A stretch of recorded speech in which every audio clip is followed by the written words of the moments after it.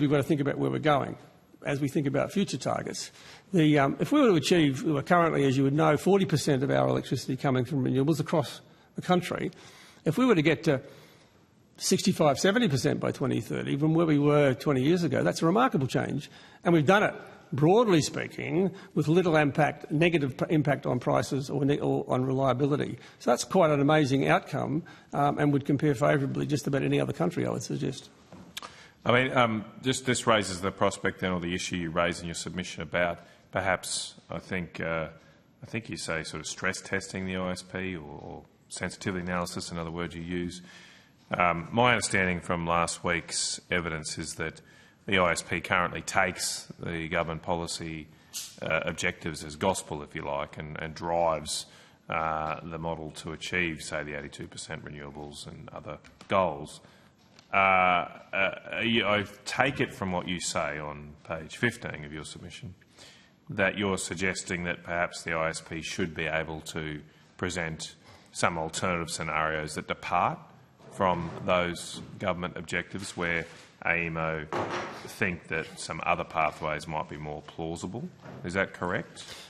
Yeah, let me try and be clear, Senator, that, and again, I guess it reflects my corporate background, that what I think governments and, in the case of corporations, boards are interested in isn't, is this forecast accurate? What you're concerned about is if we support this investment in transmission, what of those assumptions have been made that caused that result to happen? And if those assumptions weren't true, are there plausible situations in which this is a really bad idea? And what you really want to test it against is those sort of circumstances. So what happens if, for example, did we ever test what happens if we have major pushback from communities on the building of transmission, for example? What happens if we have changes in the broader environment of energy? Well, you know, there are areas of technology that will change. Now, you can't put them into your economic model, but what you can do is test them against test your central assumptions against plausible scenarios, and you do sensitivity analysis. Which of these assumptions will matter? And it won't be, you'll have, you know, AEMO have to include all sorts of assumptions about into the future. What you're interested in to know is which of those assumptions could turn out to be wrong, and which, therefore, we want to think about. It doesn't mean you change your decision, but what you do is make sure that, if things are turning out to be wrong, you've made adjustments. And we'll see, you know, we've already seen some of that sort of thing happening even in the last 12 months. And what that allows you to do, or what that allows government to do, if it's government driving this or if it's companies driving it, is to risk manage for the things that are most likely to blow you off course. I mean, my understanding is in the latest ISP, or it might have been in the ESU, the AEMO didn't just take as gospel from companies that the completion dates of various projects would be when they said they were. They actually tested, well, what if those start to run late? And that's the sort of thing that you need to do, but you need to do it across, I think, a plethora of factors that might throw you off course. I'm still just trying to understand. Are you suggesting, though, that AEMO would be able to alter the end point, so to speak? So it would be able to say, look, it's plausible that we won't get to 82% renewables, so we'll model a scenario that we only get to 40 or 60 or whatever. Or are you suggesting that, because your transmission point is what I'm honing in on here, are you suggesting that, well, the current pathway of getting to 82% might not be possible, so we'll adjust our model to take that out, to take this particular pathway out, but the model will still have to get to 82% through another means? Do you see my distinction? Are you suggesting there's sort of two ways you can do it. You can solve backwards from 82%. Or you can solve forwards and say, tell me where I get to in 2030. And I think you sort of need to do both. Okay. So, that makes it clear to me. You talk a little bit in your submission about the post-coal era. Do you think we're going to end up with lower electricity prices in the post-coal era than the pre-coal era, or the coal era, not the pre-coal era? I think the truthful answer is we have no idea. Okay. Now, that has got some intent. At least you're honest, statement. I think. I mean, we did very extensive analysis. We took advantage of the fact during COVID of all the university students not being there. We used most of the computers in the university to do some serious modelling around real weather patterns against a real system. And what we compared was a counterfactual in which we didn't just assume the existing coal kept going. We just assumed that what happens if the existing coal is replaced with coal. and compared that with the system which was higher renewables. Right.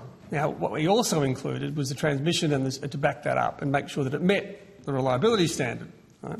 And what we found was that we could close coal over the next 10 to 15 years, and we would maintain a reliable system, and the cost would be, of those two alternatives, would be very similar indeed.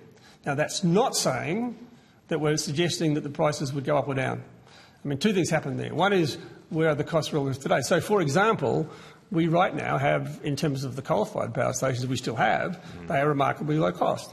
They were when they were built. New coal-fired power stations would be more efficient, but they would be more expensive. So you've got to think about what that counterfactual will be. And so I think the issue here is, let's understand what these, what is the lowest. I think the way AEMO presented is this, in their view, and I'm sure we agree completely with this, is the optimal or lowest cost pathway to get to a destination which is net zero by 2050. Yeah. Well, look, I very much appreciate your candour. You've always had that in this debate, Mr Wood. I mean, I think other people, though, in this debate quite often say that, and quite strongly say, that firm renewables is much cheaper than coal. I just want to get maybe an opinion from, if you like, is do you think that those advocates sometimes do a disservice to their own objectives because they're making promises, or have made promises, that have clearly, at least to date, not been kept, and then that undermines people's confidence in the whole planning system if people are not living up to what they say? I think one thing that I would absolutely agree with, and that is that if we end up making commitments that we're going to have lower prices and we don't, or that we have rolling blackouts of some sort, then that is absolutely going to seriously push back community support for this transition. Yeah. So fundamentally, we have to make sure we don't do that. And I think there have been governments, a series of governments that have made projections about the current government's well known in terms of its $275 projection, have made promises or commitments to reduce prices and they never have. And I think that's very unfortunate because, in our assessment, what broadly happens, Senator, is that whilst wind and solar are low cost, marginal cost to produce, very low, the system costs aren't that much different because the cost of the transmission and the backup pretty well offsets the lower generation costs. Yeah, that's a sensible point. Your submission does, I think my takeover argues that the safeguard mechanism should be expanded. Is that to include all electricity generators, or all over the threshold, presumably? Yeah. So in our submission, we were just pointing to the need to tell the electricity sector what it needs to do about carbon in order to create investment certainty for people, particularly people who want to build gas. At the moment, the safeguard mechanism has two parts. It has an electricity part and a non-electricity part. The non-electricity part is the part that the current government reformed to place caps on emissions of large industrial companies. The electricity part they left alone. Now, you could do a similar reform on that part of it to basically put the electricity sector on a level playing field with the large industrial sector. We have a slightly absurd situation at the moment that if you're a gas generator, you can buy as much gas as you like and you can burn as much gas as you like and you pay no carbon price for that. If you're an aluminium smelter, you can buy that same amount of gas and burn it and you have to pay for those emissions. And that doesn't really make a lot of sense. The other thing that doesn't make a lot of sense at the moment is that there are a number of electricity generators that are considered to be industrial facilities. So most of them are in the Pilbara, and so they are paying a carbon price. But because they're part of the facility. Yeah, but ones that are connected to the NEM are not. There are other ways that you can put carbon signals into the electricity market. That was just one suggestion, and the reason we made that suggestion is because it is there already, and it is something that you could just administer rather than having to start from scratch. So have you had a look at how much that carbon price would have to be to meet the existing carbon targets? No, we haven't, and a lot of that would come down. A lot of it comes down to what design decisions you would make about. So a key part. There's two key things in the safeguard mechanism that drive how much emissions reduction happens. One is the rate of decline in emissions caps, and that's a choice that you would have to make, and that would have a very big. I'm assuming the same as what AEMO currently impose, which is well, presumably consistent with our carbon targets. Their one is linked more to different state targets arriving at different times, as well as a federal target, a national target. The other thing is the what is effectively the price cap within the safeguard, which at the moment is $75 per tonne. You could set that cap higher and you would get a different effect. You could set that cap lower and you'd have a different effect. Sure. So anytime anyone models anything... But it's non-zero. You think the carbon price has to be positive, which does sort of come back to my point that doesn't that undermine the talking point out there that renewables are cheaper? If they were cheaper, why do we need a carbon price to drive investment in their uptake? Well, our argument, we've never supported the argument that they're cheaper. I think because the other thing about this is that if you're going to achieve the objective for which we have bipartisan support, which is net zero, then if you don't have some sort of price on carbon, then the other ways of doing it are going to cost more. Not unanimous support, I might just add, Mr Wood, but yes, regrettably there's no real competition here challenging the merit of net zero. But and look, finally, just moving to a different topic, I don't know if I picked this up in your submission, but what are your thoughts on a capacity market? That seems to have all stalled at the moment, but do you think we need one in the NEM? I think we certainly need a revision to the NEM to provide that resource adequacy signal. Now, there are multiple ways of doing it. They are complicated and they need to be designed very carefully, and they've got to be thought about in the context of, to some extent, as you'd recall the NEG, in some ways this idea of saying don't try and solve your emissions problem and your reliability problem with the same policy instrument. And that's sort of where we are now. What we're suggesting is we are going to have to think about how we solve the adequacy problem, whether it's a formalised capacity market or whether, and there are variations to that. We certainly think that needs to be a central part of the review of the NEM, which is currently being contemplated by the government. Okay. Thank you, Chair. Thank you. Senator Gosh. Thank you, Chair, and thank you to the witnesses for being here. In terms of achieving net zero, I'd like your views on the current broad pathway that's been set by the government, which is that's best achieved by a combination of renewals and intermittent power sources, storage facilities within the grid, and then firming fuels like gas, and the building of transmission infrastructure. Is that, from where we are now, is that the most reliable and feasible pathway to net zero in your view? In the electricity sector? Yep. Yeah, I mean, but that was what our conclusion was. Now, that doesn't mean, we're not trying to forecast exactly what combination will be the right one. And of course, the one where there is the significant uncertainty today is that role of gas that we've spoken about, because given the technologies we have in our toolkit at the moment, that's the most appropriate one. And if we had a system that was 90% or whatever, something of that order, wind and solar firmed with those other things, and we had the last bit being done with gas, it would be very low emissions and it would remain pretty competitive in terms of affordability. Now, then the question is, there are other parts of our economy where reducing emissions have to be done at lower, and will be done at lower cost when you get to that point in the electricity system. Then we've now got some time to really understand exactly how we're going to, what sort of mechanisms, what sort of technologies are going to be the appropriate mix to address that last bit. I think it's important to remember too that electricity is only one part of the net zero puzzle. It's about 30% of our emissions. Energy emissions are around 80%, and most of those energy emissions will be removed by shifting to using clean electricity instead of coal and gas and diesel and petrol. But we need to get the energy market right first before some of those other sectors can move. And then there are also other emissions where, when we're talking about getting to net zero, where we can't use electricity and we'll be looking for other things.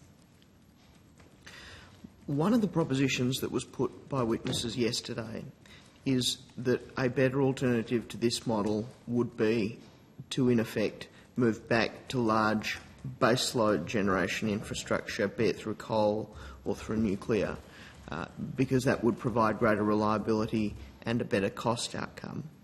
In terms of addressing cost, reliability and the need to get to net zero, do you have a view on that proposition, accepting that it's a very broad proposition and I'm asking for broad brushstrokes? I think that's the analysis we did in that modelling I referred to before, which concluded that when you compared keeping coal versus dumping coal,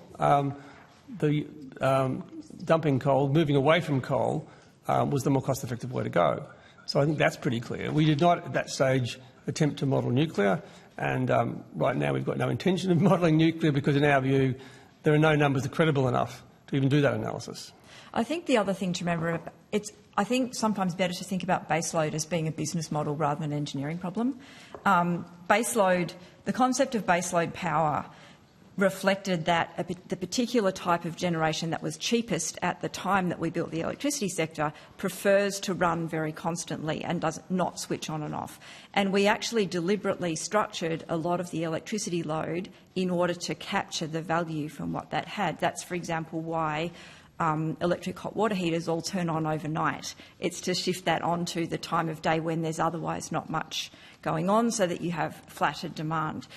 The thing is that when we move into a world where the cheapest form of generation is more intermittent and happens in the middle of the day or happens to be spikier and so on, we need to think about how we arrange load around that in order to capture the most value out of the generation that is cheapest. And that's where the concept of baseload starts to fall away, because there's a lot of stuff, and this is, I think, why in our submission we said it's really important to start thinking about the demand side and consumer resources, because to the extent that we can get load to follow generation rather than generation following load, that goes a long way to keeping the system smaller and cheaper and more reliable. Thank you. Mr. Wood, can I just unpack something that you just said? What did you mean when you said that there are no numbers credible enough to model nuclear? What I mean by that is, and I should have put the word small modular reactors, I think what I was commenting on was that I understood the way CSIRO responded to in their gen cost analysis. I was also, I am a fellow of ATSI, and so I was involved with, although I wasn't an author of the report. And when we looked at the numbers that we could see for what small modular reactors might cost, in our view that the numbers were the numbers were too uncertain to be able to come up with a sensible number you could actually use to produce a credible analysis to say what that would cost. Now, I'm not against nuclear. I mean, I don't see this, over the next little while, as we move forward, it may very well have a role to play. We don't understand exactly what that role might be yet, and I certainly would think that it's worthwhile keeping our eyes open. I don't think it's for Australia to develop the technology, but as a fast follower and adopter of technologies, if small modular reactors deliver their promise, that is, they are commercially viable, they are competitive, they are inherently safe, which is the other interesting thing, then I've got no reason why we shouldn't consider them in Australia.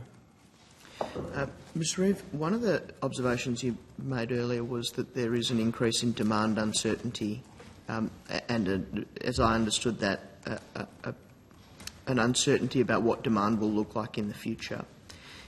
In terms of working that out, is it simply a question of seeing that evolve in our energy market, or are there ways that we can add greater certainty or predict that demand? Yeah, I mean, look, some of it is, the original NEM was set up on the assumption that demand would grow steadily by 2% every year, and it never did that because of things that people didn't foresee. So in some ways, trying to, have any sort of certainty around demand is a bit of a mug's game.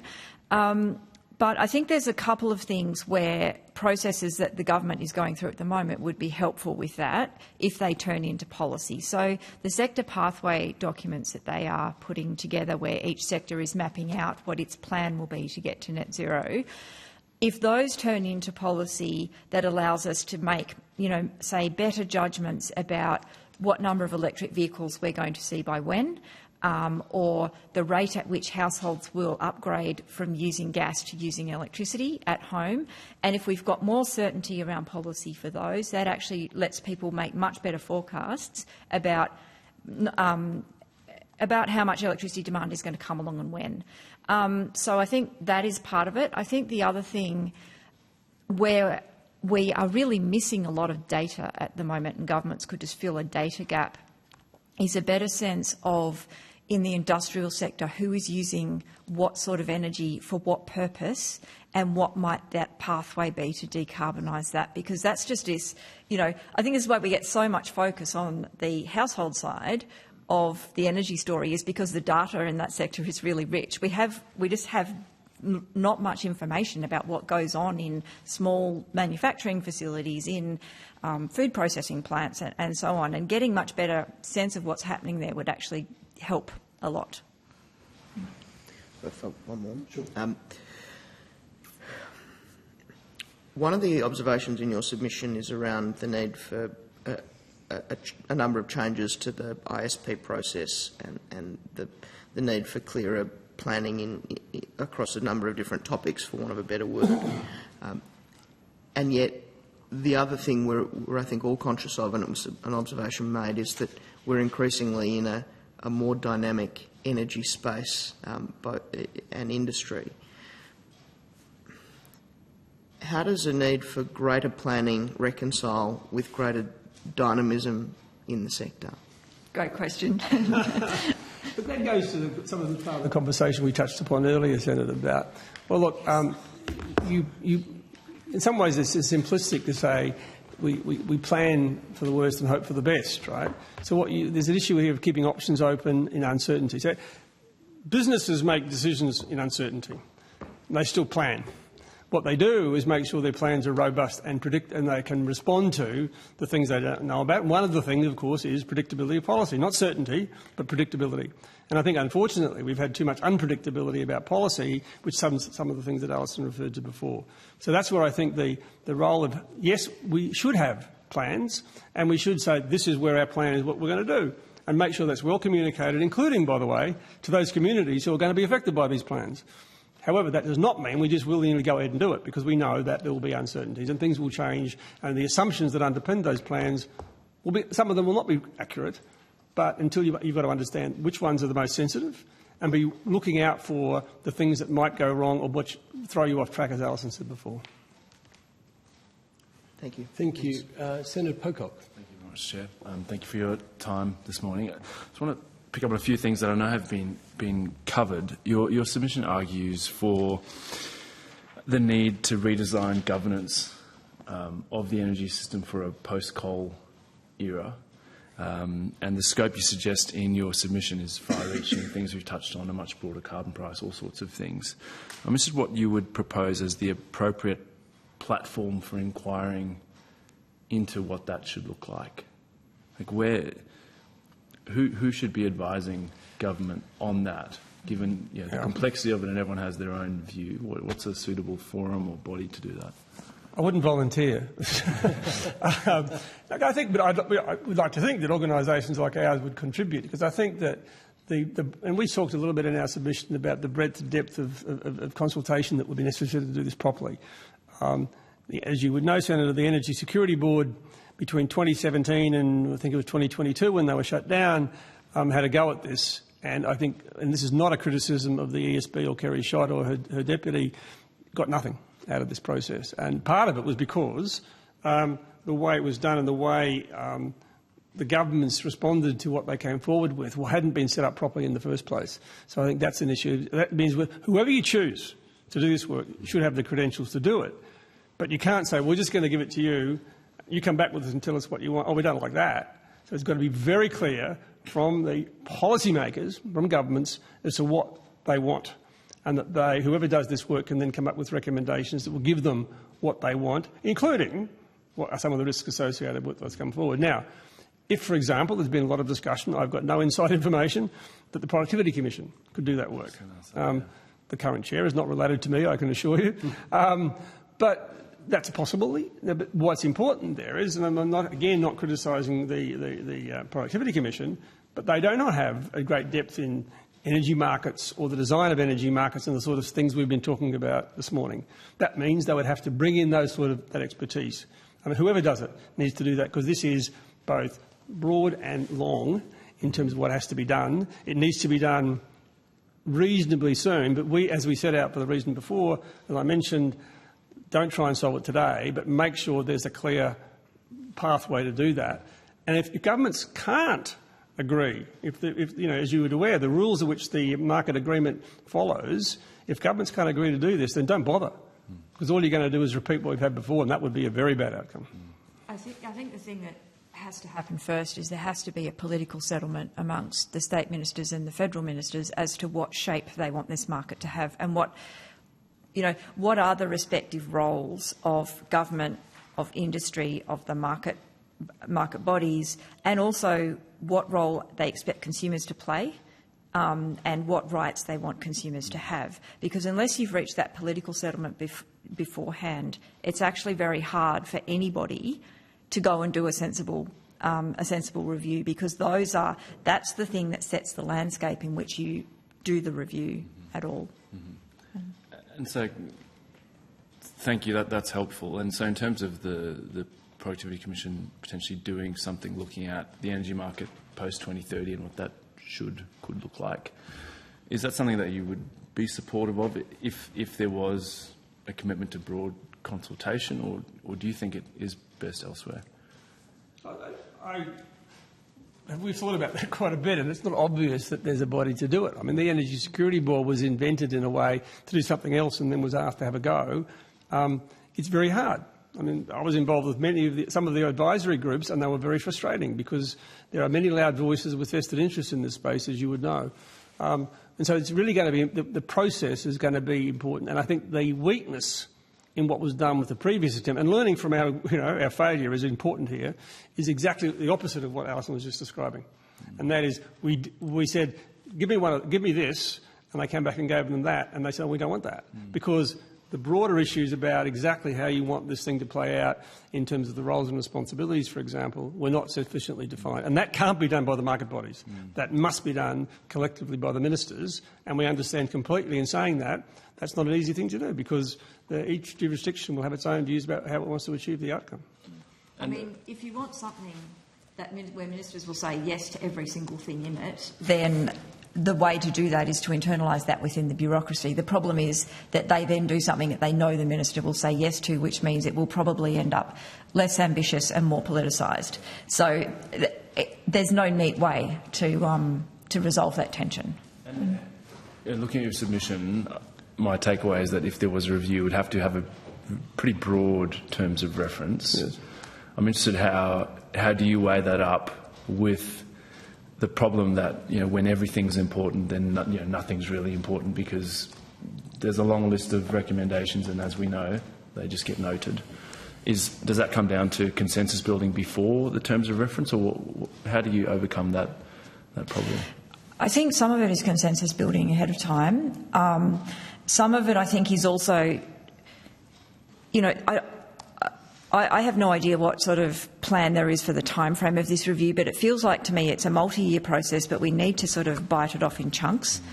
We need to figure out which fundamentals are important, and then, I'd see part of the role of whoever is doing the review is to get the broad settings right, and then you can hand things to the market bodies and say, do the nitty-gritty tiny little rules that you're going to need to make this work, rather than trying to go all the way down to that granular level in the scope of one review. And in terms of that political sort of consensus or some sort of settlement, as far as you know, is that currently being sought and worked through, or? We have no visibility of the process, honestly, Senator. I think, given the history of this, for the government's jurisdictions, federal, state and territories, to come to that view is not simple. We are, one of the challenges we have right now is the systems are washed with derogations from the rules, right? And so that's not a great place to be. And so we're getting inconsistent policies, and industry just hates it at the moment. So there are going to be things that, there'll be areas where they can't agree, and that's fine. But I was always attracted to one of the recommendations of the Finkel Review, one of the ones that actually was supposed to be one of the 49 recommendations that was accepted and wasn't actually implemented, and that was have a review of the Australian Energy Market Agreement, and we've recommended that, and under which the states don't abrogate their own jurisdictional responsibility, but what they do is agree that, look, we're going to commit to this broad, the partnership that Minister Bowen's talked about. Yes, of course, there'll be times when we think we've got to do something as specific for our jurisdiction, but the rule should be, the agreement should be, when you do that, you need to think about what impact it's going to have and report back to your fellow ministers as to how you've done it and why and how. Then you might have some chance of keeping things more or less in the tent, because it'll never be perfect, honestly, Senator, but you might have some chance of getting a better outcome than what we see now, when everyone pretends to sign up to the same thing and there just is derogations from it. That's not going to work. I think the other part is the role of the Commonwealth as well, is that energy energy, or it's had all the various names it's had over the years, currently Energy National Cabinet, has worked best when the Commonwealth plays a sort of a cooperative role and an honest broker role, and a role of being able to take the broad market-wide view. Where it has become dysfunctional is where the Commonwealth decides to go off on its own track and doesn't take the states with it, or whether it tries to bully the states into submission. And that's tended to be where the organisation has become dysfunctional and stopped working. So I think the role that, even though the Commonwealth doesn't necessarily have a large role in it, the role that it can play is important in making the whole thing hang together. Thank you. That's really helpful. On a different part of your submission, you call for better integration and orchestration of distributed and consumer energy resources. Of course, there's challenges with mobilising DER and CER. But how can we ensure that these challenges are met in the immediate term? It seems to me we're at a point in time where the technology is there. There's a real willingness from households, small businesses, but our rules just aren't facilitating that, or even aren't allowing it in many instances. Well, there's some trials. Some of the companies are undertaking trials of various mechanisms associated with that. We've got some network businesses who are starting to do trials of grid-scale batteries rather than home batteries. Some of it's proving to be even backing down some of the barriers for the regulated monopolies. The trick with this one is that it can sound remarkably simple at the high level, but the number of things one has to solve for is so complicated it could drown in complexity. And orchestrating something when many of the consumers who start off by saying, yes, I'd be happy to do that, and then realise what they've agreed to, oh, no, I didn't mean that. And so things like being able to use, effectively, secede control over your home battery to somebody else isn't going to go down very well if, when the grid goes down, your battery is flat because someone else has already taken all the electricity out of it. So there are ways to solve these problems. They are most of them are not technical as much as they are social policy and bringing people along the journey. So our view is that we need to set out the sort of roadmap that the Commonwealth is currently working on. The AMC is working on this. The New South Wales government's working on its own mirror process or complementary process. Bite us some chunks one at a time and see how this goes, because I think there's all the issues you would be aware of, including things like time of use tariffs to be able to give the right incentives, are incredibly complicated. Most consumers really don't give a rat's about this stuff. They'd rather, energy was just reliable and efficient, right? So it's a huge issue. People will give you huge numbers of the potential benefit here, but if you don't get it right and don't bring consumers with us, most of those benefits will never be achieved. You mentioned trials, and one of the things I've been pushing with the government over the last couple of years is the need for accelerators, where you actually have pilots, for want of a better word, in a range of different places, different types of dwellings, small businesses, to actually work through some of these regulatory issues and potentially create some sandboxes. Say, let's actually see what might work. Is that something you think has merit and is needed to sort of rewrite some of these rules? It's a remarkably good idea for a whole range of things in the energy system, Senator, including even the central design of the wholesale market. Actually, instead of thinking that someone centrally can design it, why don't you actually get the people who are going to have to play in that market or in that business and have them actually play out the roles, and sometimes physically. And there's been some work done, but there's a lot to be done, because this becomes very complex very quickly. The potential benefit is significant and is worth chasing. But we completely agree that those sort of trials, and making sure that, particularly if they're organised to some extent so that the information can be fed back, because we had a program a few years ago called the Solar Flag. No, it wasn't called when the whole lot of trials were done on putting in solar on rooftops, solar cities, and it went on for so long it was never brought back to the centre. This one. Yeah. We're past time. Oh, yeah, cool. More? Yeah, cool. Sorry. Yeah. Thank you. Just, I know we're short on time. Just finally, a lot of this stuff has been reflected in many of the submissions that focus on the emergence of consumers as energy producers now, as active participants, or what should be active participants. But we're not seeing energy consumers actually having a seat at the table when it comes to governance. And I'm interested in your thoughts on what could be done to ensure that there is a bit more equity in the way that consumer voices and advocates are having a say in these high-level conversations that are shaping regulation and the direction forward? I think the involving them, and when I say them, there is a role for something like the Energy Consumers Association, but they were initially put together, my recollection is, from a number of other disparate smaller bodies that were funded by the Commonwealth mostly, who were providing input often in individual technical areas of consumer protection. They aren't necessarily yet at the moment set up to contribute to this. Now, I'm not saying they shouldn't or can't, but I suspect they may have to be complemented by other organisations who are much closer to the issues on the ground. So I'd certainly think that, organisations, one for example, we've got people in St Vincent de Paul, for example, who know a lot about their constituents and how this would work. So I think there's and we've seen even in local communities, local councils have been doing some of this work in terms of their communities. So I think there are other ways of bringing in community into this, and I think it's a very good idea, because I think the idea that consumers are being represented in this is not particularly true. And as I said before, people in the industry talk about a consumer-centric industry, but consumers don't actually most of the time want to be at the centre at all. Well, we don't even have a definition for energy consumer in the system, which is... I'll let you ask. Well, I think that's the other thing when we talk about energy consumers, is to remember that those go all the way from very small single-person households to aluminium smelters. And so maybe we actually need some more granular definitions about which group of consumers we're talking about at which time. Thank you very much. Thank you, Chair. Thank you, Senator Pocock. Thank you for your evidence today. It's very much welcome. The committee has set Thursday, 14th of November as the due date for any answers to questions on notice. I'm not sure whether you took any, but you very well may get some more in writing before then. Oh, thanks. Great. Thank you very much. Cheers. I now call the Justice Equity Centre and Professor Penelope Crossley, please.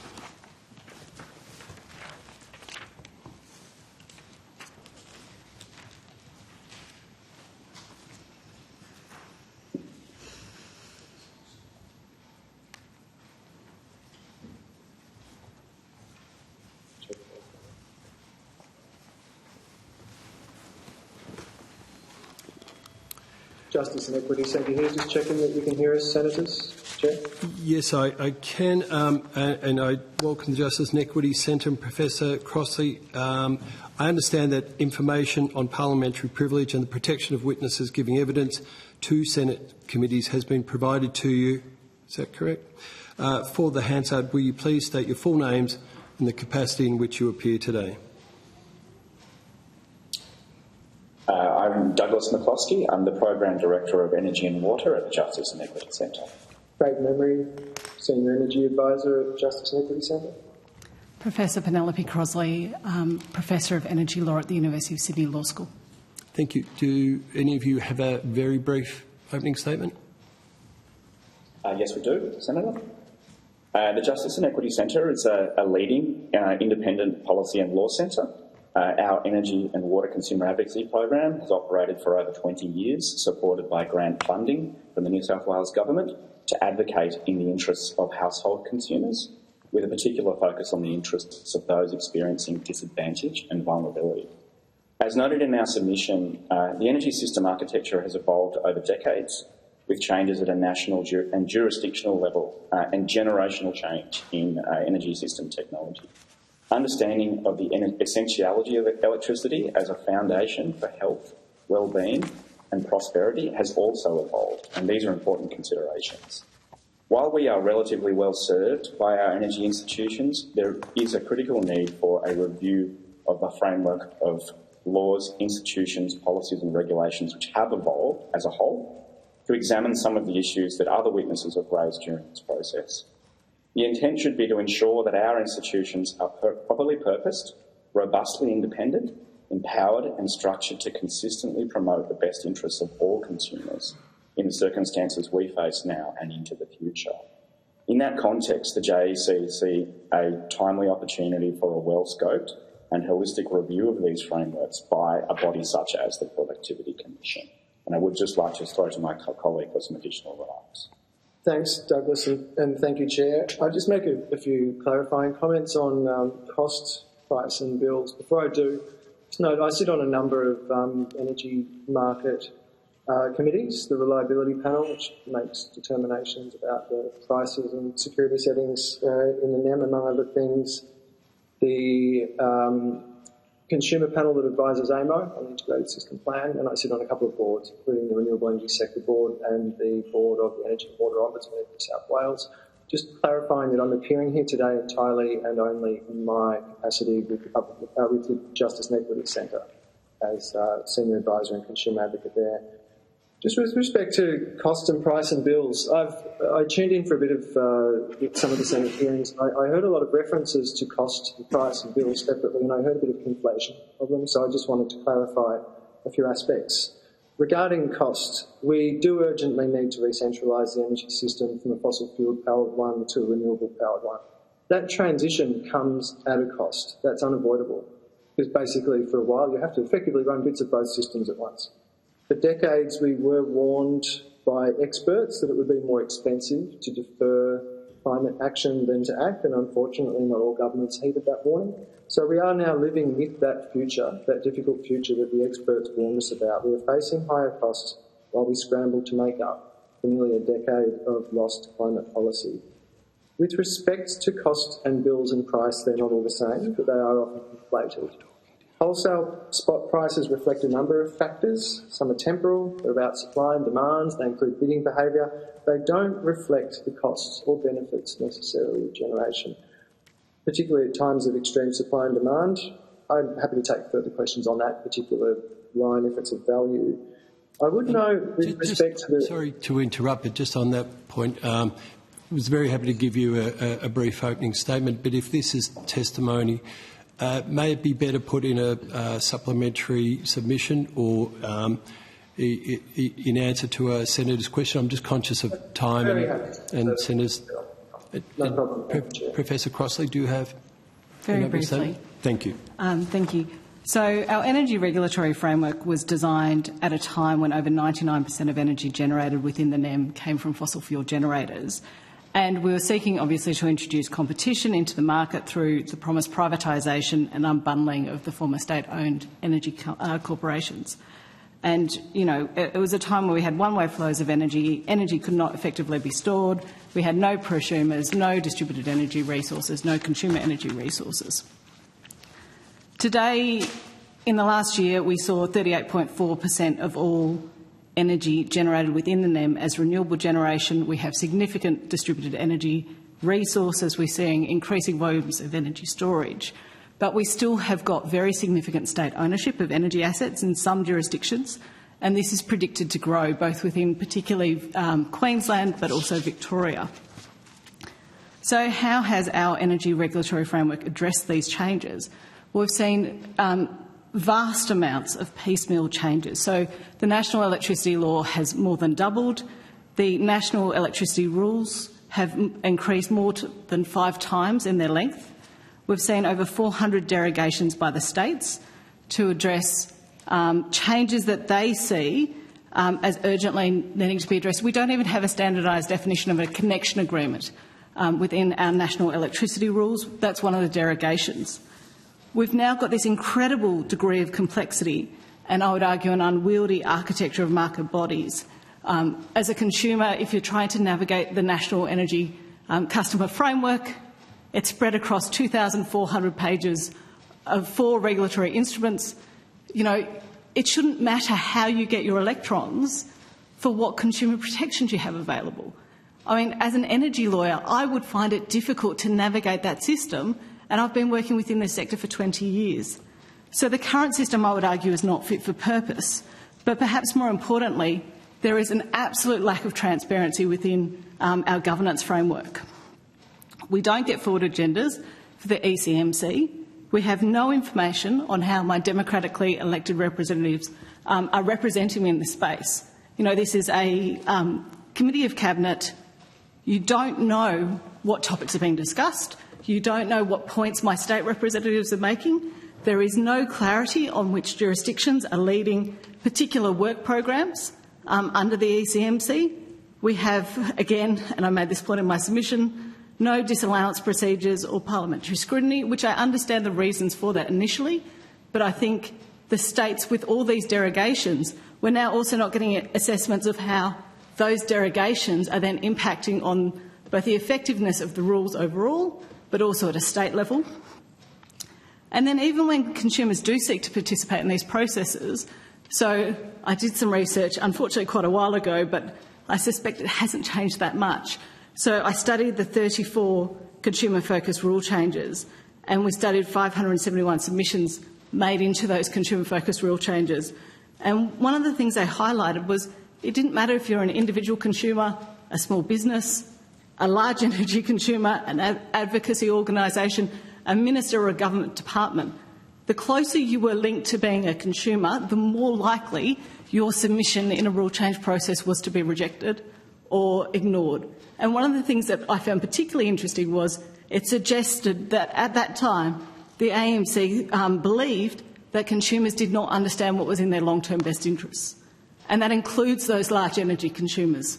So that's my opening statement. I'm happy to take any questions. Thank you. And I can assure you this committee shares at least some of your fears about accountability and why this committee and inquiry was stood up in the first place. Senator Canavan, do you have questions? Maybe just a couple. I just wanted to ask about the particularly the transmission planning process. My understanding is in that there is meant to be some consumer representation. I think there's a consumer panel maybe. I think one of the, I don't know the names here, they're not on the screen, but I think one of the witnesses might have mentioned they're on that. Sorry, yes, that's right, is it? Yeah, I just want to ask, how do you think that is working? I've seen a number of criticisms of the way, for example, particularly HumeLink has been approved. Is there enough weight put on consumer views when these large projects are being approved?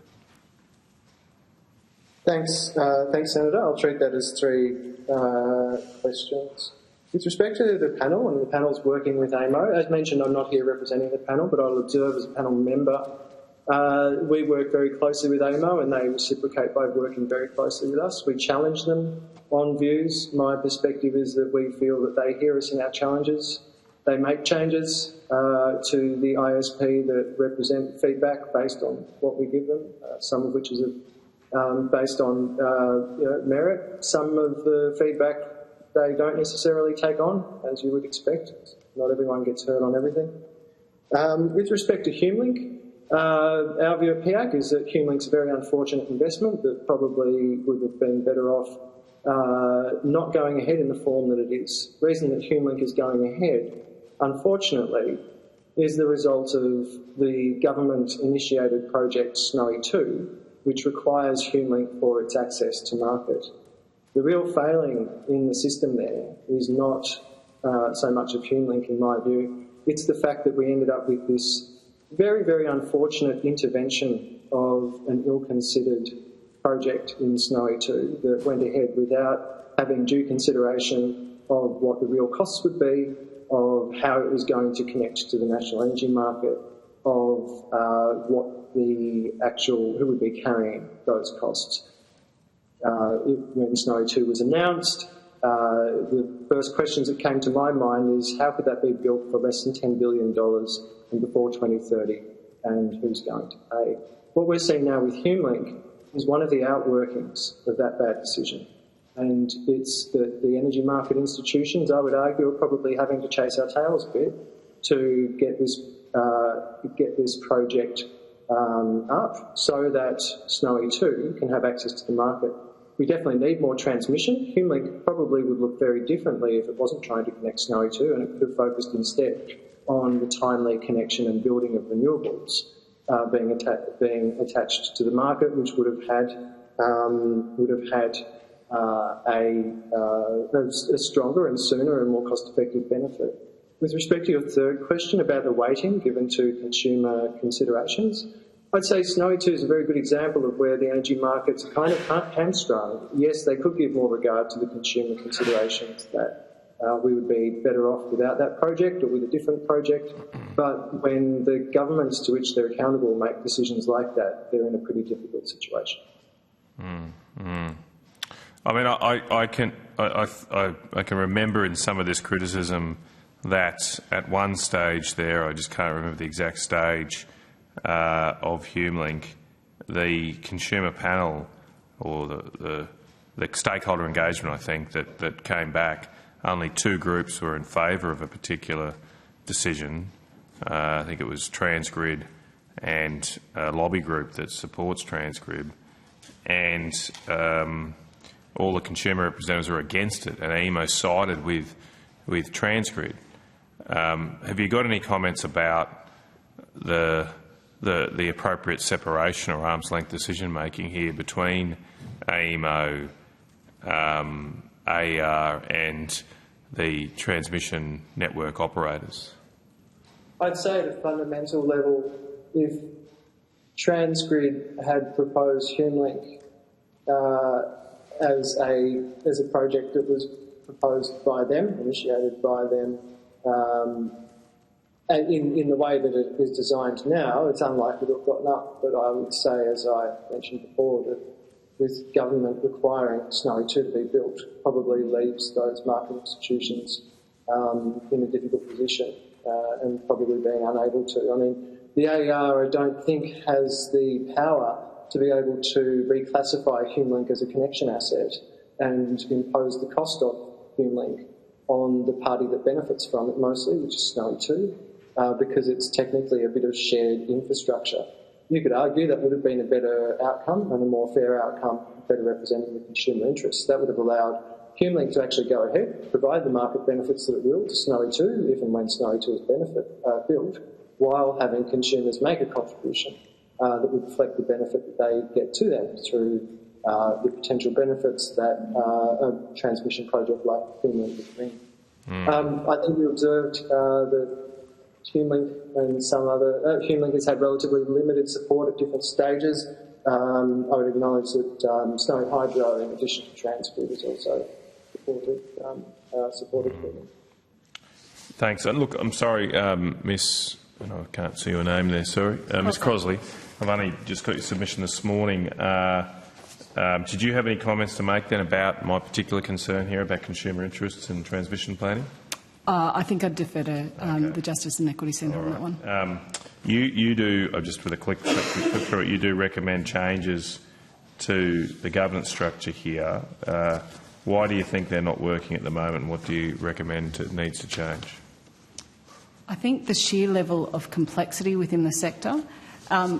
We go through, in some senses, we have very rapid change in the sector. So one of the things I always warn my students when I teach energy law is that invariably over a 4-day course, bits of the law that I have taught them on days 1, 2 and 3 will have changed by day 4. And my record is 5 changes between 5 o'clock on Thursday night and 9 o'clock on Friday morning. So the level of change in this sector is vast, but at the same time, sometimes the sector moves incredibly slowly. So when we had, for example, the Distributed Energy Register rule change, where I would argue 95% of the sector thought it was a good idea at the time, that took us 5.5 years from initial conception through to implementation. And that's for something that there is broad agreement needs to happen and needed to happen rapidly. So I think one of the challenges in all of this is that there needs to be far greater transparency. I think we need to have the fact that Energy Consumers Australia is not represented on the EAP is also indicative of some of the ways in which consumers and consumer advocacy is treated within the sector. I think there are some quite significant challenges, but I also think the fact that I can't tell you, I mean, we've got all these states who have state-owned assets. They go into a private secret meeting that determines our national energy policy and sets policy directions for the rest of the country. And I can't tell whether Queensland is arguing something that is in their assets' best interest versus the broader interests of consumers within the NEM. I think that's a problem. I suppose the slight irony in what you're suggesting is you want changes. You're complaining about too many changes, you want more changes. So, yeah, it's difficult. I suppose an alternative, I'll put this alternative to both of you, an alternative is why don't we just slow down a little bit what we're trying to do? It seems to me an 82% renewable energy target by 2030 is ambitious, and that's putting it mildly. Why are we rushing so headlong into this and potentially call, the rule changes are probably a symptom of that rushed change as they try and gerrymander it to fit the things they're doing. Why don't we just slow down a little bit, keep the coal-fired power stations going for longer? The world's not going to blow up if they don't shut down the next 10 years. I think part of the challenge with this is there is a distinct lack of certainty about the direction in which this market is going. And we have made international commitments and we have state-based commitments about emissions reductions. And as somebody who's just come back from, in a different capacity, from a UN mission, trying to help various Asian nations discuss how they finance their coal phase-out, I think that politically we will be in an incredibly difficult position internationally if we aren't at least seen to be trying to make efforts to meet our international targets. I think part of the challenge with all of this is that we're making many piecemeal changes. The fact that the national electricity rules are currently sitting today at 1,938 pages, the fact that we've had some periods where they've only been in place for 3 days before we get the next version, the piecemeal changes aren't working. We actually need to fundamentally sit down and think about what does this market look like going forward. That process will take time. I completely agree. But we need to start that work today, and I'm worried that by just constantly making piecemeal changes, we're not going to get a coordinated and an orderly transition that we need for this market. Just one follow-up then. Just to challenge that proposition that somehow would be an international pariah. I mean, when I look at Asia, they're building coal-fired power stations like they're going out of fashion. I mean, a variety of countries are obviously China, India are leading the pack, but a number of other Philippines, Southeast Asian countries are doing so. Why would we cop any kind of criticism if we had to keep ours going longer when they're building new ones all over the place? I believe the Philippines have actually introduced a moratoria on new coal-fired power stations. Just built 8 of them, I believe. Yeah. But Indonesia certainly has been building them for their nickel processing facilities. Yep. Absolutely. But I think part of the challenge in all of this is that if we sit back, one of the challenges within this sector is we've also got an energy and security of supply chain issue more broadly. And one of the challenges for us is if we don't move now, we are going to lose any kind of opportunity that Australia has to actually... You're talking about a $51 billion black hole for revenue that New South Wales has to fill. They're currently talking about filling that through, various clean jobs, clean manufacturing. If we sit there and continue to put all of our efforts into coal-fired generation, we lose those opportunities. We lose those opportunities for international leadership in this space. And we also lose the credibility that we have within our region as a regional leader. Okay. Thanks, Chair. Senator Grogan. Thank you, Chair. Thank you very much for coming along and for your submissions. Professor Crossley, unfortunately I haven't had a chance to unpack your submission, but if I do have further questions I'll put them on notice after the session. I'm really just interested in your perspective on a review and what the full scope of that might be. But either of you, I think you've both referenced it, so... We're very happy to step in first, Senator, and then throw to Penny. As we've noted, and I think as other witnesses have noted before us, any review will be building upon the bodies of many other reviews of varying degrees of robustness. And any review will be incredibly complicated because the framework of institutions and laws, as Professor Crossley has outlined, is incredibly complicated. Solving that and will be a complicated exercise. We have noted for ourselves that the Productivity Commission is the type of body that would be capable, if properly tasked, to undertake such a review, sitting over the top of and outside the energy market environment. But the key word in that is properly scoped, and I believe that the prior witnesses have commented on the need to have a really clear understanding of what is the purpose of such a review and what is it trying to achieve. And some of that goes to where do we want the energy system to deliver, and how do we want it to deliver, both for the prosperity of the economy as a whole and for the prosperity and equity in our community, particularly for consumers from our perspective.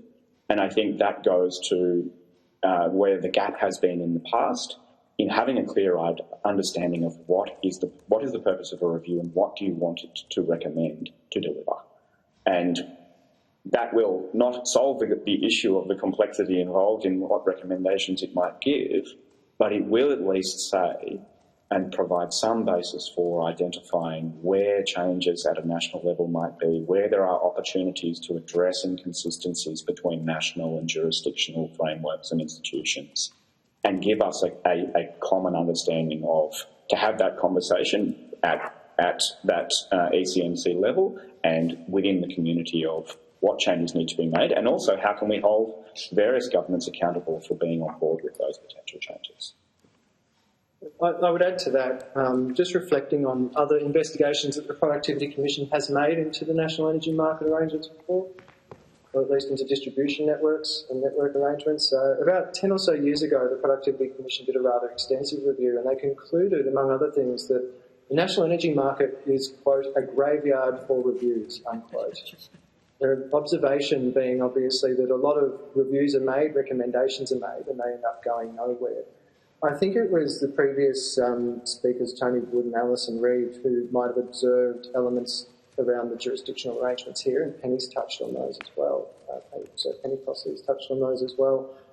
I would observe that the NEM peaked national around 10 years ago. That was the point where all the things that had been reasonably easy to get made nationally consistent had been achieved, and the fracturing had started to occur. The catalyst for that getting a lot worse was the South Australian blackout in 2017.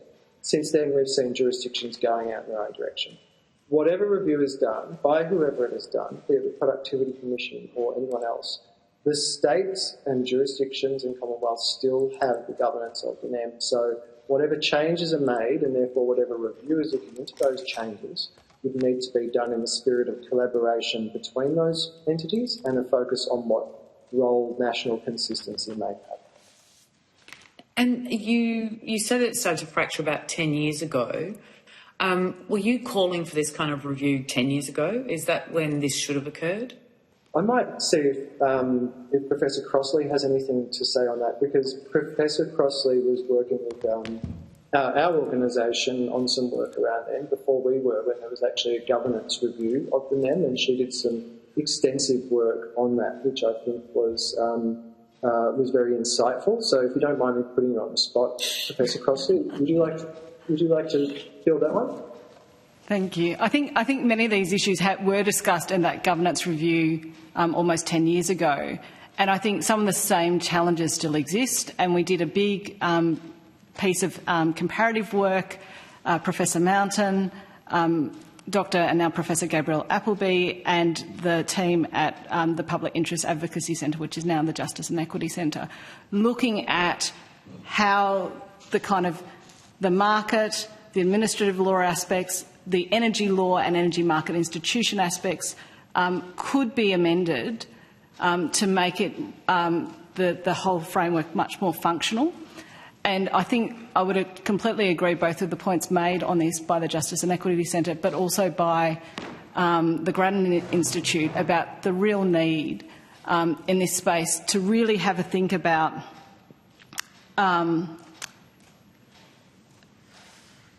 when we're talking about the process of review, that we really need to consider how sorry, I've lost my train of thought. It'll come back to me. I might take that question on notice, and I will review Tony and Alison's, because I thought at the time that's a really important point that I need to reiterate, but it'll come back to me. I will take that on notice. Apologies, Okay, Senator. And our short answer to the question would be yes, Senator. The governance reviews have been governance issues around the NEM have been considered for a long time by those who work both within and closely with the market institutions and those who work from outside that tent, so to speak. Okay. So, but you are aware of the review of the future market design of the NEM that was agreed to by the energy ministers? Mm-hmm.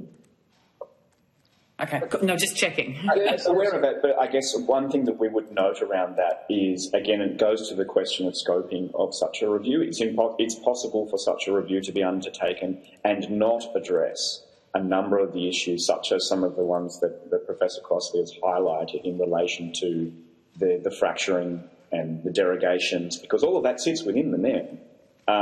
But is about the need for a reinvigorated commitment and understanding as to where consistency should be engaged and how we go about that. And it's, I guess, the question that remains for us for any review such as that into the future market environment of the NEM is, would it be properly scoped in order to account for some of those things and to look into the mix of interactions between national and jurisdictional arrangements.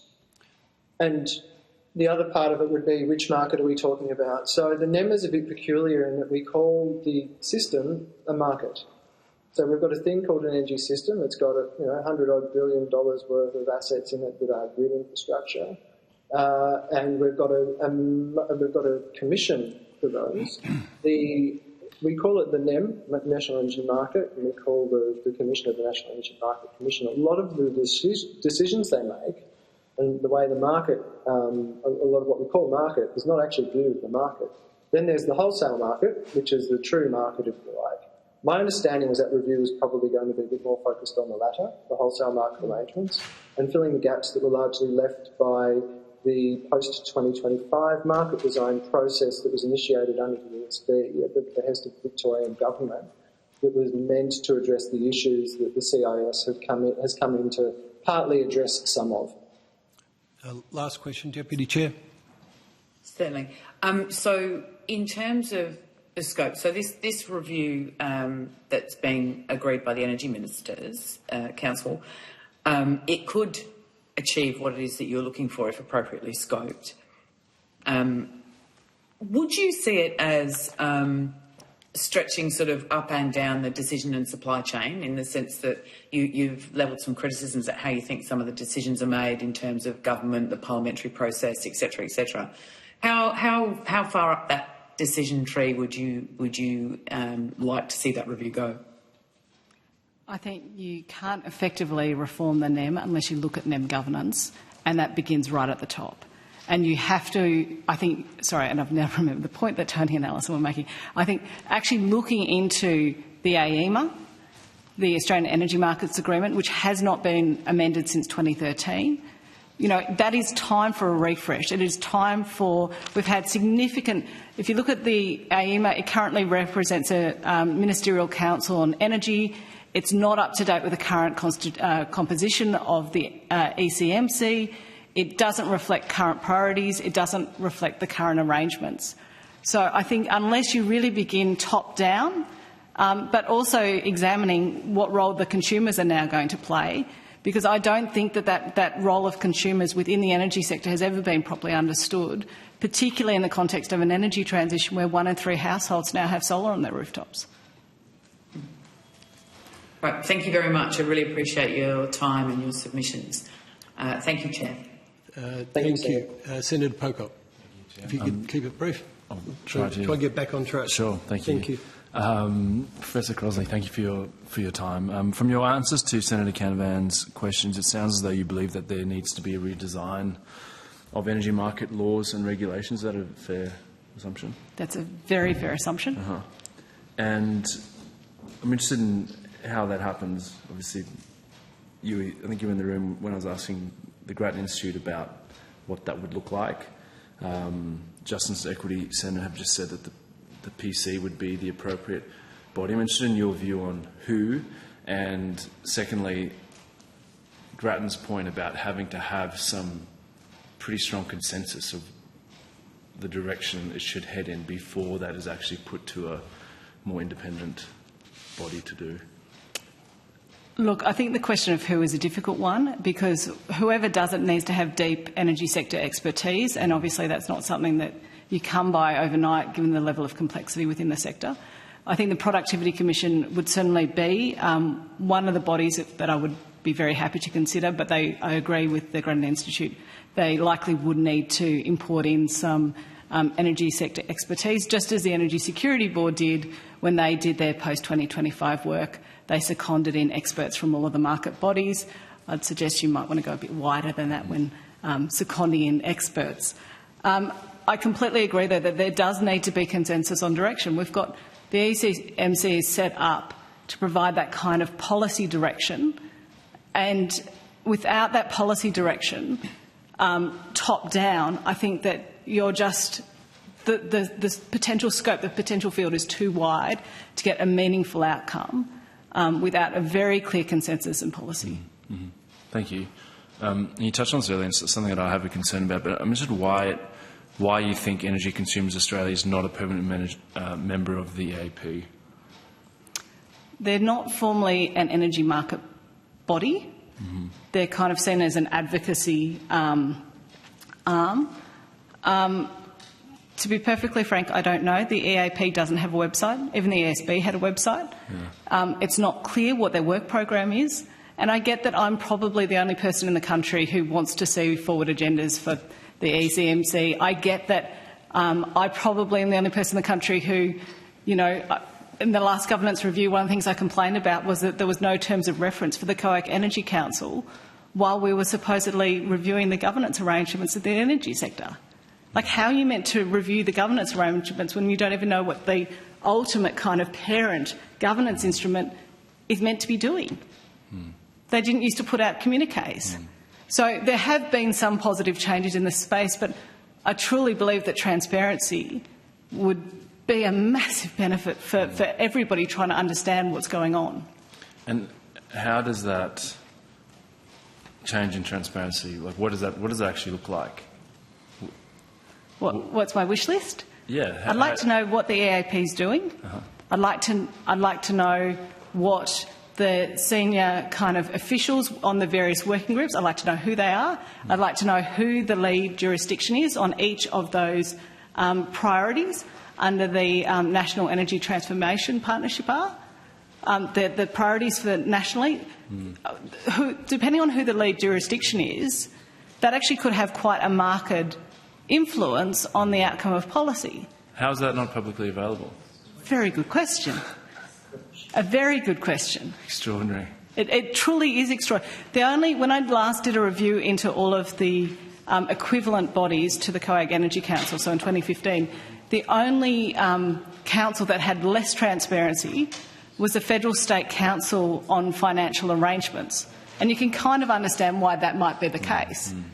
But for something as fundamental as energy, which is so important to people's day-to-day life, the fact that there is no transparency is really quite remarkable.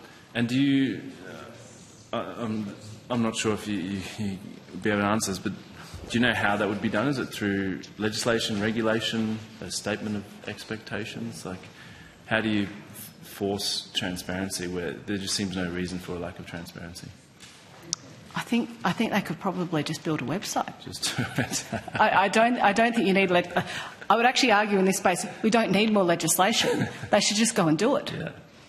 It doesn't need to be legislated. Great point. Thank you very much. Thanks, Chair. Thank you. Thank you very much for appearing.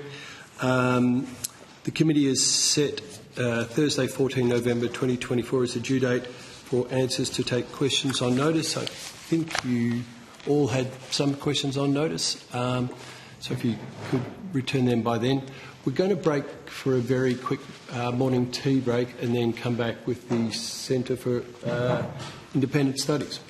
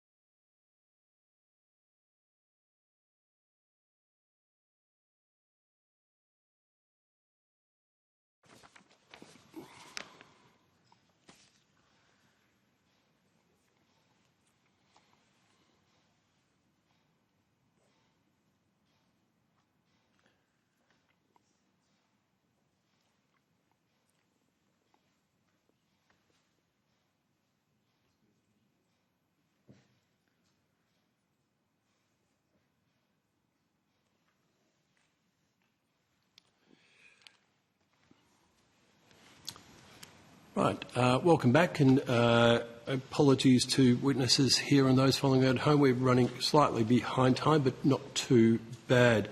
I now welcome representatives of the Centre for Independent Studies, and I understand that information on parliamentary privilege and the protection of witnesses giving evidence to Senate committees has been provided to you. Is that correct? For Hansard record, will you please state your names and the capacity in which you appear? Aidan Morrison, I'm the Director of Energy Research at the Centre for Independent Studies. Michael, I'm a Policy Analyst for the Energy Program at the Centre for Independent Studies. And Alexander Bainton, I'm a Policy Analyst for the Energy Program at the Centre for Independent Studies. Thank you. Do you have an opening statement? Yes, thank you very much, Chair. I'd like to reflect on the ISP briefly. And I'd like to begin with a quote from Mr. Simon Duggan. Yesterday we heard this. We can't afford to have any element of this transition that is not work well if we're going to support customers on its way through. He's also said the ISP needs to be the best possible planning document that AEMO can produce. And when questioned about whether he had any concerns, he said, I don't have any fundamental concerns at this stage. We have fundamental concerns at this stage. How can you have a document that purports to optimise a total system when 66% of the storage, of the nameplate capacity of storage, is just not included in the cost? What about when the largest nameplate generator, 72 gigawatts of rooftop solar, is completely omitted from the cost?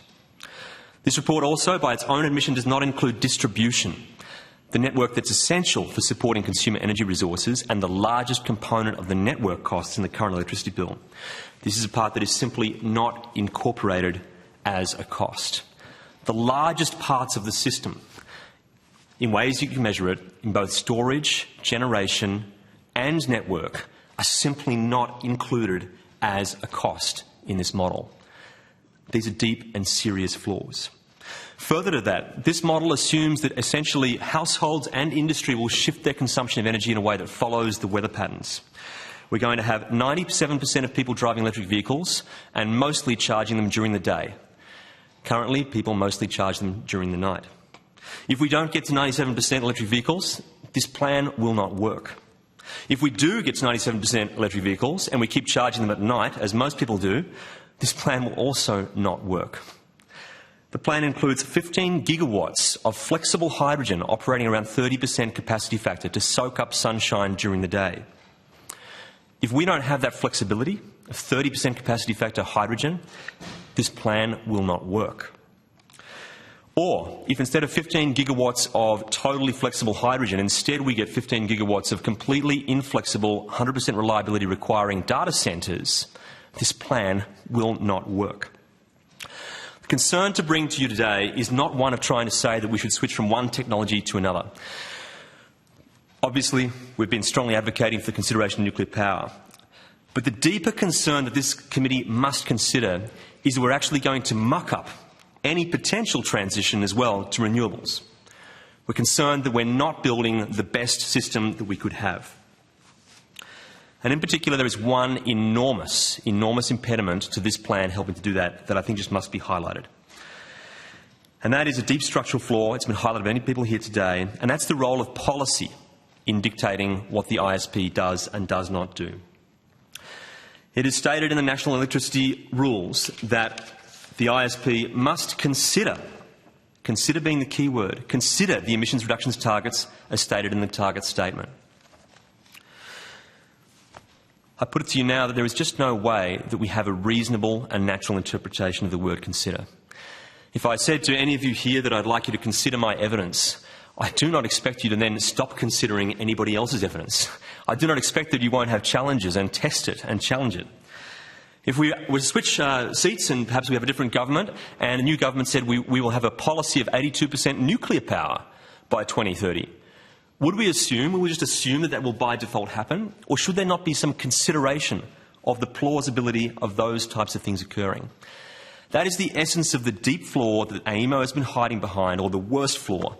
Their assumption that basically their document must reflect and consider to be perfect, consider to be accomplished, consider to be infallible all of government policy, when a true interpretation of the word consider would mean we need to absolutely model what it would look like, but then consider challenges and act in the best interest of consumers to actually act out a rational and serious energy plan that will actually prevent serious risk for them.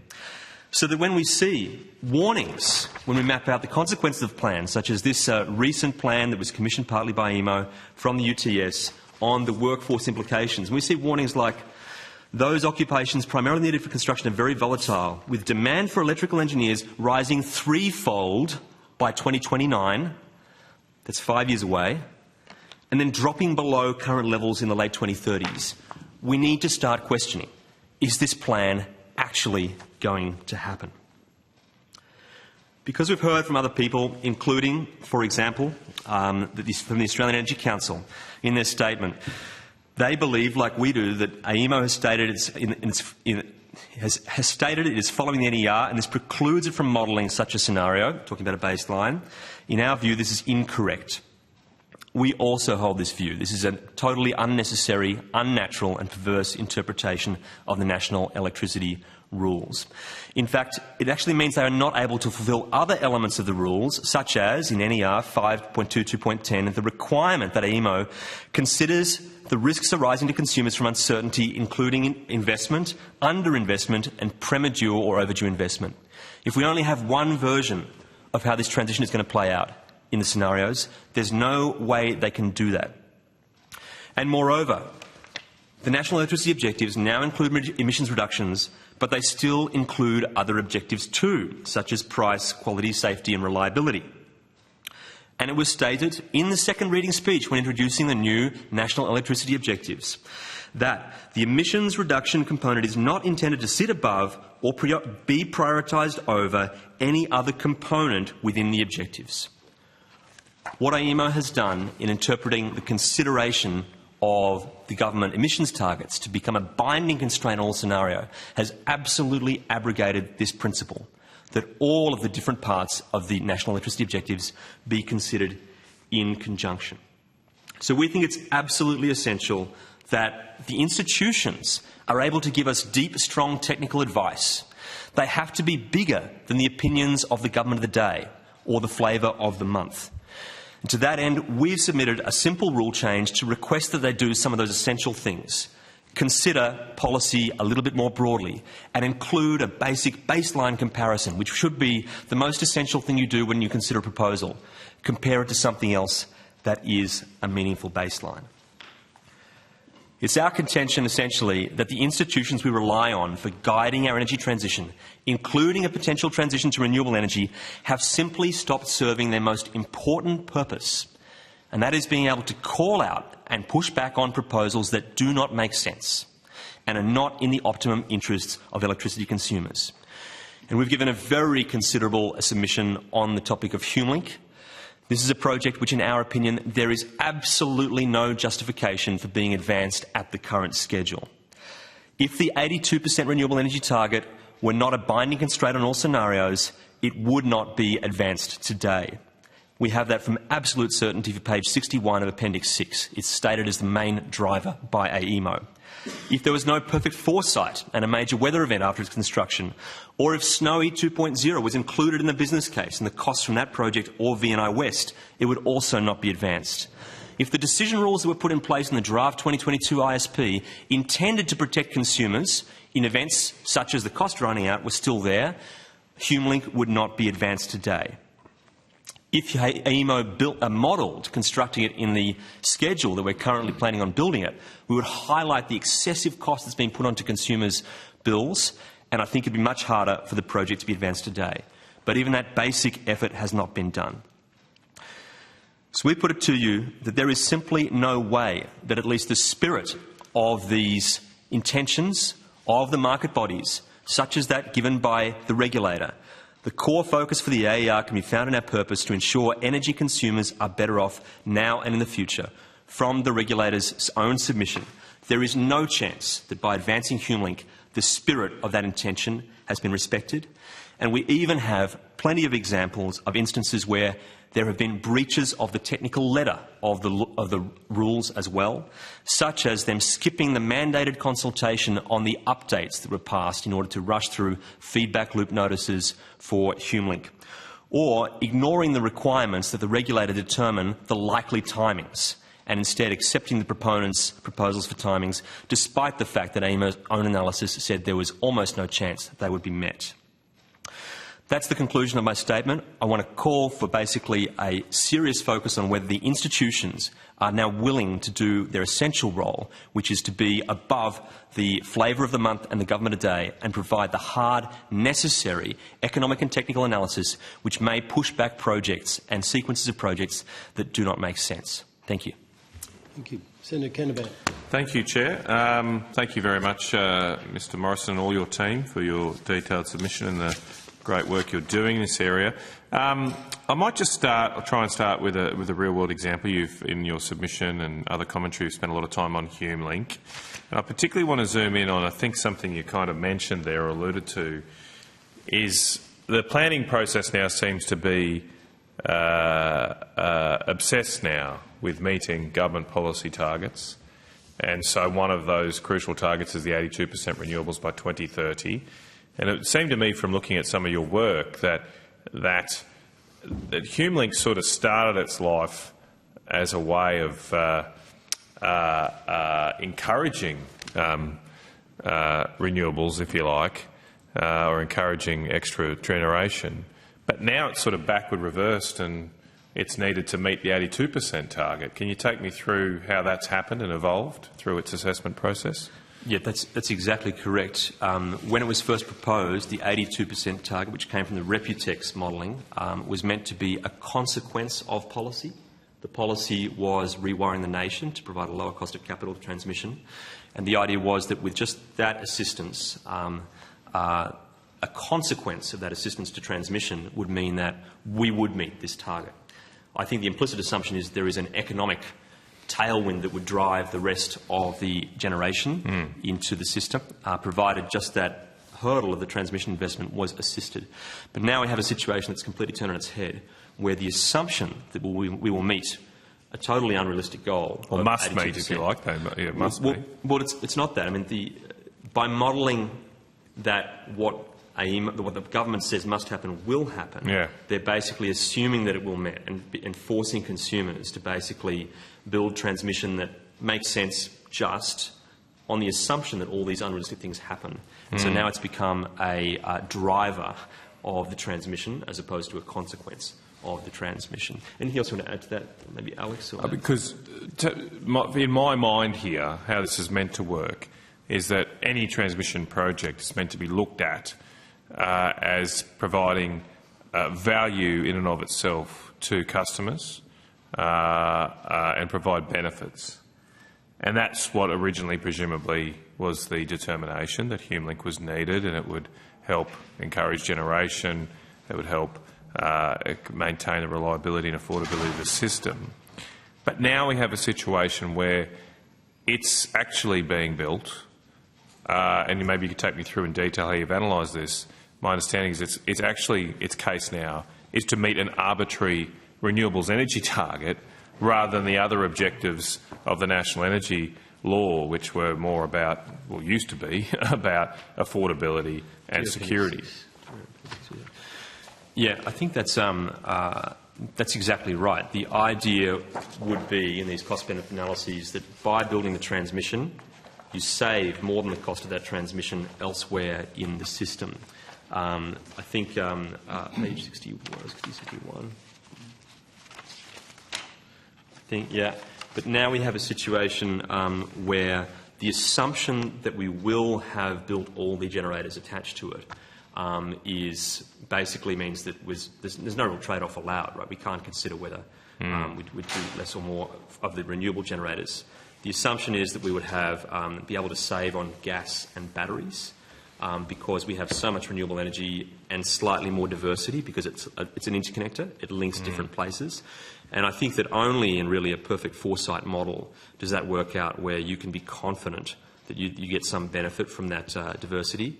And it's now stated, and I think it's just worth reading out because it's a highlight. But Page 61. The biggest driver for the need to deliver HumeLink is the inclusion of several policies, such as the Powering Australia Plan, which targets 82% VRE by 2030, and the modelled carbon budget, which further limits coal generation.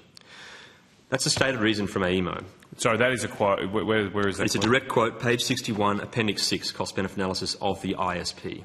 And that's the author of that is AEMO. Is AEMO. Right. So they themselves are admitting that the driver now of HumeLinks, or just the decision to approve, if you like, or proceed with HumeLink, is to meet those carbon targets and budgets, not the primary, if you like, or the original national energy objectives of affordability and security. That's right. And specifically not just the carbon budgets or targets, but That's in the this 80. case, the renewable energy. Yeah, well, I was target. going to come to that because don't these arbitrary targets somewhat undermine now the national energy objectives, which, okay, are now affordability, security and emissions reduction. But then you overlay these other targets, like an 82% renewable target, which is not directly related to either of those three things, and it's now the binding constraint. And it's distorting and undermining perhaps more efficient ways of meeting the overall objectives. I think that's exactly correct. The assumption that it's efficient to use variable renewable energy is, I think, an unnecessary constraint. And also, the particular targets and the particular emissions reductions targets, they are now in the nationally determined contribution, obviously, but they're decisions that are made by government. But at least in the case of the emissions reductions targets, you would allow in multiple or different pathways to get to them. Absolutely. Whereas the 82% renewable target, you're locking in to a technology pathway which now is locked in to the ISP. That's absolutely right. And the other thing that I draw attention to is that in the 82% target for renewable energy is now the tighter, it's the binding constraint. So it actually drives more renewable energy into the system than what we would require to meet the emissions budget at that date by 2030. Yep. So we actually go under the emissions budget in 2030 in the latest ISP, according to AEMO. So it's a more aggressive target, which is driving higher costs. And perverse outcomes, potentially. That brings me to a good segue onto your suggestion of a rule change to the ISP. I'm sort of taking that as you think there should we should look at a bunch of different scenarios, a bit like what the Grattan Institute was saying before. Just take me through that. Are you suggesting that there should be a baseline that doesn't include some of the carbon budgets targets? What exactly do you think should be in the baseline? That's absolutely right. No, I mean there should be an unconstrained baseline so that we can assess what the cost of the different policy interventions are. I think that's the logical and obvious unconstrained baseline that you would put in there. I think that I'm happy to share more of the wording of this, but there can be other reasonable scenarios that don't need to be pinned down perfectly in the rule change, but for AEMO to consider maybe a more realistic current drift, like, how far might we get if we don't triple the number of electrical engineers in the next 5 years? So a range of different alternatives that could be included there, but they should be able to expose and test the cost of the policy interventions so they can be assessed. I think it's a key tenet. Maybe you want to add something? And specifically, our rule change is seeking to ensure that that's included within the scenario, so not just as a sensitivity analysis. And the reason is that the sensitivity analysis provides information to whoever reads the report, but it's not part of the kind of regulatory process as a whole, whereas the scenarios drive the ODP based on their weightings and then the outcomes. And at the moment, those scenarios, while they're meant to be assessed as like what's the likely future that Australia is going to hit, because they're all constrained to hitting the 82%, that means that they're actually all less likely, and so the assessed benefits are probably too high. Just to be clear, though, too, I presume one constraint you always need in there is to keep the lights on.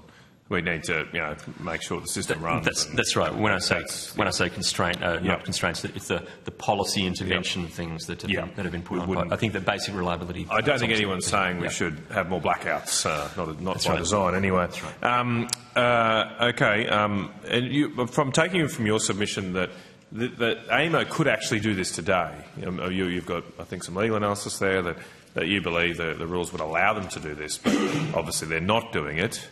And that's why you think we need to change the rules to, if you like, force them to do it. So we have this information. Is that right?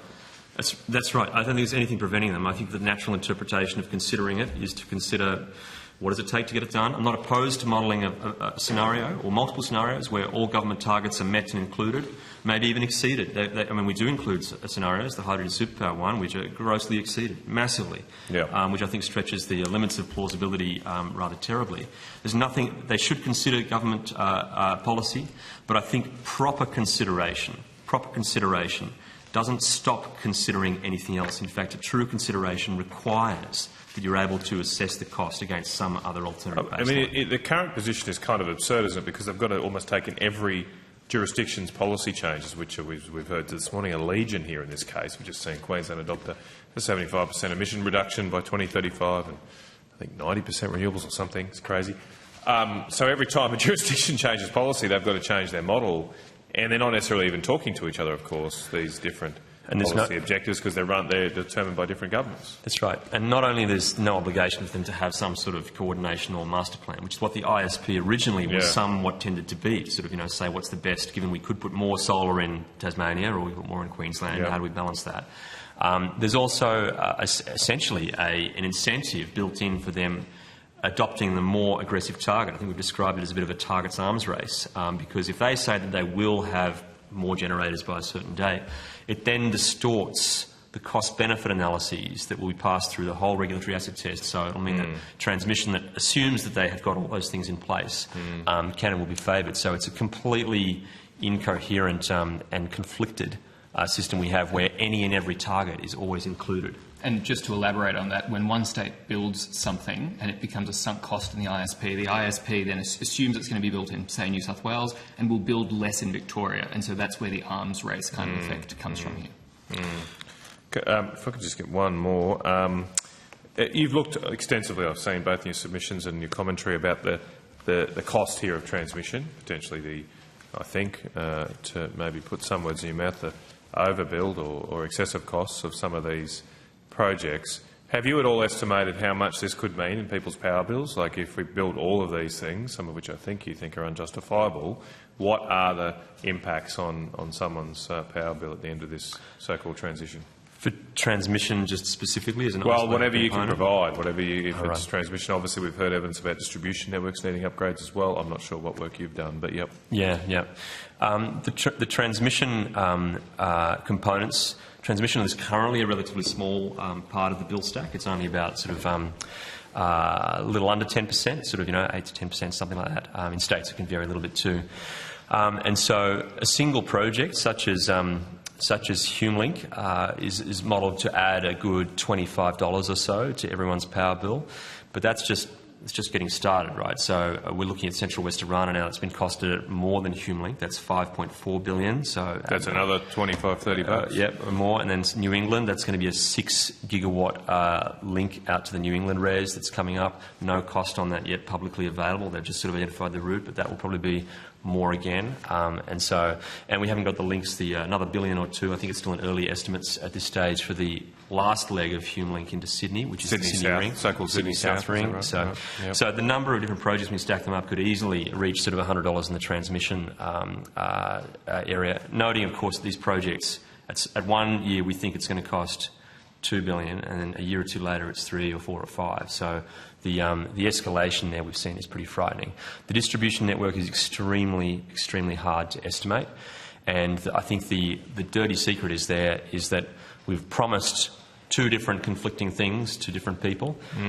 One is that we have tried to give the assurance that everyone will be able to use the maximum amount of CER, consumer energy resources, including rooftop solar, however they want, to benefit themselves as much as possible, so they'll be able to export their power to the grid or import from the grid at whatever pace and rate suits them best. But then as we get more and more sun in particular, solar power on the rooftops, we're going to have more throughput from solar through the distribution network to let it happen than we've ever had as a steady draw. And obviously all at the same time of day. Everyone's getting the sun at the same time of day. Exactly. So the distribution upgrades to allow everyone to export their solar whenever they want would be absolutely phenomenally expensive. and there are a whole bunch of lesser versions of distributing, upgrading distribution network, but essentially the trade-off you make is that more people will be more curtailed and more restricted more often, and that won't be evenly spread around. There'll be certain people at one end of the street that always, that's where the voltage, to make that maximum CR capacity and maximum optionality for customers. That's right. Would that, you think, as you say, the estimates are hard to predict, would that be more than $100, you think? I think it's quite significant. Michael, do you have the that particular paper handy? Do you have that close by? Because there's a cents per kilowatt estimate for kind of 300%. Yeah, I can. Yeah, sure. You can take it on notice too if you... We'll see if we find it. Maybe why don't you see if you can find it? You can. I'm sure the chair will allow you to provide that evidence before we wrap up, and I'm happy to pass the call over. Thank you. Senator Gosh. Thank you, Chair, and thank you to the witnesses for being here today. Can I just start a few steps back? At a level of principle, do you agree with the inclusion of emissions reduction goals in the national electricity objectives? Do agree with them being eligible as an objective, absolutely. The deep disagreement that we have is the way that it's been interpreted in the ISP, which is essentially privileged one of the objectives above all the others. It's not unreasonable to say that we include that as an objective, but they must be considered in conjunction, and there should be clear exposure of the trade-offs between the objectives, and that is absolutely not occurring at the moment. And do you agree, at least in terms of the production of energy, with the target set in terms of 82% target renewables by 2030 as part of trying to achieve 43% reduction in overall emissions from 2005 levels, and with the net zero 2050 target? Do you accept that they're imperatives within our energy production system? No, I think that the 82% renewable energy target at the moment is just...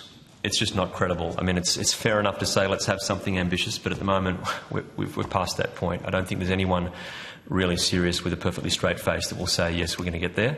And I think the credible estimates are far, far below that. We're talking about doubling, more than doubling the renewable energy we have in the next 6 years. So I just think that it's okay to have ambition, but this is just off the charts. This is totally insane. But moreover, I think that net zero 2050, I think is it's ambitious, but maybe plausible for the electricity sector. For the whole economy, which is much, much harder to decarbonise than electricity.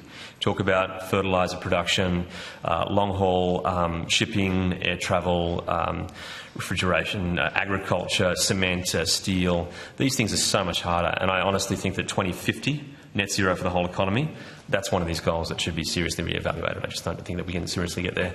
And the principle I'd put behind it is you can't set a goal and expect to get there unless you have some concept of the cost.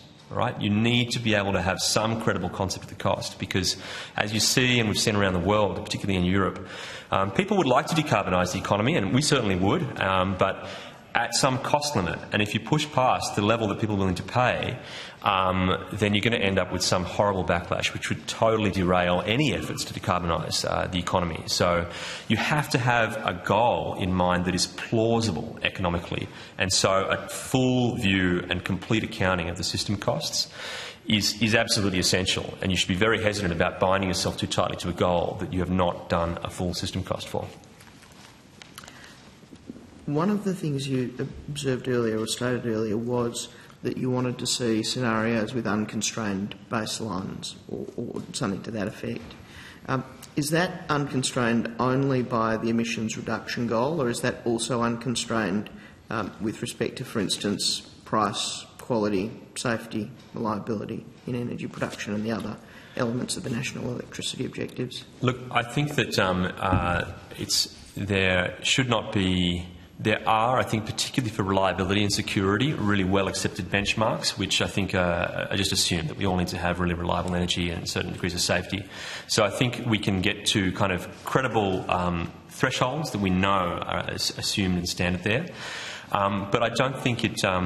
I think that a true baseline might include good and minimum versions of those, but the other policy objectives, it would be like trying to have a baseline. I don't think that either, for example, the things that could vary a lot, like carbon intensity or price. I mean, it would be, why would you bind a baseline to say we must have electricity that costs 10 cents per kilowatt hour? It'd just be absurd. We don't know that we can achieve that, right? You have to kind of aim for as low as you can go, but trade off whatever else needs to go in there. So that's another example of one where we try to optimise it, but we let that figure float a little bit. Like we try to do as well as we can in conjunction with the other objectives.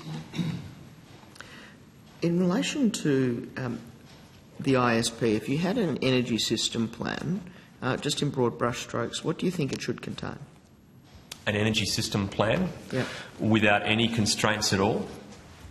Look, I think that it would be a system that has a very significant part of baseload reliable generation that matches what is still a very significant baseload demand. Australia has something like 10 gigawatts still of sort of minimum demand in the NEM. South Australia is the exception, but most of Australia still has a very significant demand all the time. And I think the most efficient way to build a system is to have systems that run a lot. You get a lot of usage out of a little bit of equipment. That is always going to be the most efficient system in the long term. And so I think that building reliable dispatchable power to something around that minimum or average demand, and then using some storage above that to fill in the peaks, and then probably gas-fired generation to do the very height of the peak and reserve capacity is essential as well. But trying to get a lot of use out of the equipment you buy, I think, is essential. And the main reason why I'm very confident that the renewable energy system we're proposing is going to be much more expensive than anyone's really grasped is we're building so much stuff that we only use in intermittent, fleeting times. It's been designed to kind of convert feast and famine power generation into a steady supply, and it means that those rushes and gushes drive huge demands for your peak throughput in all sorts of parts of the system, but aren't consistently utilised at all. So trying to move towards a low-carbon baseload system, such as a nuclear-powered system, I think would be very good. And who should prepare a system-wide energy plan, or perhaps the ISP if it's not AEMO? Look, that's a good question. I haven't necessarily tried to sort of say that AEMO can't do it or shouldn't do it, but there are problems with the way they're currently doing it and the proliferation of roles that they have now had and the potential conflicts and perceived conflicts they have, being both, for example, in the regulatory system giving final economic approval for major transmission projects worth $1 billion. That's what the feedback loop is. They do give that final check with the ISP, which of course they write. And on the other hand, they're involved in being the proponent, actually the company in Victoria that is building, the company in Victoria that is building VNI West and other major lines and doing the early stages of that. So I think there is a huge potential conflict. As well, they're administering the grants for all the renewable energy and the subsidy schemes, the consumer trustee running the LTESA in New South Wales. So the proliferation of AEMO into various different parts of the planning system is a huge concern.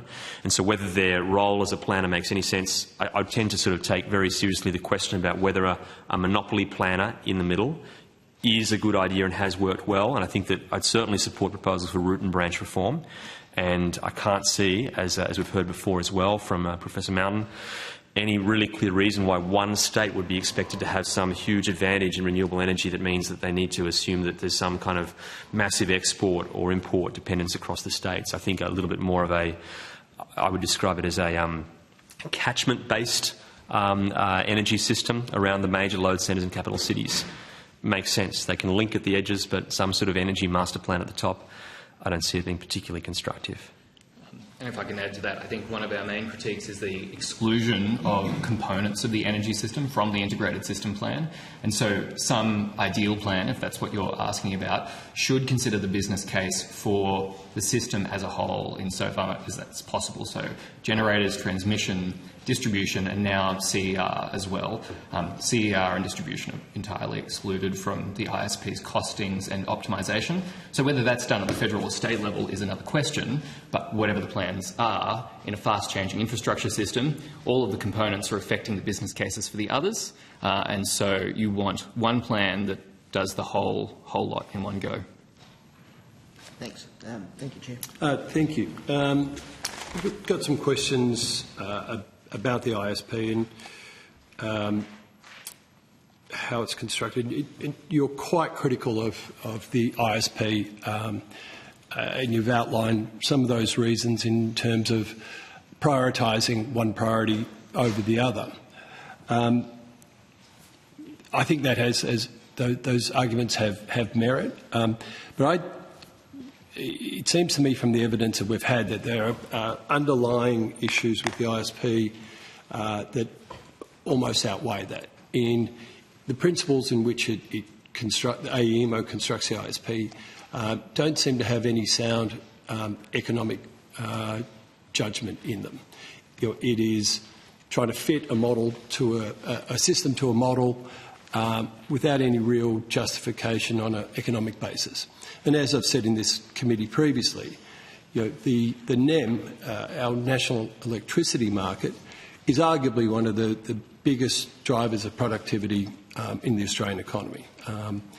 I'd like to think of one other single entity that might enable as much production or productivity as that.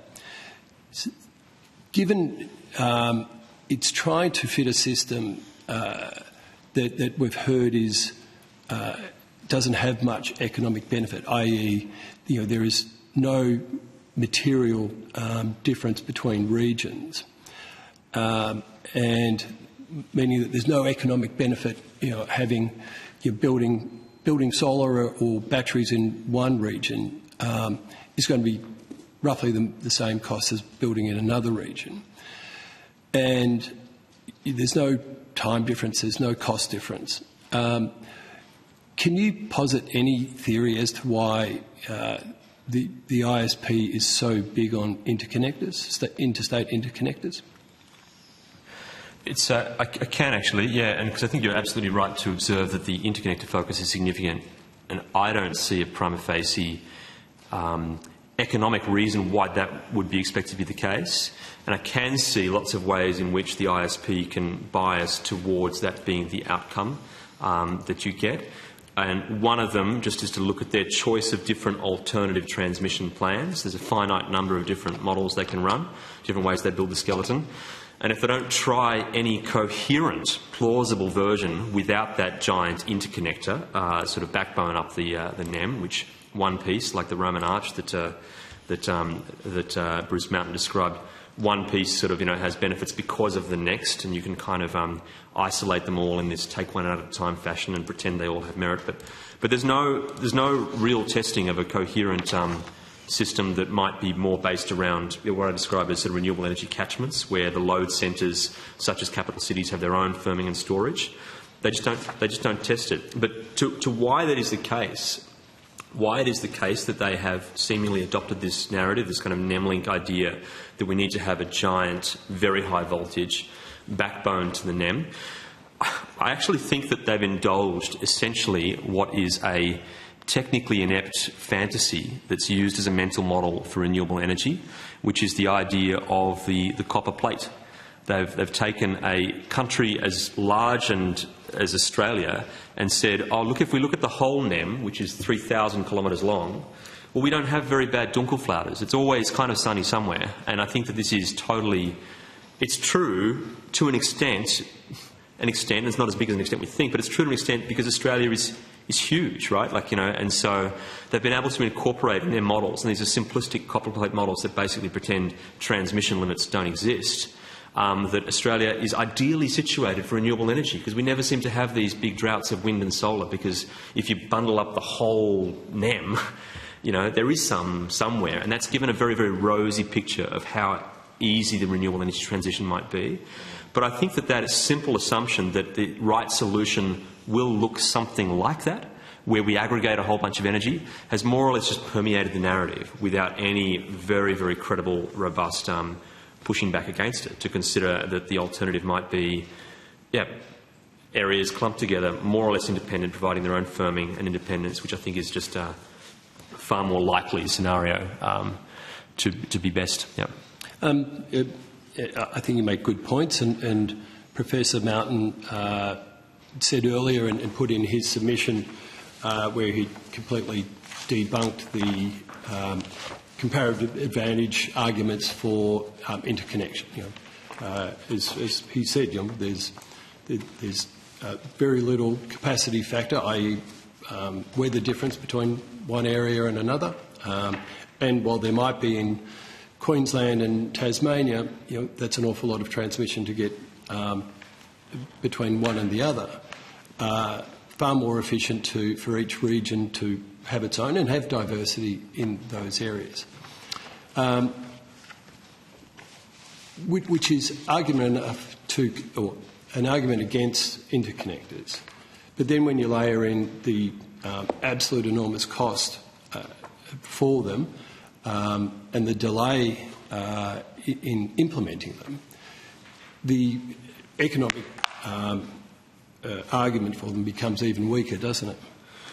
I think that's the economic argument was never made, and I think the story of the ISP and its evolution and the way these interconnected projects have tracked through it is that it's got harder and harder to pretend that they do have a good economic business case, and the extra interventions that are required to match when the costs escalate become more and more unlikely and inappropriate. And one of the things that is done, I think, to try to help artificially boost the case of interconnectors that doesn't really, that wouldn't normally stack up, is to conflate them and connect them with other sunk cost resources, such as, for example, Snowy 2.0. Mm-hmm. There's never been a business case for Snowy 2.0 that's been exposed to public scrutiny, and certainly when you connect it with the transmission costs, it would never stack up. I think. But each of those transmission interconnectors to each end of Snowy 2.0 have the benefit of unlocking all that sunk cost in Snowy 2.0. So it's a horrendous economic modelling flaw when that subsystem as a whole would make no sense. Yep. But for each part of it to pretend that the others are there kind of free it's an appalling method. And I think I would just like to also mention that it's been put to this committee, and I think by Bruce Mountain, said that the outcome of these economic benefits are really easily manipulated. Mm-hmm. And I think that he's given a list of ways in which that occurs, but one of the ones which we've just stumbled across, which we haven't given enough attention to, is just in the weather years. The actual sequence of weather that you have drives major increases in the needs for firming. And in particular, we discovered a while ago that in 2045, I think, there was a huge spike. We had built 4 gigawatts of gas.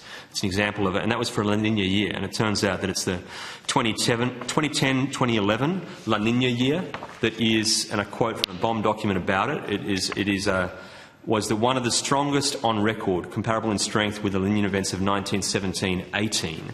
An event like that has such a peculiar and profound weather impact drives such a need for firming that any other weather year is relatively easy. A test you set to pass that weather year will pass any other one. And so in setting the sequence of weather years in their forecast reference years, jumbling around where those absolutely driving weather years occur, it's like being able to relocate your queen on the chessboard to a different place, because it drives such a high demand for firming capacity. And we've discovered with the project HumeLink is that, lo and behold, that driving event, which occurs 1 in 14 in their current latest pattern, is placed just after the construction of HumeLink and VNI West and the connection with Snowy 2.0. So by aligning that massive driving weather event, they're able to amplify the benefits that they model. Again, it's a perfect foresight model, and I dispute whether those benefits are real at all. But they massively amplify the benefits of those projects. So they're the types of things in the details that could be plausible levers you can pull to bias towards what I think is not not intuitively economically beneficial approach, which assumes we need to sort of copper plate the grid and have some huge high voltage backbone. I don't think there's any evidence for that being economically beneficial at all. Can I seek your views on the utility or otherwise of using a cost-benefit analysis way of judging what projects should go forward or not? I don't in principle oppose the idea of a cost-benefit analysis if all the right things are included in it and you're able to, and you have reasonably good basis for all the assumptions and inputs and constraints. So I'm not in principle opposed to there being a cost-benefit analysis. I think just the way it's been done in the case of the market operator is incredibly poor. And there are also things that are explicitly excluded from the market benefits that can be considered, which include things like environmental and social impacts of renewables. So we've kind of included a class of benefit that's about meeting an emissions target, which is the carbon dimension to environmental concerns. But at the moment, there's not a concern for other trade-offs we make. Such as, for example, not being required to contain all your silt when you clear land across the Great Dividing Range that will run off into the Barrier Reef, right? So there's a whole bunch of other free kicks and environmental costs we impose in order to reach that target. So cost-benefit analyses, in principle, I'm not opposed to them being the way to go. If you have all the right economic and other things involved, it's a noble effort. But they are also challenging, and if you don't give it sufficient freedom and also have sufficient confidence in the inputs and assumptions, then you can get a terribly bad result and basically musk around saying, hey, look, my model says this, when really the model's as good as what you put in and how you constrain it, and it doesn't say that at all. We've heard evidence, and it seems to me that there might be an argument for cost-benefit analysis if, and I believe this is what the ISP does, where you're trying to rank or prioritise one project over another. But it's devoid of having already assessed the economic benefit of doing something in the first place. It doesn't establish the economic benefit of looking for which is the best project to achieve that economic outcome. Joe? So the ISP ranks not individual projects generally, but candidate development paths. Yes. There's a limited number of those, usually between 10 to 20, yep. 15 to 20 in an ISP. And that means that there's a limited set of options that are tested. And so in that sense, it's a limited economic analysis, like anyone would be. Our major critique would be that those CDPs don't consider sort of plausibly useful worlds, such as one with no interstate connection, where it's largely, or no additional interstate connection, where it's largely load centre based, and so that significantly limits the value of it as what I think you're referring to as an economic analysis, where it assesses all of the options. So that's happening upstream in the CDP options that are ranked, and then those benefits come out. Sometimes for individual projects, the CDP might just take one project out or put one project in, and that'll turn up in that project's cost-benefit analysis. But correct me if I'm wrong, but the CDPs are only made up of, I think it's about a dozen or 14 transmission projects. There's actually 25 in the letter. There's 25 CDPs, but the number of projects, that might be something like 14 or 15, that's right. 12, 14, 15, something like that. But they're all transmission projects. It's exactly right. So the way that it works is the alternatives that they propose to these CDPs, which are transmission projects entirely, and their assessment of the net benefits are trying to assess what are the generators and storage the market in a perfectly efficient, perfect foresight world would build with all those transmission plans. And I think that that's also a really quite absurd assumption that we have this perfect, all-seeing, all-knowing, perfectly coordinated market that would put all the generation in the right spot at the right time. And we've seen contrasts, by the way, in sort of quick changes between whether completing VNI West in one cost-benefit analysis says that we need to have a whole bunch more, and this is figurative, not exact statements, but a whole bunch more wind in one state and more solar in the other. And then a different cost-benefit analysis with different assumptions might not have that and say, oh, actually, it goes the other way or something like that. So the idea that we will have one optimised, all-seeing, perfect foresight market that can put exactly the right generation in the right spots if we do build a certain course of transmission, I think is also quite a dubious stretch. I would agree with you on that. It seems to turn out perverse models, as we've discussed. To go to HumeLink as one of those which you've been very critical of, a project which can only be taken into account with other costs, the very least VNI West and Sydney South Ring, to bring it up to a much greater cost than the $5 billion attributed to that project. And the argument then has to go, okay, well, what justified that? And they've done it on a cost-benefit analysis. It was at least cost. But its role is to provide diversity, which we've already agreed there is very little diversity, which will generate an economic benefit. And then, to make matters worse, which I believe, and I've never heard them explain, in the cost-benefit analysis, when it counts benefits, it counts not building generation and storage as a benefit, which is what it's purporting to try and to achieve by having more renewables in the system. Well, that's right. They do count it as a benefit of having to build less by having connected two different places and sources. You need less generation than having to supply all the need at those places individually. And I'm not. But that's only if there is a massive differential in supply or demand at either end of that interconnector. That's right, and they're attempting to demonstrate that there is that benefit. And I don't have a problem with the principle that saving some generation is a benefit. Saving that thing is a benefit. But at the moment, the whole model is constrained by trying to build a totally implausible amount of generation anyway that we won't meet, and we're probably considering savings, the aversion of the backstops, which is the storage and the firm power supply that we'll end up relying on.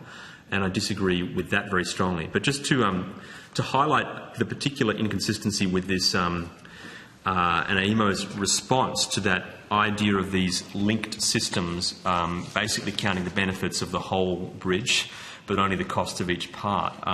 We identified this in a submission we put to AEMO on the draft 2024 ISP, and identified that it just it overinflates, it double counts benefits. Yes. And we thought in particular the case of HumeLink and VNI West, it's overinflating the benefits of those two projects.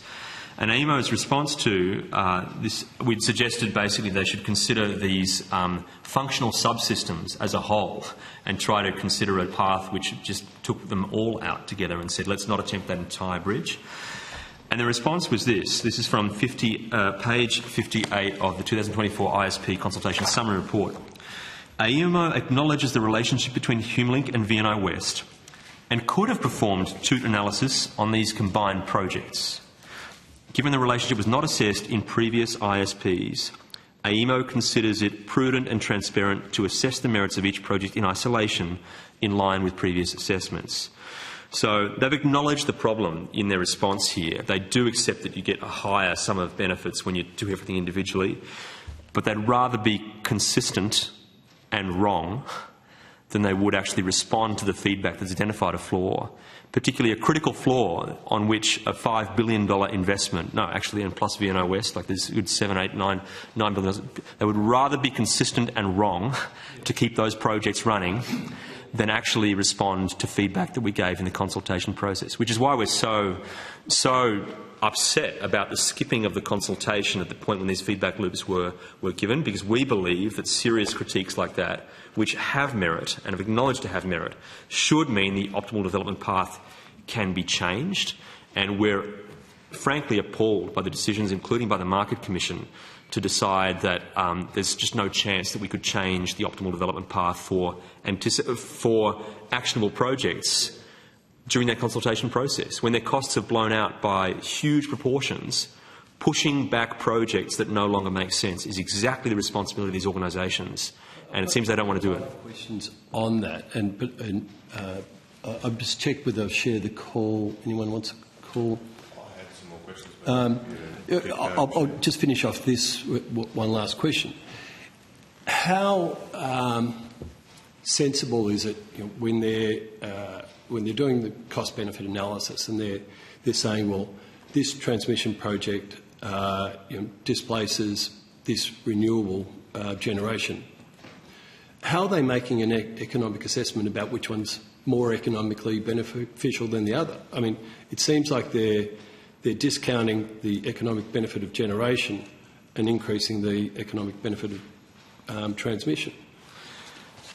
They have a process that's based on the assumption about the cost of each of those inputs, and I think that they take the assumed cost of owning and operating the transmission asset and see whether building that is less than what they saved.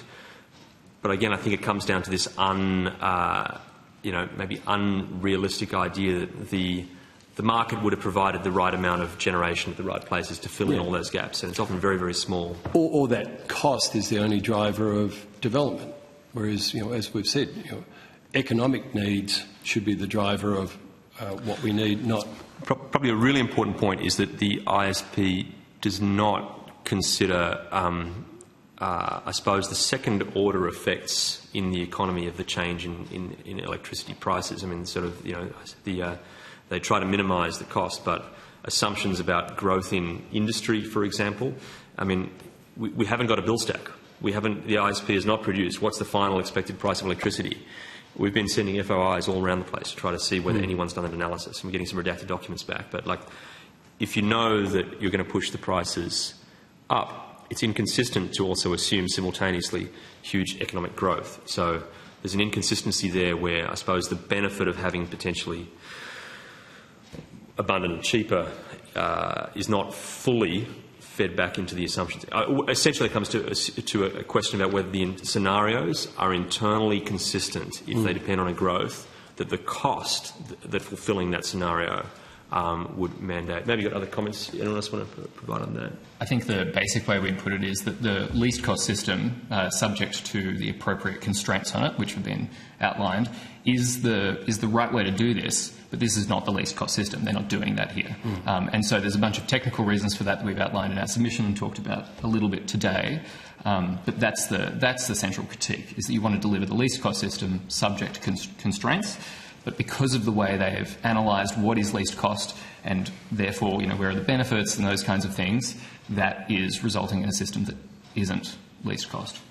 Terrific. Senator Canavan? Yeah, look, I just wanted to, if I've got time, just briefly ask about the weather assumptions in the ISP. I think one of your attachments, I think submissions goes through this in a bit of detail, but I asked last week, didn't get a clear answer about whether or not the ISP kind of almost has perfect information about future weather and therefore can pre-build, if you like, to mitigate the impacts of any extreme weather events. Yeah, there could be a perfect foresight comment in here, perhaps. Do you want something as responsible to that? Sure. See that? Yeah, that's right. The models that we have to run this type of modelling, these market modellings, they inherently basically they assume perfect foresight. It's not mentioned and discussed in a lot of detail, and a lot of people have sort of said to me, they're not silly, they didn't pull the wrong lever. And that's true. We never had... It's actually very complicated to come up with a different, better way of simply running through exactly the weather that we do have through a deterministic algorithm to kind of synthetically generate the uncertainties and interactions between real weather in real places and what's likely to happen. So it's a really challenging problem for computer scientists and market modellers to come up with a better alternative than perfect foresight. But it is. So I'm not accusing someone of having like push the dumb button. I'm going to use the silly assumption. Yeah, it's baked obviously into the it'd be extremely complicated. So you presumably need a model that says at time t we need to have a certain probability or probabilistic distribution of thousands of different weather outcomes for t+1 and t+10 and t+15. You can see and it's going to, you probably need a computing power that we just don't have to run such a model. What you described actually wouldn't be too hard if you think all the distributions are independent, right? But the problem is that there's this complex interaction between what the weather is now is actually connected in a very specific way to what the weather might be somewhere else. And what the weather is today is also connected to what the weather might be tomorrow. Yeah. So if that was just a sort of matter of sampling from distributions, that would be relatively easy. But trying to credibly capture the interactions, that's very difficult. And so running real weather through the model is what we do. But it also means that these models inherently undervalue the certainty provided by dispatchable capacity. Yeah, I was going to get to that point. Right. So this wasn't so much of an issue when our power sources weren't dependent on the weather, presumably. That's exactly right, because then you had power systems that were relatively independent, as in the probability of a coal-fired power plant. I'll come to that. That's great. Thanks, Michael. The coal-fired power plant having a random accident that they didn't foresee, of some little valve bursting, that is totally independent to the other valve bursting that particular day in a different coal-fired power plant somewhere else, right? So these are totally unrelated, very rare incidences, and so you can model, as I said, just let's always consider a small probability that that something has that issue. But in the case of, and also for coal-fired power plants, you can anti-correlate the scheduled downtimes, right? You literally say, okay, well, if you're going down for planned maintenance, we'll notify someone else, make sure they're on. So they can anti-correlate that, which makes it much, much easier to plan and to model. But the nuance is that we're now trying to model generators, and the technical thing is not identically distributed, independent, identically distributed variables, variables, or so that's it's totally challenged how we do this. And now there was some extra information. I've got just a follow-up, but if you've got some extra information, I realise there's a very technical question. I'm asking you to get things on the fly. Was there other information you wanted to add to the questions I already asked? I'm just going to mention that AEMO acknowledges the impact of perfect foresight on modelling over outcomes over both the short and long-term horizons. It's not a fact in dispute. It's absolutely it's absolutely. I mean, the issue here, and to be clear, I'm not trying to be critical of the model itself, because as I've tried to allude to, I think it's extremely complex. Models are always going to be a simplified version of reality. The issue here is that then I think decision makers who don't really understand modelling, ascribe to it a level of certainty and Delphic-like certainty about the future that it doesn't deserve. So you think that's a problem here, that decision makers take these models, they see the outputs and a few charts in the executive summary, and they think, oh wow, this is the future all mapped out in front of me. I do think that's a huge issue because, and I think we're starting to see that as well with coal closures being delayed and installed, right? At a certain point, you realise you've built this renewable energy, but it doesn't. It works in your model, and part of why it worked is because we did have perfect foresight, and there was things the model was able to fine tune, not maliciously. It's just what it does. It's told to build the least cost path, right? That we can't fine tune in reality, and so you get close to these events, and you just find you can't do without that truly certain. I mean, there's still rare downtimes, but those much more reliable generators, and the models are unable to value certainty because in the world they exist, there's no uncertainty. They know what the weather will be. And if I can add to that, specifically Plexos can't do that. So plausibly you could create a model that did that appropriately, but by selecting one particular model, AEMO effectively establishes a monopoly in the Australian market, at least for transmission providers and generators who are interested in seeing what AEMO is going to produce or their RIT will produce, to use Plexos. And there are plenty of other options out there, so it's not clear that that's the best option, and they've essentially been provided a monopoly in the Australian market in terms of the RIT-T process for transmission.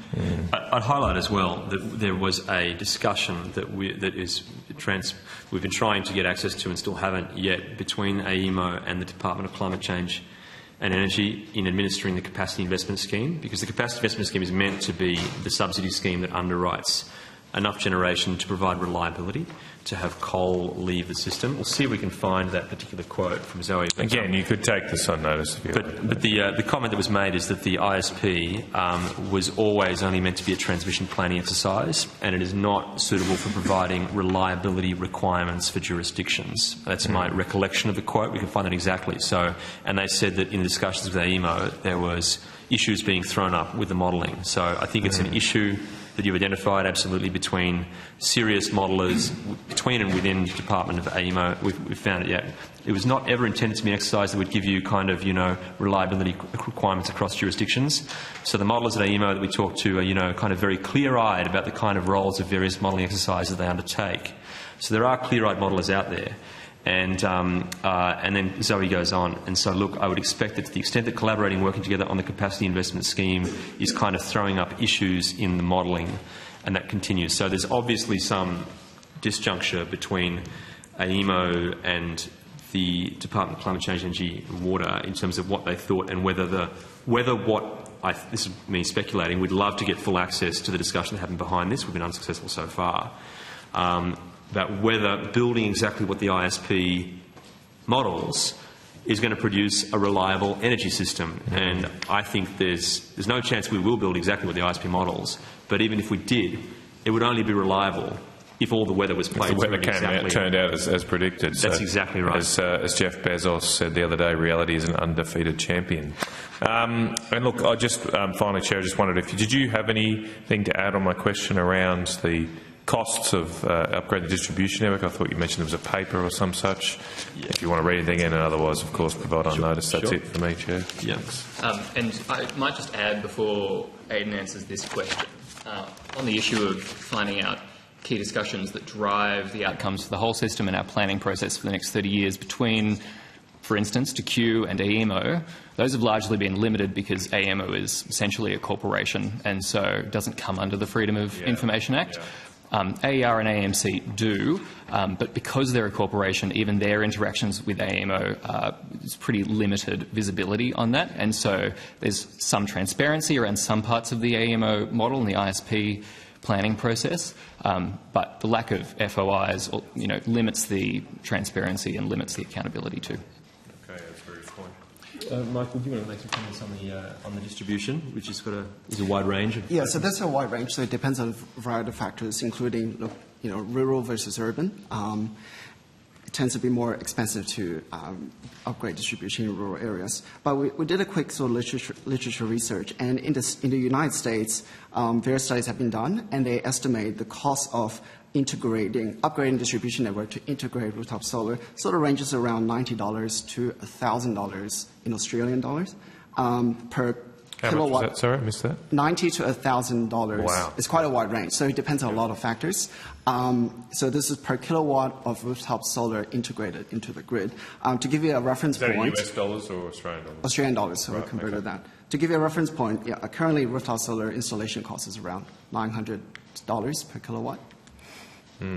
So that the top range of that is going to this. The point I made earlier, or the point we were talking about, was the allowing maximum. That would allow the maximum sort of output of your solar array. Yes, correct. Yeah, that's a big cost. Okay, thank you. Thanks very much, Chair. Thank you. I was going to put some questions around the accountability through the RIT process, particularly about HumeLink, but we have all day. Sadly, we don't, and I can tell my fellow members are chomping at the bit to get to the trough. So thank you very much for your evidence.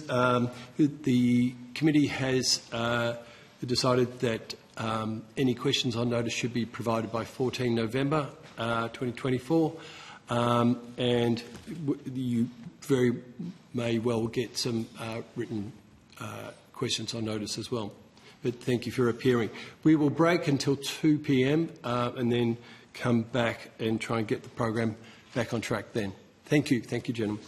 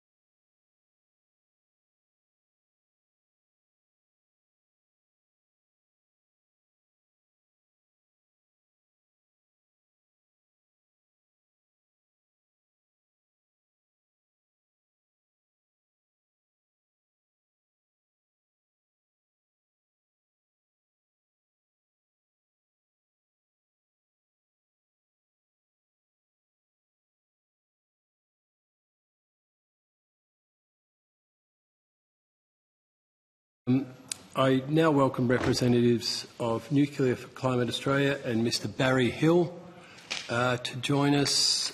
I understand that information on parliamentary privilege and the protection of witnesses giving evidence to Senate committees has been provided to you. For the Hansard, will you please state your full names and the capacity in which you appear today? Yes, Chair. My name is Robert Parker. I'm the founder of Nuclear for Climate Australia. Yes, Chair. My name is Barry Hill. I'm acting in a personal capacity at the moment. Thank you. I now invite you to, if you'd like to make a very short opening statement. Yes, Mr Chairman. Briefly, Australia is embarking on an energy transition which was initiated by the desire for emissions reductions. And if we didn't have that desire, then we would continue clearly in burning coal and gas. The purpose of this submission is to address the national electricity objective as stated in the National Electricity Law, which, among other things, is to create mechanisms to provide low-cost, reliable electrical energy to Australia and to meet the emissions reductions that all jurisdictions are committed to. In order to meet the emissions target statements under the National Energy Law, all states and territories are committed to net zero by 2050 economy-wide. This applies to transport, electricity generation, agriculture, waste handling, heavy and light industry and industrial process. It's a huge list, and the reality of whether we can do that is quite questionable. Electricity, therefore, must do the heavy lifting because, well, frankly, it's easier. We have the grid, we have an established, and it used to be a reliable delivery system, but we could retrieve that. And most importantly, successful precedent exists globally to do it. Currently, Australia has denied itself the benefit of successful precedent. We can't use what France, Ontario, Finland and Sweden use to create grids with incredibly low emissions intensities, namely nuclear energy. Instead, we are forced by law to go down the route of wind and solar, which have no successful precedent in creating low-cost, ultra-low emissions grids. So in the absence of what our energy planning and regulation system is meant to achieve, we've done what EMO and CSIRO have failed to do. Firstly, in this submission, we outline that the path using EMO's step change scenario will cost twice that of a nuclear scenario and has nearly 5 times the emissions intensity. If we went to 100% renewables, wind and solar, for example, they're worse still. They would cost 3 times nuclear to the customer, with nearly 6 times the emissions intensity. We've given an outline of a nuclear pathway to ultra-low emissions by 2050, and that would also have even lower emissions and costs by 2060. Claims that nuclear takes too long and we've no time to wait are addressed in Figure 6 of the handout, which has hopefully been provided to you, where we look at the emissions reductions you achieve with nuclear. Here we show that a nuclear baseload system will have lower accumulated emissions after the 2070s, and then cumulative emissions thereon will always be lower than a 100% wind and solar-based system.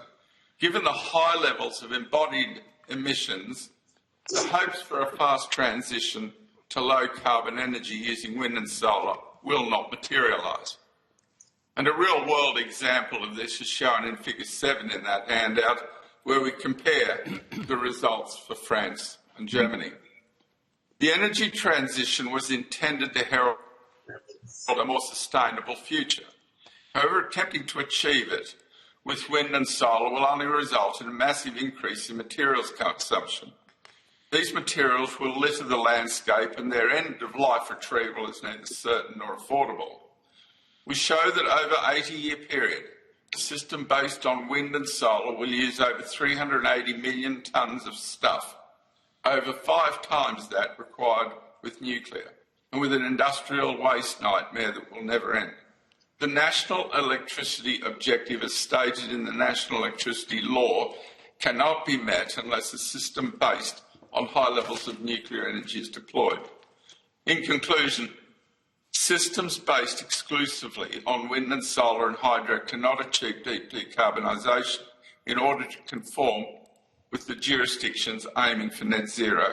The National Electricity Law is in direct conflict with the RPANS Act and the EPBC Act, which prevent nuclear energy. Those latter acts must be repealed. Thank you, Mr. Chairman. Thank you. And Mr. Hill? Just a very short opening. I provided the committee with a summary of experience. That experience, you'll see, has covered planning in great detail for corporations, for governments, and a key factor of the planning has been that in many cases I've actually been asked to put it into practice and operate. So my submission is not on any technical basis. You've heard enough of that across the hearing so far, but generally the management of planning and the problems with planning that we now see for the electricity system in Australia. So presuming you've actually read my submission, I'm happy to take questions. Thank you. I'm going to go to the Deputy Chair first.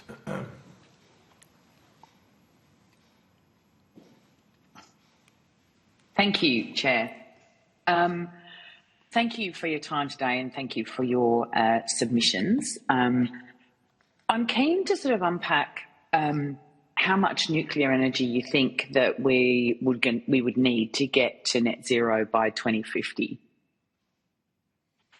In summary, under virtually all scenarios that we model to get to an optimum system, you would need 75% or thereabouts concentrate of nuclear within the system, with the remainder made up of wind, solar and hydro. You would not require gas in that, but you would require substantial amounts of storage.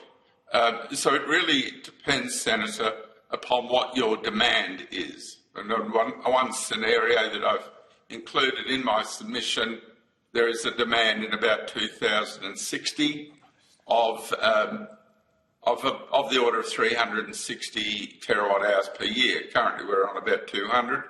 And that number has been arrived at purely on the basis of population growth plus electric vehicles plus some industrial electricity.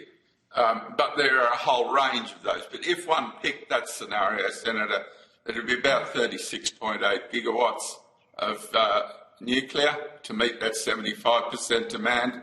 But you can come down to other measures. There are other people modelling targets of around about 275 terawatt hours, and when you get to that, you're down around the 22 gigawatts. So it's really what your end game is that you're planning for, Senator.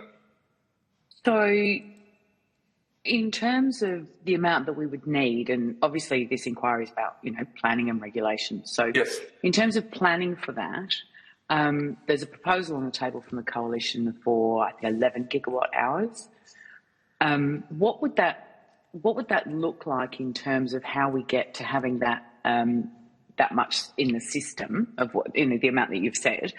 Because there's quite a gap between that 11. Would you be seeing larger plants, more plants, greater distribution? Do you have a sense of how that would look across the country? Yes. In Queensland, New South Wales, Victoria, those states would use large power plants. So you would use plants probably 1.2 gigawatts and up in grouped. And so down in a place like the Latrobe, for example, one could be looking at about 4 plants in a location like that. So you would be building them large plants in multiples. And the Coalition's proposals, you said, I think it's about 11 gigawatts you mentioned, I think, Senator. That's a modest start on the route, I guess, until the nation got confident with heading down that path. So I think that's 7 plants that have been proposed. How many plants would you need? Well, I consider that to get to about 75% of a system, for example, with about 275 terawatt hours, you probably need about 22 plants. If you're getting up to the higher end ranges with more population growth in industry, you could be getting up to of the region of 30 plants. It really depends very much on the planning, the long-term planning of what the energy demand is, Senator. Okay. And in terms of the timing, we've heard through this inquiry and at other points that setting the regulatory framework and getting everything in place would take somewhere between 10 and 15 years. How do you see this playing out into that 2050 net zero target? Okay. The point I'm making in the paper is that the 2050 net zero target, economy-wide, will not be met. You might do it with electricity alone, but we are not going to achieve that on current indications industrially. I'm more inclined to look at what are our cumulative emissions over 80, 100, 150 years. I mean, the atmosphere and the impact on carbon dioxide in the atmosphere is playing out over tens of thousands of years. And to concern oneself with whether it's in a 5 or 10 year time frame in that concept is not realistic. We're vastly better to get, for example, an ultra-low emissions nuclear system up and running by 2050, 2060 than something that has got 5 or 6 times the emissions, namely renewables, which may be pushed out as it's currently being pushed out. So to answer your question, I guess, we could, by 2050, you could probably build about 70% of our energy would come from nuclear by then. Okay, so if we say that would be achieved in 2050 broadly, yes, what would you see us doing between now and then in terms of filling the need? Okay, there's an image that sits in that paper that I've provided, and the need would be met by wind, solar and hydro, approximate their current levels, and they would never reduce, they would be maintained. There, through 2050, you would extend the life of the coal plants and you would use modest amounts of gas. I have some concern about gas because I know, for example, in AEMO's step change, they've got amounts of gas up to 15 gigawatts. And that's problematic because you need a very large network to build out that, and you need to be charging all of those pipelines to get the gas there. So that I have attempted to minimise that amount in the rollout in favour of using and rehabilitating our coal plants until we get the nuclear build-out done. Okay, so you would, in your sort of projection, you would halt any further development of wind and solar, and would you halt further development of gas as well? I would slow it. With respect to wind and solar, no, I have a modest increase in wind and solar. I would propose that we would have a considered position on gas. It could expand modestly from where we are, but not a lot more. In terms of economies, you see, if we can't get an economy with low-cost energy, we won't be able to buy anything. Currently, our lowest cost generators in Australia are probably Victoria's brown coal plants. And so it's vital that we ensure that we maintain the lowest possible cost in order to do this transition effectively. Okay, so a modest increase in those things that are in the system at the moment, and then extend the coal. Yes. How do you see the extension of coal working, given that the plants we have currently are ageing and not being further invested in at the moment, would you see that we would need to open new coal plants? No. I would imagine you would pour more money into the rehabilitation and upgrading of those existing plants. You would probably go back and have a darn good look at a Rearing and possibly restart that if you had to. It's not a Rearing, Liddell.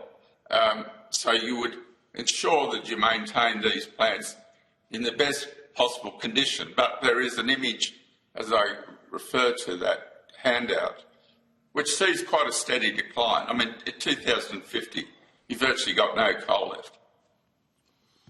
Okay, so what I'm trying to see here is, as you said yourself, we're looking at quite a significant increase in demand in the system for electricity, or energy, shall we say? So you keep the coal plants as they are now. Yes. You would move to a more modest increase in solar, wind, more modest increase in gas. Yes. While you built the nuclear. Yes. When would you expect to see the first nuclear plant on the ground and operating? On that image, backed on the projected success of the 4 units that are being built on Lake Ontario by Ontario Power Generation, I would imagine that you would put probably 3 or 4 of those in fairly quickly to get those built out by about 2035, 2036. They're the small units that they're building in Ontario currently. That would be quite, I mean, given what we've heard in terms of setting the regulatory system and getting things up and running, that's quite a brave prediction, I would think. Well, given that we have a regulator in place, given the fairly conventional construction of those plants, given that Australia is an incredibly stable climate, geology, tectonically, and given the 35 and 40 years of my background as a civil engineer and looking at all of those issues, I would think it's actually a fairly straightforward prospect. Okay.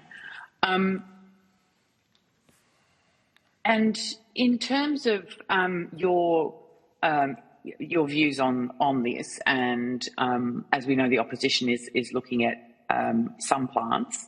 Have you provided advice to them on how you think this should roll? Would you repeat that, please? Have you provided advice to the opposition on how to roll out their nuclear option and what you think the extension should look like? Okay. No, I haven't. Oh, okay.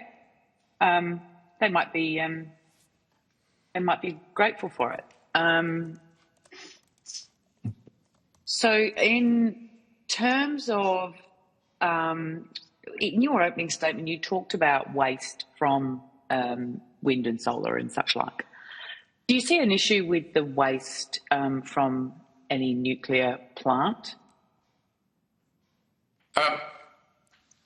I refer back to the excellent work that was done by the South Australian Royal Commission, where under Rear Admiral Kevin Scars, they did a wonderful analysis internationally, and they spoke to a lot of experts internationally, particularly in the area of the deep geological repository. And that has been subsequently completed since that investigation in Finland, and Sweden is now going down that route as well. And so deep geological repositories built in granite in the Gawler Craton they were looking at in the region of South Australia through into New South Wales, that formation would be an ideal location to place it.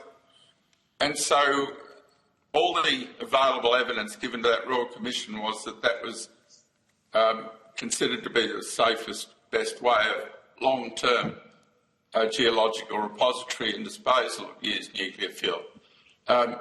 However, others of us have also got a hope that we could recycle that material.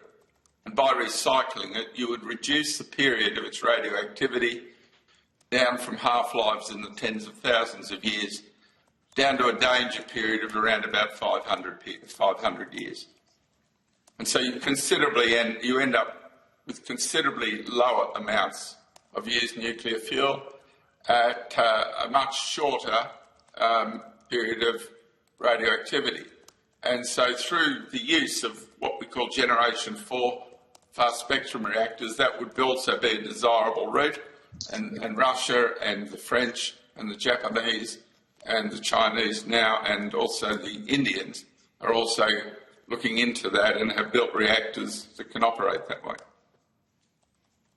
And in terms of, and you've brought up the South Australian Royal Commission that, as you say, did quite a comprehensive job, but still came to the point where the community did not go for it. That social licence issue, how would you propose to deal with that? Well, social licence is a two-edged sword because, currently we're seeing around, particularly rural and regional Australia, a tremendous pushback against the environmental impacts we're suffering of wind and solar. We're getting terrible pushback, particularly down around places like Wagga in the south of the state, all through the New England and up through Queensland, where we're getting wholesale bulldozing of our forests, and people are waking up to this issue. Now, what we're finding is, and we've spoken at quite a number of venues, quite recently in the Latrobe Valley in Victoria, where we had probably about 65% of the people in the audience were willing to address nuclear, and about 35% weren't keen on it. What I'm seeing in the community, at the scores of presentations I give, is that people are well able to address the issue of nuclear.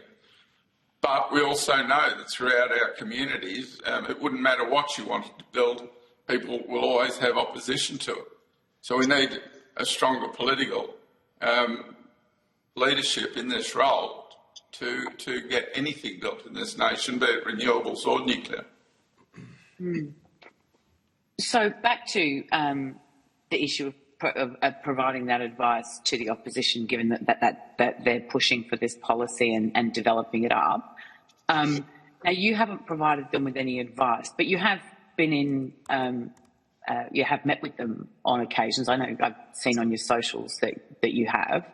Yes, I have, but you asked me specifically. No, I'm just... Did I provide advice to them over the rollout of their proposed 7 sites? And no, I haven't. Okay. So, all right. So you met with them around other things, not... other aspects, but not that one, no. Okay. All right. Thank you. Thank you very much. Mr Hill, I don't know if you have any comment you'd like to make. I'm trying to understand how this nuclear pathway would work and what you would displace and what the pathway would look like, if you have similar views to Mr Parker. All I would like to add is that as part of my mining background, I've negotiated mining rights across private land with farmers, particularly in the Rockhampton area, but also up south of Mount Isa. And these were pretty serious exercises where, in one case, a mine would have covered about a third of a farm that had been in the family for 3 generations. So you can imagine the connection with land is about the same level as the Aboriginal connection. We all become connected at one stage or another. What I found in those communities is that the rural communities are very pro-development for Australia, even to the point of agreeing, yes, you can dig up the farm, but please, when you're finished, try to put it back, a bit like we had it before. So it's a different level of intelligence operating out in the countryside than operates in the cities.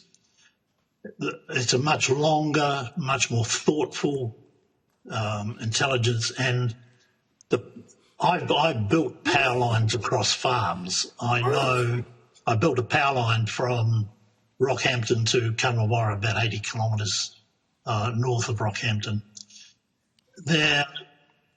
The pushback I am seeing, I think, is highly justified. The farming community might be focused on farming, but most of them have got a very good understanding of where the country is going because they're in international markets. They're a group of very switched on people. My family runs farms in New Zealand. The guys running all got MBAs. They liaise with everybody around the world on product prices and so on. When they push back on anything, it's thoughtful and there are reasons for it. And my judgment on this, and I haven't spoken with anybody at the moment about it, but my judgment based on my long experience on this is they know all this transmission is not required. They know, just as most of us know as well. So I hope that helps the social licence side of things. When we, as Rob said, in an earlier visit to the Latrobe Valley, we found everyone willing to discuss the issue, to put it on the table, work through it, get the knowledge, and so on and so forth. Around the community at the moment, most of my things I do is engagement with small groups discussing the issues we face in the energy system. The community is absolutely hoping we will get more information on the whole nuclear versus renewable energy scene. So the community is very open, but it needs information, and that information has been denied up to date, and there's some pretty angry people about that out there. I'll leave it at that. Okay, thank you. I think I will too. Thank you, Chair. Thank you. Senator Canavan. Thank you, Chair. I might start with you, Mr Hill. I'm just noting in your submission you had some quite colourful and I think correct descriptions of the current leadership of our energy sector. You say that the ESB, the AMC have all demonstrated apparent blind ignorance to the emerging electricity sector crisis. You've also mentioned that others, AEMO and CSIRO, their reports read as if they were the latest interpretation of some new age religious gospel.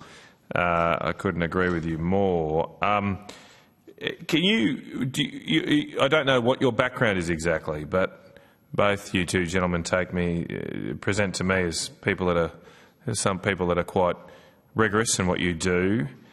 And I don't know, I just have found recently speaking to the leadership, not people in these organisations, but the leadership of these organisations, they don't give me confidence that they know what they're talking about. They don't give me confidence that they have a deep engineering knowledge of how electricity is produced, distributed and used. Do you share that? Do you think there's a lack of technical expertise in the leadership of some of these organisations? Well, first, I'll make the comment. I did provide to the committee a very short summary of my experience, but if you haven't seen it, it underpins the answer I'm about to give you. So first, I started with the New Zealand Electricity Department building big hydro, which included Manapuri, a lot of tunnelling and so on and so forth. At the time, both Australia and New Zealand had nuclear power in their 10-year plan. So I went to I got a scholarship to go to the UK. I went through a very intensive program of the economics, the design, the construction, the commissioning and operations. I actually caused a small modular reactor to go critical after commissioning. I went back to New Zealand and designed a coal and gas-fired power station. I did all the economics for that, what we called back in the time value analysis. And value analysis is a very interesting topic, having listened to a lot of the information provided in this hearing.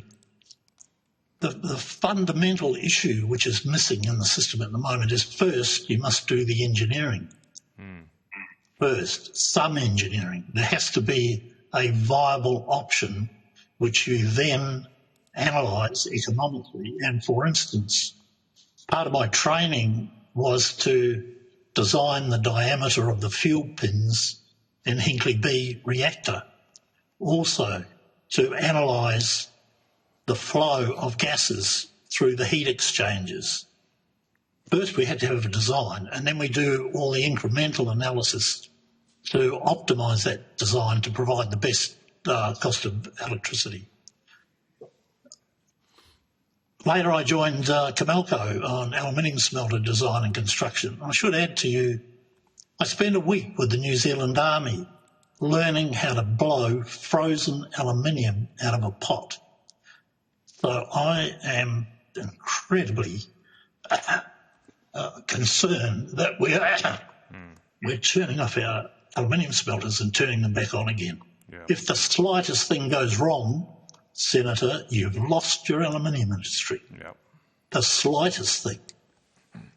And blowing them out is a long-winded, difficult exercise, and the companies will make a simple decision not to bother. So that's what you face at the moment. That's why my submission says we're in a crisis. We are turning off our aluminium smelters because we don't have enough power to run them continuously. A total disaster for the country. Later on, you'll be familiar with Queensland Magnesia. I was asked to put the whole joint venture together to do all the detailed design. Just a few weeks ago, yep. Yep. Yeah. Well, you know Queensland Magnesia. It's been probably one of the last value-adding operations built in Australia. It gained many export awards. It gained operation awards. It was a very successful operation. We were lucky. I was able to negotiate an electricity supply agreement.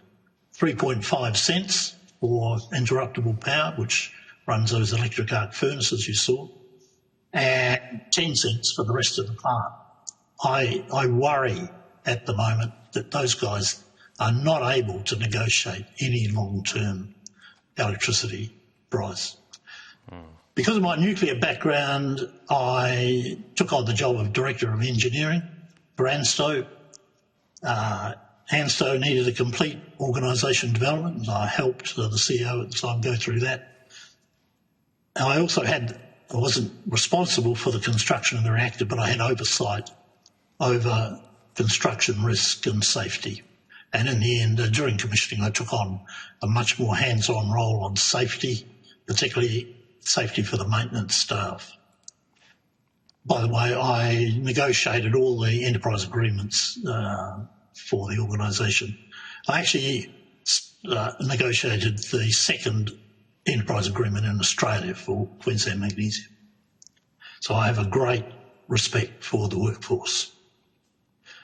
I tried to retire, but I got an offer from Jacobs Australia to take on head of engineering and later principal consultant for mining and energy for the commercial division startup. Jacobs were there in defence, but they wanted to start.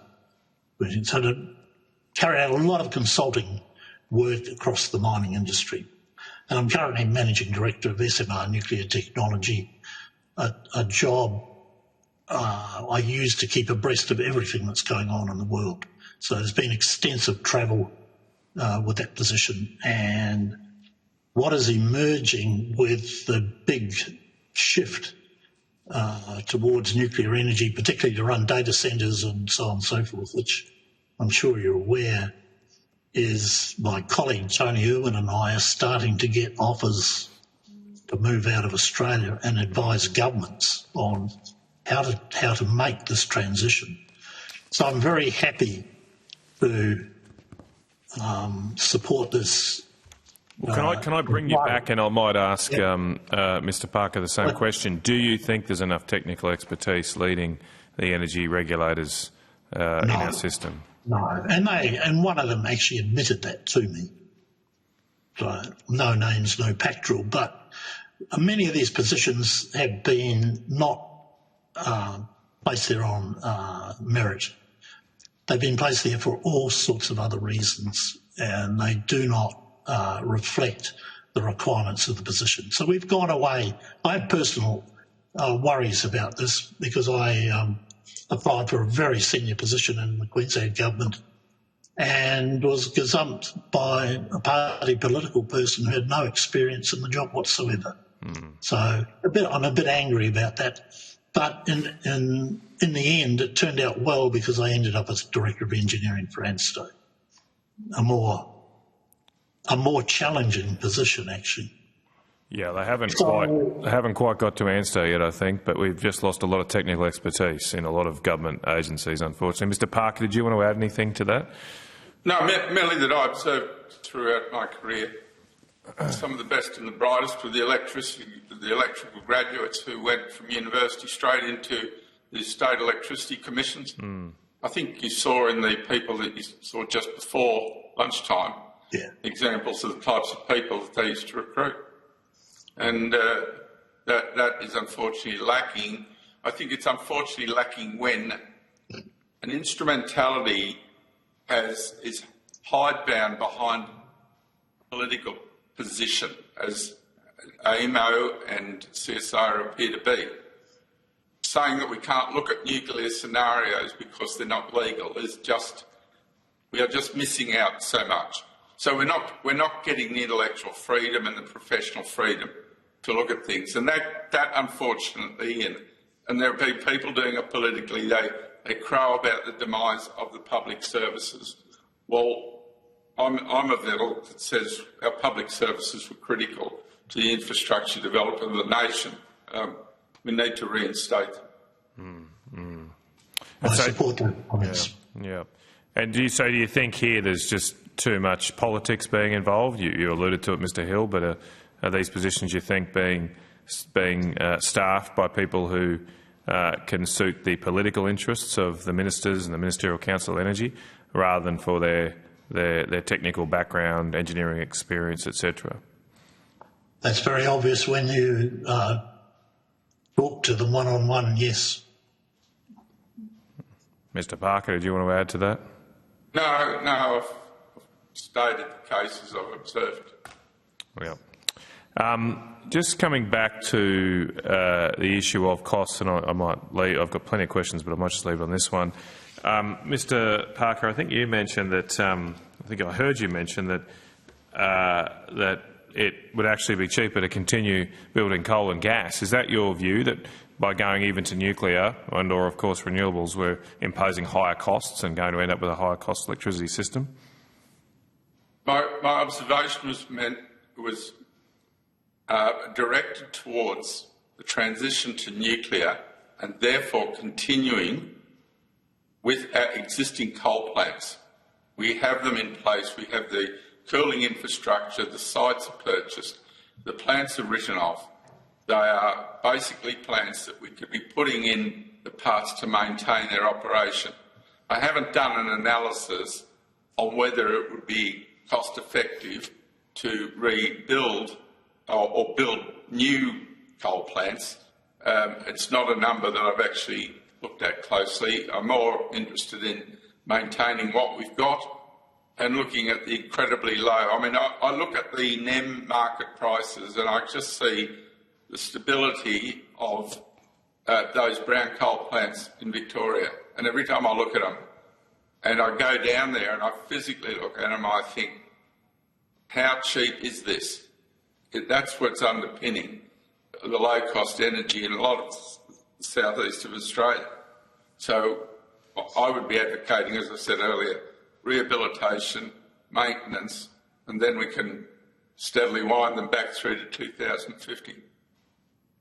Okay. I might add to that question, when I was in the UK, nuclear in the commercial sense was competing with coal, and we always recognised nuclear is about 10% more expensive than a coal-fired power station. I don't think that's changed. Okay. Thank you. Thank you, Chair. Thank you very much. I assume the Deputy Chair has no more? No, I'm fine. Thank you, Chair. Thank you, gentlemen, for appearing today. The committee has set the 14th of November as the due date for answers to questions taken on notice. So if you could respond to those, that would be great. And I now call... Thank you, Chair. Thank you. I now call representatives from the Institute for Energy Economics and Financial Analysis. and Dr. Gabrielle Cooper.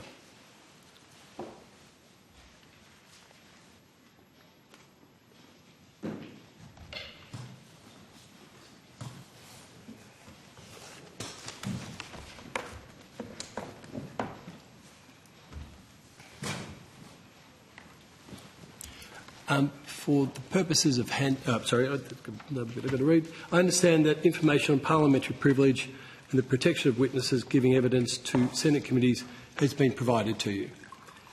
For Hansard record, will you please state your full names and the capacity in which you appear today? Johanna Boya, I'm the lead analyst for Australian electricity at AIFA, which is the Institute for Energy Economics and Financial Analysis. Good to meet you all. You too. Jay Gordon, I'm Energy Finance Analyst with Australian Electricity, also at the Institute for Energy Economics and Financial Analysis. Thanks for having us. Thank you. And Dr. Gabrielle Kuiper, and I'm here representing myself. Thank you. Nice to meet you. And I should thank all of you for appearing today and for the huge body of work that either you've done individually or individually as part of AIFA. I think it's made a great contribution to the debate in energy. As we have seen many, many times today and over the last few days with the witnesses that we've had before this committee. Do you have a short opening statement you'd like to make? We do. Thank you, Senator, and thank you for those comments. We really appreciate the opportunity to be here today, and we're very interested in the economic efficiency of the energy system and better planning and regulation. So it's fantastic to be here to make some comments. So at AIFA, in the electricity team, we're researching electricity market trends and policies. And AIFA is a global energy finance think tank with a mission to accelerate the transition to a diverse, profitable and sustainable energy economy. We're an independent think tank, philanthropy funded, and you can find any information about our funders on our website. And our team, particularly in the electricity team, is focused on the economic efficiency of the electricity system, providing economic benefits and bill savings to consumers, and also emissions reduction and sustainability. And we've found a few particular parts of our research will be most relevant to the Committee on Energy Planning and Regulation. First of all, the large-scale generation and supply side. We're seeing all around the world renewables are now the lowest cost form of new energy supply in most markets, and that's been found by the International Energy Agency and also by Bloomberg New Energy Finance. Solar module prices have reduced by 90% since 2010. Wind turbine prices have come down 50 to 80% since 2009. The national electricity market's now at 40% renewables in 2023. And at AIFA, we do expect renewable energy supply to dominate the new build capacity. And we saw the recent IEA World Energy Outlook also anticipates the same worldwide. On the demand side and for distributed energy resources, we've also done quite a lot of research in that space, and we're finding that consumers are increasingly taking up different distributed energy technologies like rooftop PV, especially as the costs continue to come down. But there's greater opportunity still in the demand flexibility space and also the energy efficiency space, and in making sure that our demand side complements the variable renewable energy that we'll have more and more abundance into the future. And in that, we think that different modelling and in particular the ISP could take into account the demand side with more focus and look at different opportunities in that space more. And that could also flow through to the whole energy planning and regulation space, taking more consideration of demand side and distributed energy resources, because it will be a major contributor to the future energy system. Another aspect of our research we find relevant for the committee is there's an opportunity to reduce network costs through improving the economic regulation of our electricity and gas networks. So at AIFA, we've been researching the profits of the electricity networks, and we found that there were supernormal profits of $15 billion between 2014 and 2023, and that was on top of the allowed profit or the target profit from the regulator of $18 billion. So we've calculated $33 billion electricity network total profit. So we think these profits are definitely higher than we would expect to see under the regulatory regime.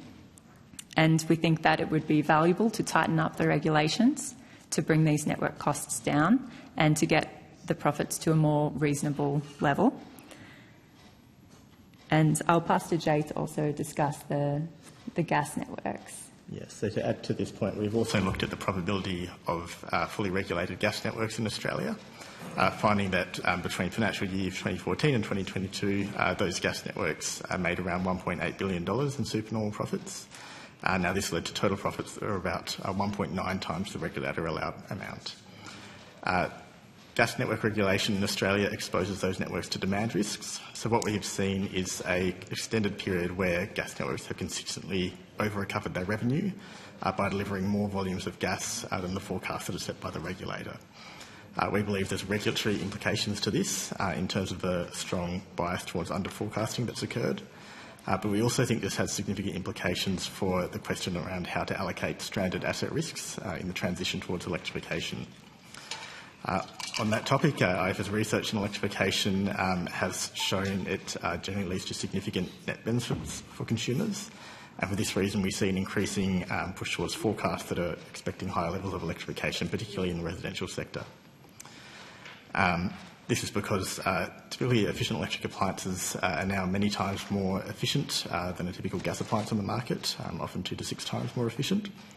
And so there are significant potential benefits in terms of the long-term lifetime costs of appliances that consumers are purchasing. On that note, we think that unlocking those significant potential benefits does require a greater focus in terms of planning, regulation and policies to support electrification uptake. This includes areas such as appliance standards, as one example. But we also see it as a really important factor that within those energy governance frameworks, there needs to be responsibility taken over how to manage the risks associated with the phase down of gas networks in a way that's equitable and does not overburden consumers with costs. Thank you.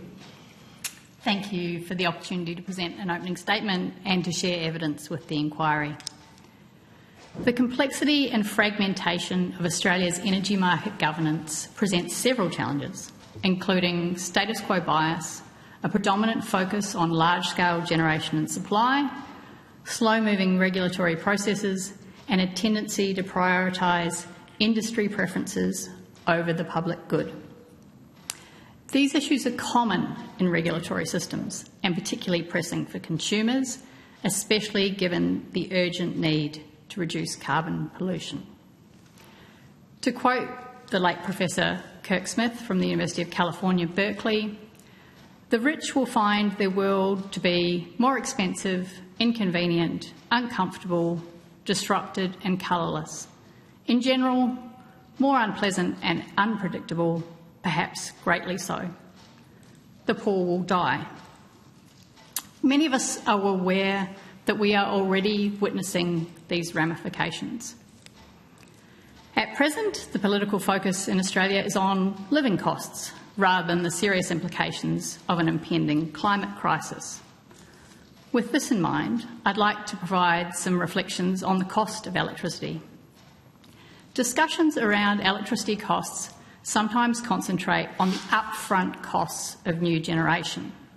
In terms of the generation component of electricity bills, I'd like to note the following. First, there are capital costs associated with building new generation and storage, as well as implementing flexible demand solutions. Capital investment is necessary as Australia's ageing coal fleet is nearing the end of its operational life. The most economic generation sources are those utilising free fuels, which are namely wind and solar. We will need to consider additional costs relating to electrifying gas usage and transportation, as well as replacing fossil fuel exports with cleaner alternatives such as green ammonia and green iron. When evaluating the capital costs of generation, it is essential to remember that we cannot compare them to a scenario without emissions reduction targets. This is not a feasible baseline. We are beyond pollution as usual. It is also important to recognise that generation constitutes only about 1/3 of the average electricity bill.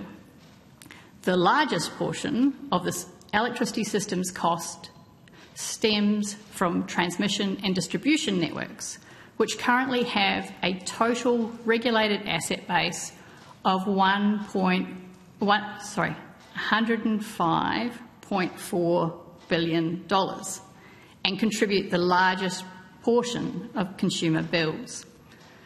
The network requirements will substantially influence the cost differences among future electricity system plans.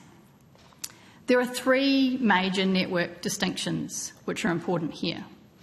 They are new interstate transmission lines, or interconnectors, are mega projects representing the most complex and costly solutions. Transmission extensions and upgrades within states to harness wind and solar resources in regional areas tend to be shorter and less costly. Then there is the potential within distribution networks. You've heard from the Chair of the Australian Energy Regulator that these networks are currently operating at an average capacity of 43%, with considerable headroom for more distributed energy resources.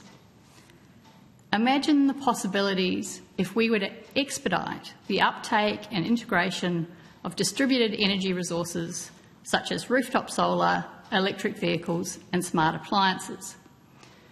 My analysis suggests this could yield a net present value of $19 billion by 2040 through reduced centralised generation and storage costs and lower transmission and distribution expenses, as well as $10 billion in reductions in consumer bills due to decreased supernormal profits in generation. It is essential we examine the costs and benefits holistically, looking at the whole system. And this includes how to assist consumers to replace expensive reticulated fossil gas and internal combustion vehicles. The task, as I see it, is to explore how we can remedy and, where necessary, redesign energy laws, regulations and institutions to ensure the delivery of clean electricity and the electrification of Australian households, businesses and vehicles as swiftly as possible, and, the worst case, consistent with Australia's international commitments. I believe that achieving this within a 2-month timeframe may be quite challenging, and I would recommend further independent examination by the Productivity Commission. The need to restructure energy planning and regulation in Australia has been apparent for more than a decade, since households and businesses began rapidly installing solar panels on their roof, flipping the traditional one-way, large-scale supply of electricity into a two-way, consumer-led transition. There needs to be thorough, expert consideration on how to best facilitate this transformation, alongside any immediate recommendations that may arise from this inquiry. I wish the committee every success in its deliberations and look forward to your questions. Thank you, Dr. Cooper. I might kick off with my colleagues' indulgence. You said just now that you thought a regulation review or changes have been apparent for over a decade now. Is that correct? Yes, indeed. Right. Firstly, I'll say my apologies. It took me this long to get the committee up and running. Better late than never, Senator. True. So I think your point around supply side versus demand side focus, or I think you use the word bias, is quite an interesting one. Where do you see this play out most starkly in the NEM? Look, I think it plays out in a range of circumstances, and it's not a matter of blaming anyone or any institution. It's a legacy issue in terms of the design of the system. And I think what's really important to understand about the transformation and some of the discussions about supply is that when particularly state governments built coal and some gas-fired generation, there was a supply-side focus, and you could only provide the supply from those centralised generation sources. And what we did was ramped the supply up and down to meet the demand. We also shifted a lot of electric resistance hot water loads into the evening to soak up the coal-fired generation. The fundamental flip that's worth talking about is that now we're moving to weather-dependent supply, and so we need our demand to flex following that supply. That is a 180-degree shift, and all human institutions have a degree of status quo bias. There is legacies more or less in the way they're established. I think the really unfortunate thing is that when the national electricity market was established in the 1990s, they essentially missed two vital developments that would have changed the supply side focus. They missed the development of renewable energy technology, failed to foresee that this would come in and costs would dramatically decline, and they missed the focus that was already apparent on the changing climate. So I guess I would say the supply side focus was built into the design of the national electricity market, and turning around a focus like that takes some time. Sure. Some of those things, using your 10-year window, time has been available for that turnaround. So would you say that bias exists today in the NEM, planning for the NEM via the ISP?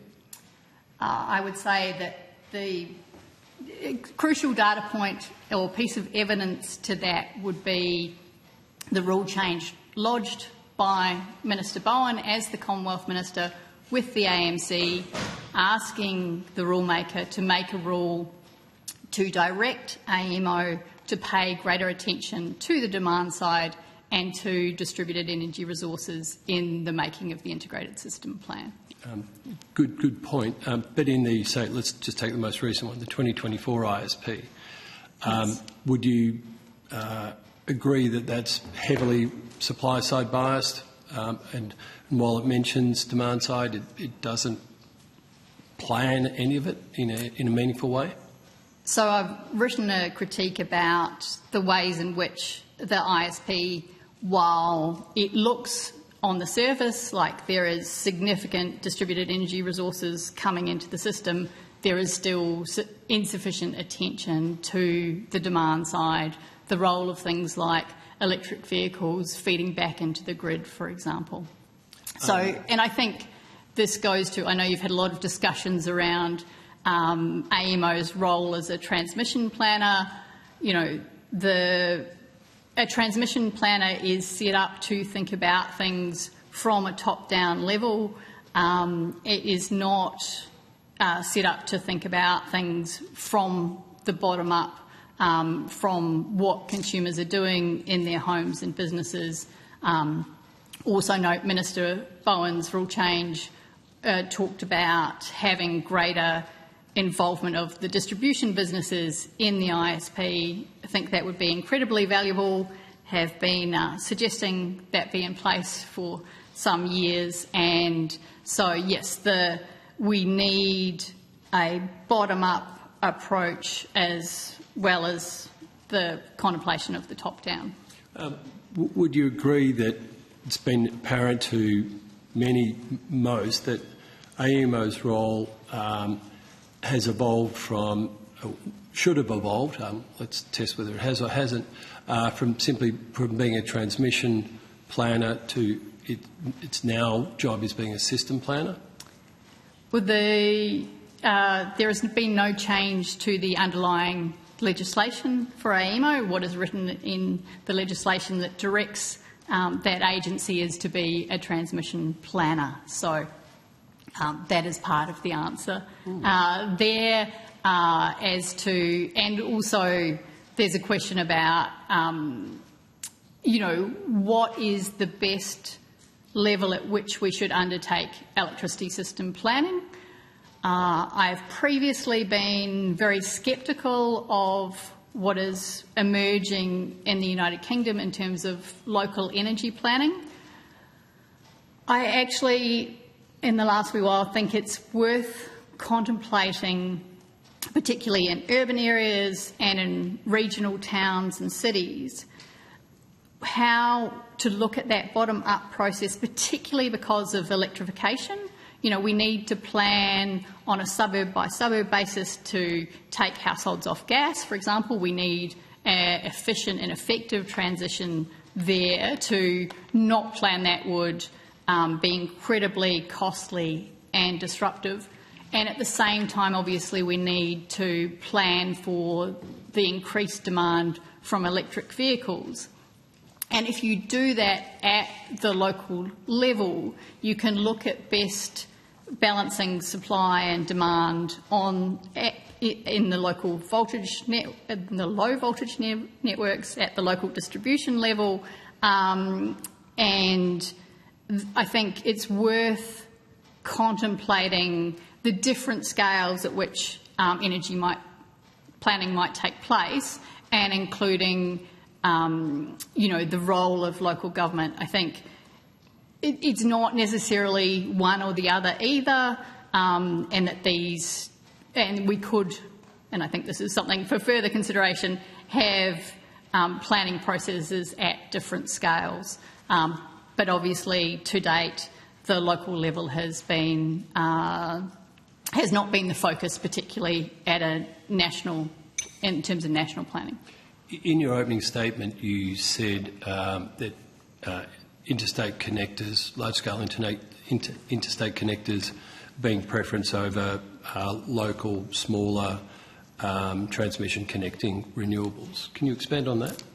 I said the large-scale interconnectors are the most costly and the most complex. I think the really important point to make about that infrastructure is that those are mega projects. There's a Danish social scientist, Bent Flyvbjerg, who's written an entire book on mega projects and risk. Interesting, and he's studied thousands of infrastructure projects around the world. And the larger the project, and obviously in the case of interstate transmission lines, the longer the distance, the more likely you are for the costs to dramatically increase, often by an order of magnitude. I know you've had lots of evidence as to that being the case. Interestingly, Professor Flyvbjerg's solution to the mega projects and risk question is based on having small-scale, replicable projects that can A, be rolled out quickly, but B, where you can innovate with each rollout. So he, in fact, compares, of all the different types of infrastructure in his analysis, actually hydroelectric dams come up the top. I believe nuclear is not on the list, so if it was, it may have been higher. But hydroelectric electricity dams generally have the largest cost blowouts. What, of course, is least likely are essentially renewable energy technologies, and we've seen that as Johanna was explaining in the way that wind and solar have come down the cost curve. These are modular technologies. There's improvements in their efficiency, sort of continuously as a result. Thank you, and there's lots more I could talk to you about that, but might do it another time. For the three of you, because I think forgive me if I'm wrong, Dr. Cooper, you might have written the paper for IEFA. Yes, I am. Also, for the record, a guest contributor to IEFA, amongst many other hats. Where you talk about transmission companies generating supernormal profits or super profits. Fascinating reading and excellent points. I just wanted to put to you, last week when the AER appeared before us, they contested that and put forward evidence or testimony that per capita the prices had come down. They also, just to put it to you, they said when they had initiated a review on this, IEFA hadn't put in a submission to those reviews. Do you want to make any further comment on this as a topic or how it's handled? Yeah, so we've engaged with the AER on this topic around supernormal profits and had a lot of discussions with them on it. And yeah, we've found that there is a significant issue within the regulatory regime where these network profits are really in excess of what you would expect under effective regulation. And we initially put out a report finding that the supernormal profits from 2014 to 2022 were about 11 billion, and the AER confirmed similar figures from financial outperformance. And we actually looked at whether those financial outperformance or supernormal profits of the electricity network is related to productivity, and we found that there was no correlation between the supernormal profits and the productivity of the networks, implying that these supernormal profits are not necessarily earned from the networks being more productive, but rather extracted. So we think it's definitely an area that needs further looking into. And with regards to AER's response on, the capex coming down over the period, they were looking at a certain time frame that had a pretty high capex spend. I think they were looking at 2014, and Jay's looked into this more. So yes, so generally the figures that have been cited by the AER referred to, for example, expenditure reductions and improvements in productivity from a baseline of around 2014 to 2015. The challenge with that baseline is that it essentially follows a period that's generally accepted to have had quite significant overinvestment in electricity networks. So we would certainly have expected productivity to have improved from that baseline. The question that we raise is whether or not it's reasonable that consumers have effectively rewarded networks via these supernormal profits for those reductions to have occurred. And again, as Johanna mentioned, there isn't strong evidence that we've seen to link those supernormal profits with productivity specifically. One other point that I would add on that is that in terms of the drivers of supernormal profits, there are a number of drivers, some of which do relate to incentive schemes under the incentive-based regulation. There are other drivers of supernormal profits that we don't believe can be linked to consumer benefits. This includes cases where networks have essentially outperformed their cost of debt allowance or had a different, essentially, gearing ratio of debt to equity compared to what the AER's benchmark level was. And specifically with regards to gas networks, the largest driver of supernormal profits is actually a feature that's unique to their regulatory regime called revenue over recovery, which represents, as I referenced in our opening statement, this difference between forecast and actual demand for gas networks.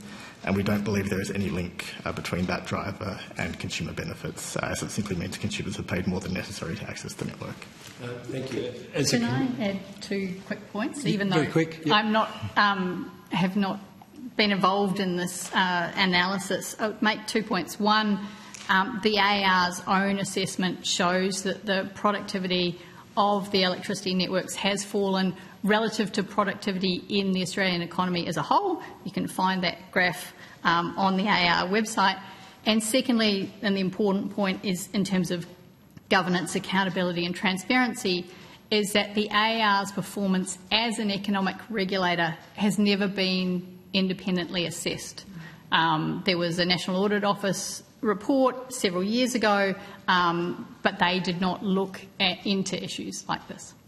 Thank you. As a committee, we're incredibly interested in productivity and economic efficiency So a question on notice. Do you know of any other models that might be able to price transmission more economically efficiency? I mean, the cost of recovery it seems to be a very blunt way to do it, and we probably don't have time to do it now, but if you take that one on notice, I'd be keen to see your response.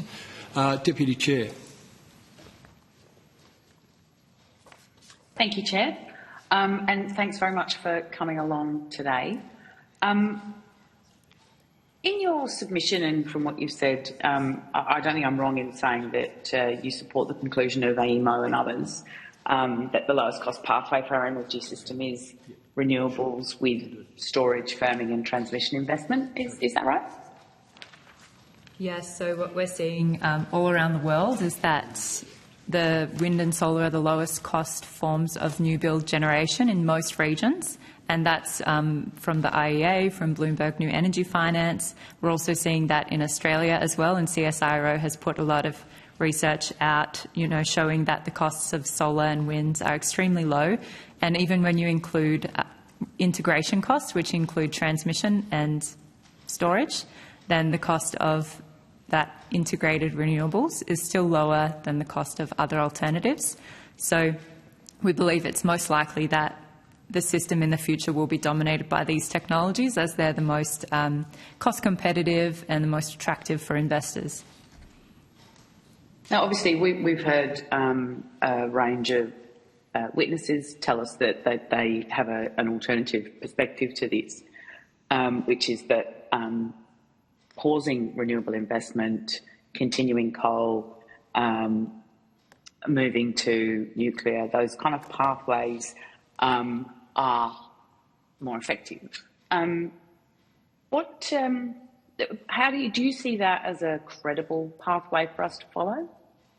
So we have researched the cost of nuclear. We looked at the cost of nuclear from recent build experience in economies comparable to Australia, and we found that the cost of nuclear is extremely expensive.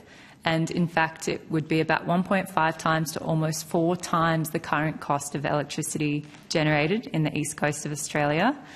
And that's based on experience in the UK and America. So we do expect that, the most economic pathway forward is renewables with storage, because nuclear is facing these extremely high costs, but also, as I'm sure you've heard, there's significant issues with trying to get the nuclear in the time frame that we would need it. It's not likely that we could have one installed until the 2040s, so it likely won't play a major role in decarbonisation because we need to replace the exiting coal-fired power plants much sooner than that. Could I provide a follow-up on distributed energy resources, Senator Grogan? Thank you, that would be great. Yeah. So in terms of where the $19 billion benefit in distributed energy resources by 2040 comes from, I think it's really important to understand that if you have, say, rooftop solar installed on your home or business, then you're obviously reducing the use of the networks, and that should reduce the network cost. You're also not paying for centralised generation or storage, nor are you paying retail costs. So having more distributed generation, storage and flexible demand in the system can substantially lower costs. If you were to pause renewable energy generation deployment, presumably you would be seeking to pause the installation of rooftop solar on homes and businesses, and that would mean that homes and businesses would not be able to take advantages of all the cost reductions that would accrue to them personally, but also that we would fail to realise those cost reductions for the system as a whole and for the Australian economy as a whole. Okay, and what other implications would you potentially see from the continuation, potentially expansion of coal? So issues with expanding or continuing coal is that coal power plants are ageing generators and they're increasingly having, more outages. and with expanding or refurbishing coal, it would obviously come with significantly high costs and would also come with high emissions and wouldn't enable us to get to those renewable energy targets or emission reduction targets that have been set. So I think that's probably the main challenge there. Cool. And have you engaged with the work that the CER is doing around their roadmap? So we have been reading the CER roadmap, and have we been engaged? I actually sit on the reference group for the CER roadmap, assuming you're meaning the Consumer Energy Resources Roadmap as opposed to the Clean Energy Regulator. Yes, yes, in this world of multiple acronyms. Okay. Do you have any insights that you would like to share with us? In terms of the roadmap, I think it's fantastic that we have that as agreement across all members of the Ministerial Council. I think obviously it's urgent that we see a lot of the actions set out in that roadmap implemented as quickly as possible. One that I'd really like to highlight is this issue of the current high voltages in our distribution networks, because I'm aware the committee's very concerned about cost to consumers. So in Australia, the distribution networks are supposed to run around 230 volts. Currently, on average, they're more like 245. That is like pushing more water down a pipe. Essentially, consumers are paying for more electricity supply than they need. There are also two other consequences. One is that solar systems exporting to the grid are more likely to be cut off because they automatically cut off at 253 volts. And the other one is that appliance lifetimes can be significantly shortened. So for all of those reasons, the estimated costs of the higher than standard voltages in the distribution networks around the national electricity market is over $1 billion per year. So it strikes me as important and potentially relatively low cost to address that issue as soon as possible. I understand the Australian Energy Regulator has contracted the University of Wollongong to do a cost-benefit analysis around that, but we haven't yet seen that, and there are no actions in the roadmap to take that forward. However, the Victorian Government and the Victorian Minister has already acted on this and has already brought down costs for consumers in Victoria. So there are actions there that can be followed across the national electricity market, which I guess goes partly to the fragmented nature of the governance and the fact that we haven't had, in this case, a national regulator, the Australian Energy Regulator, taking a leadership role and having this issue has been identified for several years, but we haven't had the national regulator, which says in its corporate plan that it also does policy and advocacy on behalf of consumers, very focused on their costs, hasn't taken action proactively to address this issue. Okay. And in terms of Energy Consumers Australia, what ideas do you have about making that a more effective organisation when we're talking about, the role of consumers and their what the system impacts are on them? So the role of consumers is extremely important, especially as we're moving to a system with more consumer energy resources. The voice of the consumer is becoming even more important than previously. And I think what would really help consumer representation advocacy is better information, in particular with regards to the electricity network profits.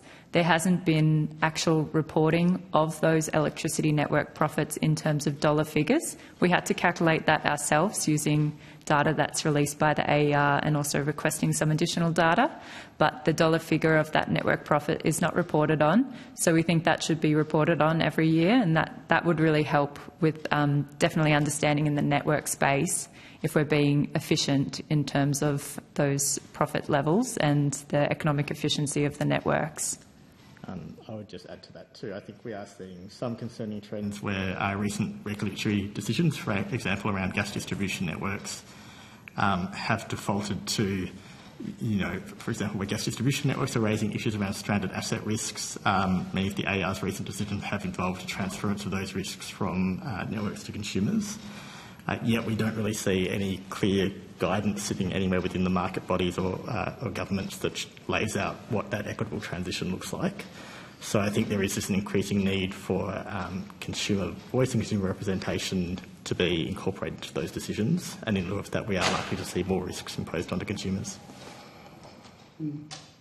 Okay. And in that regard, would you just see it as a greater level of reporting to consumers, or do you see a greater role for them in other senses? It would potentially be both, but we're an energy finance think tank and we mainly track the economics and financial questions of different energy technologies. So it's not exactly our area, but I would say potentially both. Okay, thank you. Thank you very much. I really appreciate your input and your time. Thanks, Chair. Senator Kenebatt. Thank you. Just wondering, did you say the IEA says that renewables are cheaper than nuclear? So the IEA in their recent World Energy Outlook reported that most countries around the world, renewables is the lowest cost, and I can share that with you afterwards if you'd like. Okay, have a take on those. I'm just referring to a report by them on the projected costs of electricity. In that report, they say, just bring it up again, they say, as a direct quote, electricity from the long-term operation of nuclear power plants constitutes the least cost option for low-carbon generation. Are you familiar with that finding? I believe that was comparing a bunch of costs of different power sources across the world. I'm not familiar with that, but I'll definitely look into it. But what we've seen from the recent experience of actual nuclear power plant construction costs is that it's one of the most expensive forms of electricity generation and would far exceed the current cost of any of the electricity generation sources that we have in Australia. We saw Hinkley Point C costing $90 billion. We saw Flamanville costing $28 billion and taking 17 years to construct. Vogel cost $35 billion US in terms of total construction cost and had a capital cost blowout of 2 times. And Finland's Olkiluoto took 18 years to construct, had a capital cost blowout of 3 times and cost $24 billion in Australian dollars, excluding financing costs. So the actual experience from the real-world construction power plant builds has been extremely expensive, and what we have seen from the history of nuclear is not the same cost decreases that we've seen in solar and in wind. In solar, we've seen 90% module price deflation. We've seen 50 to 80% reduction in wind turbine costs. We haven't seen anything like that in nuclear. And further, small modular reactors, there's very, very little certainty around those costs because we don't have any operating anywhere in the OECD. So those ones, it's also very hard for anyone to say what the cost of those would be because they're not operational in relevant countries to Australia. My understanding is you've done a report on this. How many nuclear power stations did you look at? We looked at 4 that have been constructed, and then Dukovny, which is a proposed project, because that is an example where the South Korean reactors are being built in the Czech Republic. So we thought it was a good example of the potential cost of South Korean nuclear reactors. And we also looked at NuScale, because that was the small modular reactor that was pretty far progressed in terms of its planning. And so we looked at the NuScale cost to understand the small modular reactor costs. The IEA report I referred to, where it said that nuclear was the least cost form of low carbon generation, it looked at 16 different countries. Is there any reason you only chose 4? That seems a little bit like it was cherry-picked almost. So we looked at the countries that have economies comparable to Australia in terms of similar labour conditions, similar form of government, similar size build program to Australia. You could look at Korea, but there's 26 reactors there and they've been building since the 1970s, so they would see very different costs, and they're deploying their own technology there, so they would see very different costs to Australia. And so we looked at these examples because the UK and America is very, very similar in terms of economies to Australia, and their costs are representative of what we might experience here. In fact, we may even see higher costs because we have no experience with nuclear, whereas these countries do have experience with nuclear over many years. So, any reason you excluded Canada? Well, so we looked at projects that have commenced construction in the past 20 years, and there's no projects in Canada that have commenced construction in the past 20 years. All right. This doesn't seem like enough data to draw firm conclusions. Just on the... Well, one question's perplexed me for a while here is we're often told that renewables are the cheapest. Now, we have massively expanded renewable energy in Australia. We've gone from it being about 10% of the NEM to now around 40%. Why, in your view, hasn't that led to a reduction in power prices? Well, it has led to a reduction in wholesale prices. We've seen wholesale prices going into zero or negative territory for 20% of the intervals in Q3 of 2024. In Q3 of 2024, wind and solar were setting the price. When they were setting the price, they were setting it at negative $40 to negative $35. Black coal was setting the price at $85 per megawatt hour, and gas was setting the price at $272 But can I just clarify, per megawatt hour. Are you suggesting that wholesale power costs in Australia are cheaper today than they were, say, 15 years ago when we started significantly increasing renewable energy? On average, like average across the year. Obviously, customers pay across the year. The points in time are irrelevant. I'm asking, on average, say for the last 12 months, last 24 months, is the average price of wholesale power cheaper today than it was 15 years ago?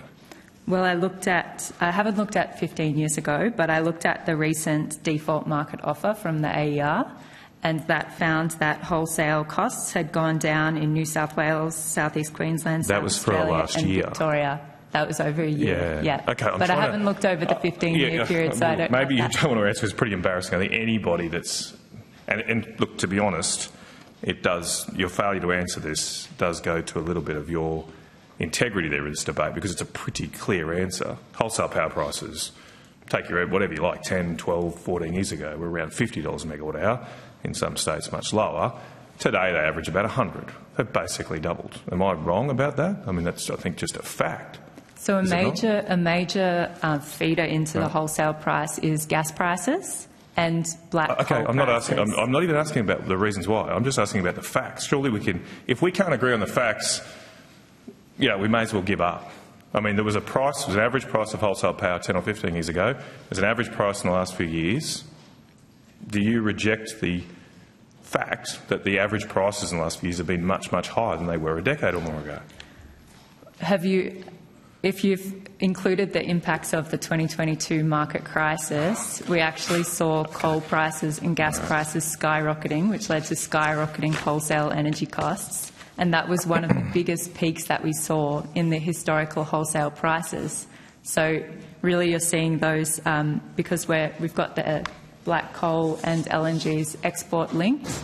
So in Australia, our domestic energy prices of black coal and LNG are influenced by international prices. Well, I'm happy to take on those, but my point holds before Ukraine.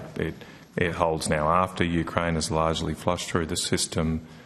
As I say, I struggle then to believe anything you're saying if you're not going to accept basic facts like that. That is, it's just a basic fact that wholesale power prices have gone up in Australia quite considerably. I would add, I think a relevant question to be asking here is also what would wholesale prices be today in the absence of the renewable energy rollout that we have had? And so I think this analysis... Okay, that's a different question. But do you, sir, do you accept that wholesale power prices have increased? Roughly double? We haven't. Okay. We haven't done that analysis, looked at that. We haven't looked at this since 15 years ago. All right. Okay. Now, you obviously think we should continue to pursue the increase in renewables. You believe it's the least cost, but your submission also argues that we need the Commonwealth Investment Scheme, which is effectively a subsidy for renewables. Why, if renewables are cheaper, do we need to subsidise their rollout?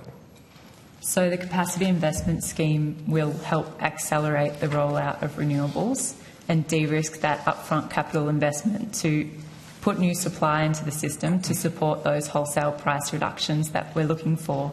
So if we induce a lot of supply into the system quickly by, reducing some of those financing challenges, then that will help bring down those wholesale prices. So that's why the Capacity Investment Scheme will, be a significant contributor to the success of the energy transition in likeliness. But no we're doubt yet to see the impacts of the scheme so far. No doubt subsidising something is going to deliver more of it, but I'm just trying to get to the bottom of what, if it were cheaper to do renewables, wouldn't people just invest in them anyway? Why do we need to subsidise them? Could I perhaps provide a bigger picture, contextual kind of, or conceptual kind of answer to that question is the market design was developed for a relatively static system.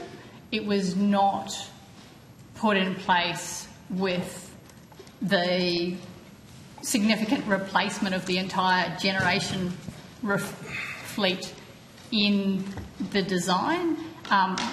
Essentially what we're running on is still largely the state government funding the capital costs of the construction of coal-fired generation and some gas post-war through the 70s and 80s. So major generation has always in this country been funded by government, effectively a subsidy by taxpayers, and also the other piece of, important context here is the issue of risk, and particularly because of the policy uncertainty over the last decade with the withdrawal of the carbon price nationally and particularly its influence on the electricity sector, and then various uncertainties in overarching government policy, that has been a significant factor in the investment not coming in.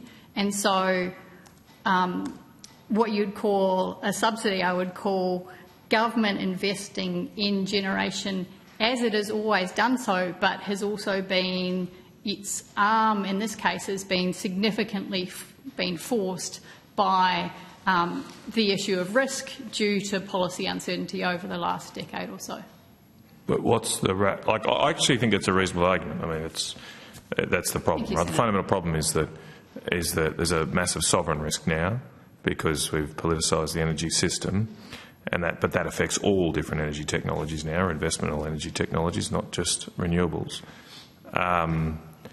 But what's the rationale then for excluding gas in particular, I would argue coal as well, from the Commonwealth, from the Capacity Investment Scheme? If renewables were cheaper, we could include coal in it and it wouldn't... Yeah, they'd win the auctions, right? I'll let Aoife answer in a minute. My answer would be twofold. One, it's costly, and Johanna's spoken to the internationalisation. But they'd win the tender. If gas was too costly, they wouldn't be able to compete in the tender process. So that's the first answer is it's very expensive. The second answer is that we cannot avoid our international commitments to reduce emissions, and has been spoken about in this committee before. The cheapest, fastest sector to decarbonise is electricity. As soon as you decarbonise the electricity sector, that can assist with decarbonising the transport sector, which is a growing source of emissions. We need to get electric vehicles at all scales into the system in Australia as fast as possible. The other advantage of that, and because you spoke about sovereign risk, is that as soon as we have decarbonised electricity supply, then we can have decarbonised transport, and Australian households and businesses will not be paying for imported oil in the form of petrol and diesel. And I think that level of energy independence, the fact that we could have vehicles running off solar and wind and batteries and everything else in Australia is not only very important in terms of our sovereign risk, but is also very important in terms of economic productivity and the prosperity of Australia into the future. I realise we have no more time, but I would say that even the ISP, which purports to be consistent with their international commitments, calls for 13 gigawatts of more gas, even under the ISP. So I'm not sure if our international commitments are a reason to exclude gas when it is factored in under the current plan that captures those international commitments. Thank you. Thanks, Chair. Thank you, Senator. Thank you very much for appearing. Should you have been asked to take any questions on notice, which I believe you were, the committee has set the 14th of November 2024 for those to be returned. So, again, thank you for appearing. Appreciate it very much. Thank you. I'll call to the table Energy Hub, Independent Engineers and Engineers Australia, etc.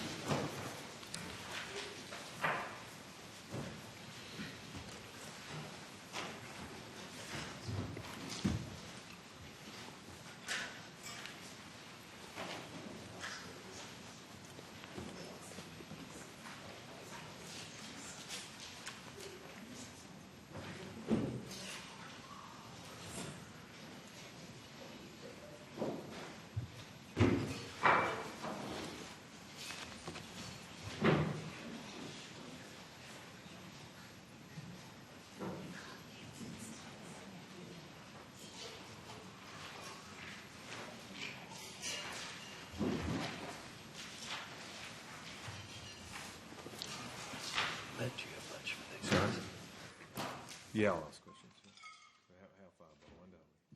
What are we got? 3 Now? to go.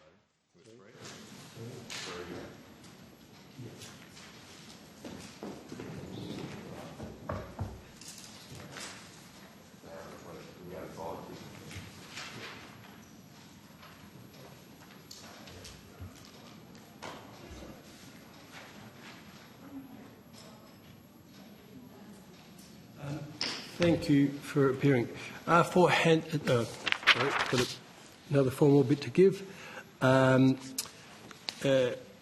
understand that information on parliamentary privilege and the protection of witnesses giving evidence to Senate committees has been provided to you.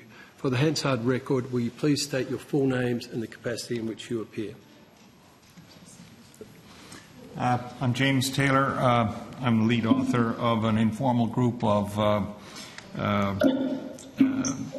scientists and engineers and business professionals who have, without any funding from any sources, taken upon themselves so to... just your name and the name of your organisation, okay. thanks, or the capacity in which you appear. That's it. Thank you. Thank you. Hello, I'm Kylie Walker. I'm the Chief Executive Officer of the Australian Academy of Technological Sciences and Engineering. Thank you.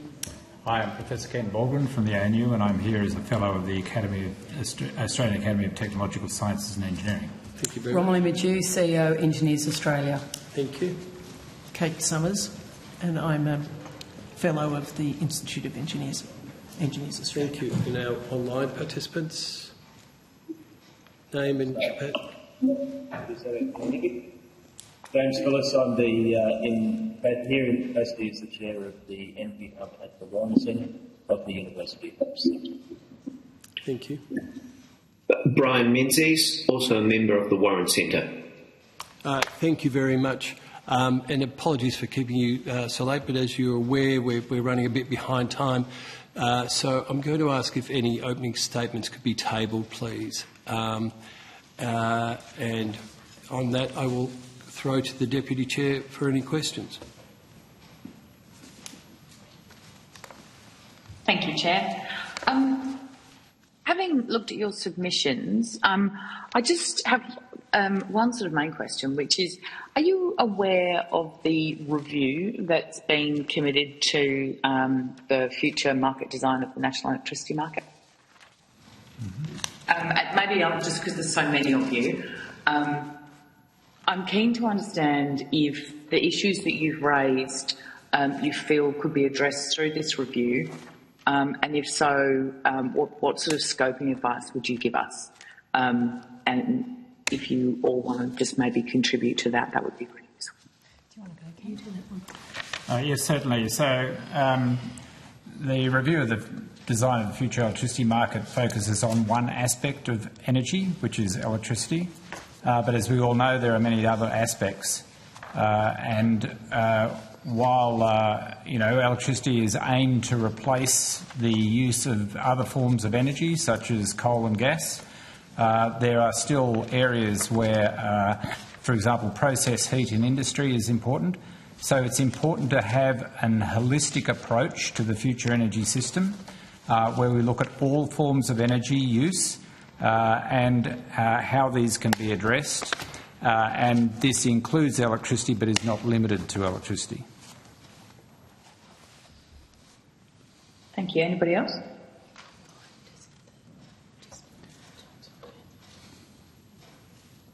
No, nobody else has another comment? Sorry, Senator. Yes, in our tabled remarks were the fact that no dimension of the electricity system can be regulated or dictated independent of the others. And what we're seeing is a massive change in the physical structure of the system, and it would be probably foolish to try and redesign the market without taking into consideration the full technical changes that are occurring. Thank you. Anybody else? I'm sorry, but I'm not familiar with the review of the design of the electricity market you referred to. Our submission is focused on the ISP and the role of AEMO, AER, and AEMC. Okay, thank you. This inquiry is very much about planning and regulation. There are two sort of pathways forming up here. There's people who believe that the renewables pathway is the best pathway, obviously with storage and firming. But then there's an alternative perspective that continuing our coal-fired power stations and adding nuclear and keeping gas and renewables effectively, broadly where they are now, is a better pathway. Do you have a perspective on the choices of those two pathways? I certainly do. In our review of the ISP over the last 5 years or so, we have made submissions to AEMO. We have regrettably concluded that the ISP is not fit for purpose. It meets none of the national electricity objectives. And we provided detailed engineering analysis and backup for those positions, but nothing really has changed. We do feel that the entire system it starts with CSIRO's Gen Cost report, use that as a justification for an energy policy which is prescriptive as to which technologies to put into the NEM, and which constrains AEMO to looking at only those particular pathways, is counterproductive. The conclusions we've reached is that the reliability of the present ISP will not be achieved by a very large margin, that the cost of the ISP is substantially higher than alternatives, and we have included in our submission some appendices of those reliability and cost studies to prove that. Thank you. Anybody else wish to comment? Thank you, Senator. We remain open to the technology mix, which is best to create safe, clean, affordable and reliable energy generation in Australia, noting Australia's strategic geographical advantages and limitations. And we encourage robust and evidence-based discussions amongst the community to explore energy technology and technical considerations. Thank you. Anyone else? Yes, Senator. From the Energy Hub's perspective, we respond similarly to our colleagues. We're quite certain that in its current form as an execution plan for the development of the N, the ISP has a very high risk of failure. It is unlikely to be effectively work to ensure that the grid and system controls work effectively, or that they deliver low-cost electricity when compared to other OECD countries in the future. And that we're concerned that we're not being sufficiently open to the possibilities of other future technologies in relation to generation, transmission and distribution. And as matters currently stand, we're heading further and further away from system reliability, power quality and global best practice in regard to operational control, and therefore ultimately the delivered cost to the consumer. Anybody else? Okay. Thank you, Chair. I'm done. Thank you. Senator Canavan. Well, thank you. Well, look, I might just start with a generic question, because we're now into the third day of these hearings, and I suppose I came here with this view anyway, but almost anybody on the street, anyone with common sense, can see that the energy system is failing Australians right now. It costs a lot more than it used to, and it's less reliable than it used to. So some have already indicated some part of an answer to this, but just want to ask a generic question. Why is it failing? Why are things not as good as they used to be? Your engineers are representing engineers. Why isn't the system working as well as it did 10 years ago? We never had big parliamentary inquiries into energy before all this transition word became commonplace. So why is it failing? Senator Canavan, our submission has stated quite clearly that there is a serious lack of accountability in the system. AEMO's ISP efforts are not being reviewed by any body external to itself. Their public consultations, good idea, but the people who evaluate those inputs are AEMO themselves, and they're free to ignore them and carry on as they always have. So can I invite one of my expert colleagues to respond? Yep, whoever wants to answer you. Yes, so I guess in answer to your question, what has changed over the last period, we're going through an energy transition that we've never been through before. So that is clearly a change. And what this has meant is that we've had to shift the way that we generate energy, transmit energy, distribute energy.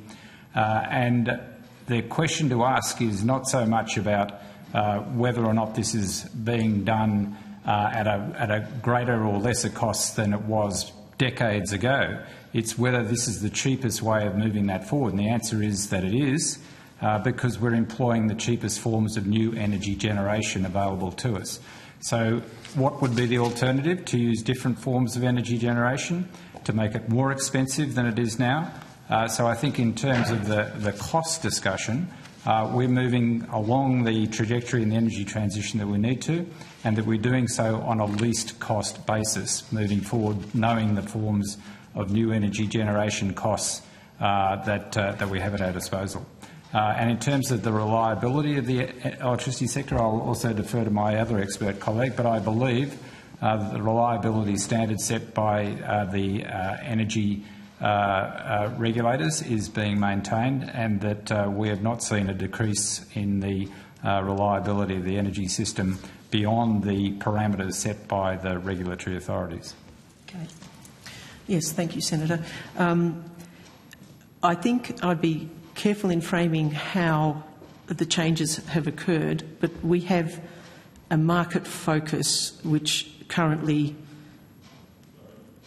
can be weighted towards market solutions, and part of the problem in that is not having adequate engineering voice around power system solutions. So one of the key areas that we really ought to be addressing is that the market tends to solve one problem at a time, and sometimes that comes at a higher cost than if you use that to solve with more engineering input. You might solve it and solve more than one problem at a time. I think that's the best way I could frame it, because it tends to be focused on market rules and complication in market rather than what's the technical solution that would actually come up with the best outcome. Okay. Senator, if I may, there's a couple of things that have gone on. One is the magnitude of the change. So the system we had 15 or 20 years ago is very different to the system we have today, and that's when the rules were built. And the rules were built to do minor course correction to a system that was pretty stable. It had been well built and it was operating pretty well. Since then, things have changed dramatically. So we've got massive amounts of renewable and variable energies that come into the system. We've had new requirements around decarbonisation that didn't exist in the old days. And the regulatory regimes have been slow to catch up. The system is a market. It has market signals, but there's a lot of lag in the time it takes to build things. And so we are suffering from that lag and the fact that the regulations haven't kept up with the changes we've been seeing. If no one else, can I get more specific? The 82% renewable energy target by 2030, when you look at the ISP, and the Centre for Independent Studies had some excellent graphs, or I think they extracted the graphs they put in their submission out of the ISP. When that got introduced, it massively constrained the technology pathways that had previously been looked at in the 2022 ISP, because you had this other binding constraint now of 82% renewables. Do you all think that 82% renewables by 2030 is a good idea? So let me state the position of the Academy of Technological Sciences and Engineering, which is that we need to keep within a 1.5 degrees centigrade increase in global temperature, and that the only way forward is to decrease our emissions on a trajectory that allows us to meet that within a reasonable time frame. So by having these targets going forward, does a number of things. One, it provides planning certainty for not only government but industry to move forward in a way that diminishes their cost of finance in making the energy transition happen. This is an important consideration because, as we see from past government policy uncertainty, the increased costs of finance have got in the way of investment in the technologies we need. Just before we go on to others, I just want to drill down on that. Where's the link between the 82% renewables and the 1.5 degrees? I mean, this is separate. I'm taking separate from the carbon budget, which was previously in the ISP, Indeed. Right, which was certain international commitments to reduce emissions. On top of that, there's then been added this 82% quite, I would say, arbitrary target. Why do we need to do that? There's no international commitment we've made to do that. And as I say, it does seem to be quite a binding constraint around our optionality going forward in terms of what technologies we use. Yes, so it's a matter of trajectories towards a future net zero position. And as you follow that trajectory, every year that you emit carbon dioxide and other greenhouse gases... Can I just bring back to the renewables point, though? That's different from carbon dioxide. Why do we need the renewables rather than a carbon target? Let's talk about the overall trajectory first. If you don't have an overall trajectory that limits the total amount of carbon dioxide emitted up until net zero to a certain level, you'll get beyond the 1.5 degrees. In order for the decarbonisation of the entire economy to happen, decarbonisation of the electricity system has to happen first. So in order for that to allow the rest of the economy to be electrified, you need to have an ambitious target for decarbonising the electricity sector first, and then use electricity to decarbonise the rest of the economy. And that's what having these targets gives you. It gives you a pathway to reach a 1.5 degree future, and it provides industry with the certainty that they need to decrease their costs of finance to make this happen at least cost.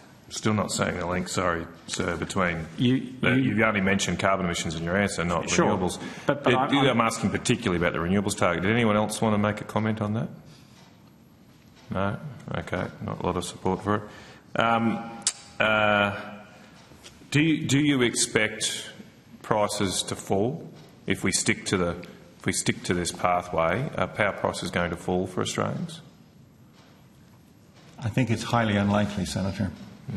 The capital cost for the ISP, as it's written today in our estimates, taking the capacities that are listed in the ISP itself, multiplied simply by the capital cost factors in the Gen Cost report, those are all their numbers, add up to $1.1 to $1.6 trillion.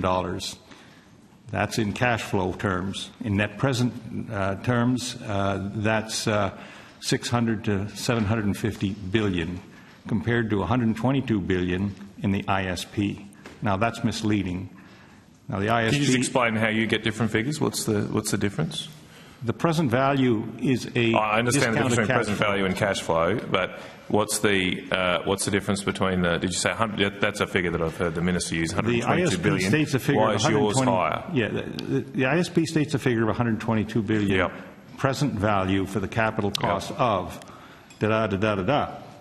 minus, but they then have an exclusion of past, current, and anticipated projects. And all of the consumer... they exclude all the batteries and rooftops. We've done our analysis based on a whole-of-system basis using the capacity factors that are in the ISP factor itself, simply multiplied by the capital cost factors in the Gen Cost. And it comes out to $1.1 to $1.6 trillion. In present value terms, at 7%, which is what they've used, that comes down to about 600 to 750 billion. That's 4 times what the 122 billion is that the ISP advertises as the cost. It's very useful. Yep. Senator Mayo, thank you. So we know that over the next decades, much of Australia's ageing fossil fuel infrastructure will need to be replaced, and that's going to require significant investment to keep it running. We know that currently the cheapest forms of energy are solar and wind, and that makes replacing the coal power stations with solar with a bit of wind to top it up the best choice to keep prices low. So prices might increase a little bit, but then they are going to they won't increase by as much as they have, and then they will stabilise after that transition has been effected. And we believe that supporting investments into infrastructure, including transmission and energy storage infrastructure, is going to be the best investment to drive lower energy prices rather than replacing or extending the lifespan of ageing fossil fuel infrastructure. Can I ask, what do you base your assertion that solar and wind is cheaper? Last week, AEMO admitted that in the ISP they don't do a whole-of-system cost of the pathway. They don't actually measure that. And so I recognise we've got the CSIRO, but that's LCOE, and I'm sure as you as engineers would know that's a fairly limited measure. So what gives you confidence that at a whole-of-system level, a solar and wind dominated grid will be cheaper than alternatives? Well, what's it based on? So the Academy's perspective is based on the views and the advice of our fellows who provide evidence-based advice, and I'll invite Ken to... Is that written down, and is there a report on this or some such that we could... We've got a number of materials across our website. We'd be very happy to maybe you could take it on notice. Provide those for you. Do you think we should, like as engineers, do you think we should do a whole-of-system cost analysis on the different pathways that are mapped out by the ISP? We apparently don't do that right now. So, Senator, just to clarify the Gen Cost figures, indeed, Gen Cost does look at LCOE, as you point out, which is, as you say, a limited form of evaluation. But they also go beyond that when it comes to looking at the amount of solar and wind penetration in the system, and then they do an additional cost of the extra transmission and storage that will be needed, and that is added to the cost of the solar and wind combinations that produce a particular percentage. So they have numbers for 60, 70, 80 and 90% renewable penetration into the electricity system, and that includes the additional costs of storage and transmission. But it's not a whole of system cost. They don't do whole of system modelling for that. So they do the whole of system in that it includes generation, transmission, and storage. But there might be other costs associated with things like frequency control and that sort of thing. But nonetheless, the Gen cost figures include some of the major contributors to the future systems cost. Can I just look? We better wrap this up. But Ms. Maddow, can I just ask what happened with Mr. Parker's presentation? There was widespread reports that he was due to present at an Energies Australia event. It was then that particular presentation was criticised by Simon Holmes Court, and then under an Energies Australia Twitter account or X account, there was a response to Simon which said, "Thanks, Simon. This event has been pulled. This does not meet our guidelines, and we're investigating how it was scheduled." Why would Engineers Australia say that a presenter advocating for nuclear was against your guidelines? So the event was held in July. The initial event was cancelled, and we've been very public about our apology both to Mr Parker and our Newcastle engineers on the way that was handled.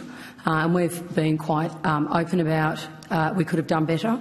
So the event was held it was a hybrid event. It was held on the 24th of July, and Mr Parker presented at a local committee in Newcastle, so it was rescheduled, and we apologised.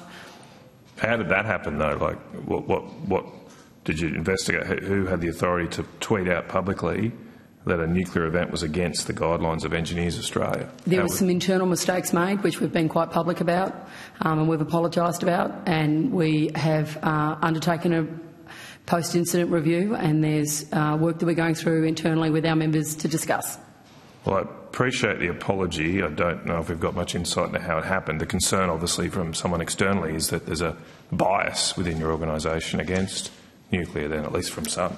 We've held a number of nuclear events. We have a nuclear area of practice, and we've got more nuclear events coming online with other events that we hold. So I'm not sure that I'd comment that we'd be biased. Okay. The problem is the perception, right? I've got no idea how you operate internally, but when something like that happens, it obviously affects perceptions. I believe you've also released a report recently into the different, well, at least there were some conclusions on the different wage levels of salaries.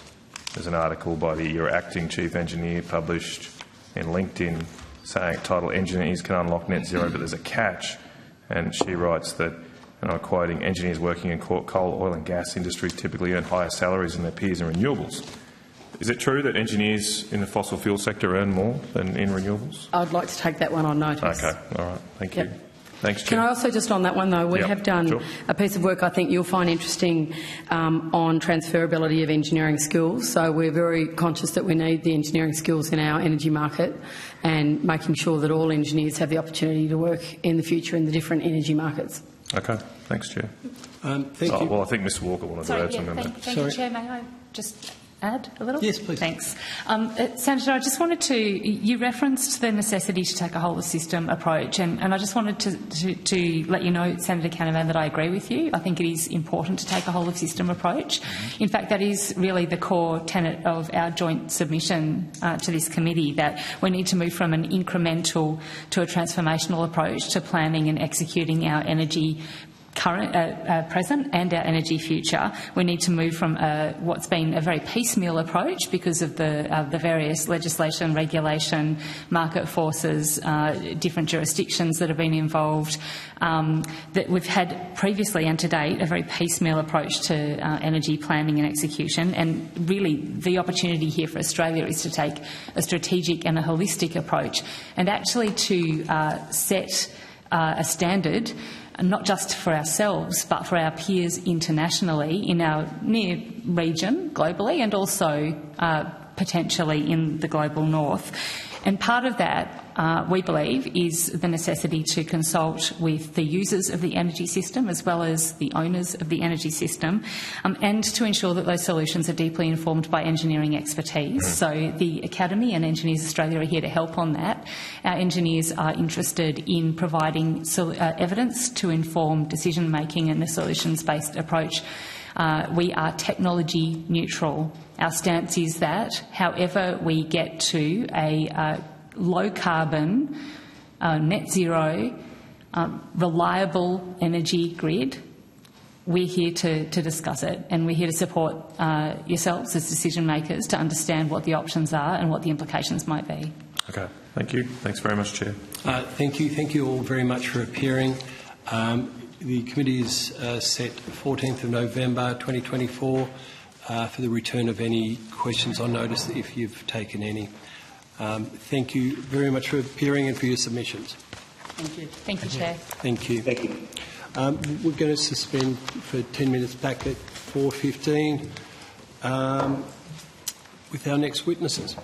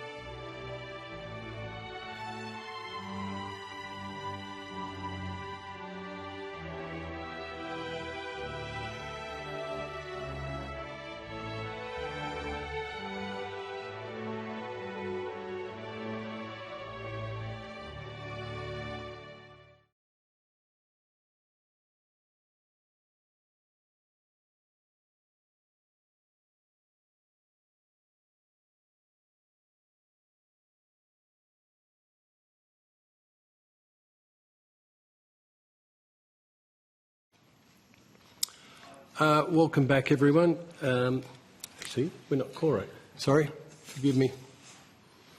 Just realised.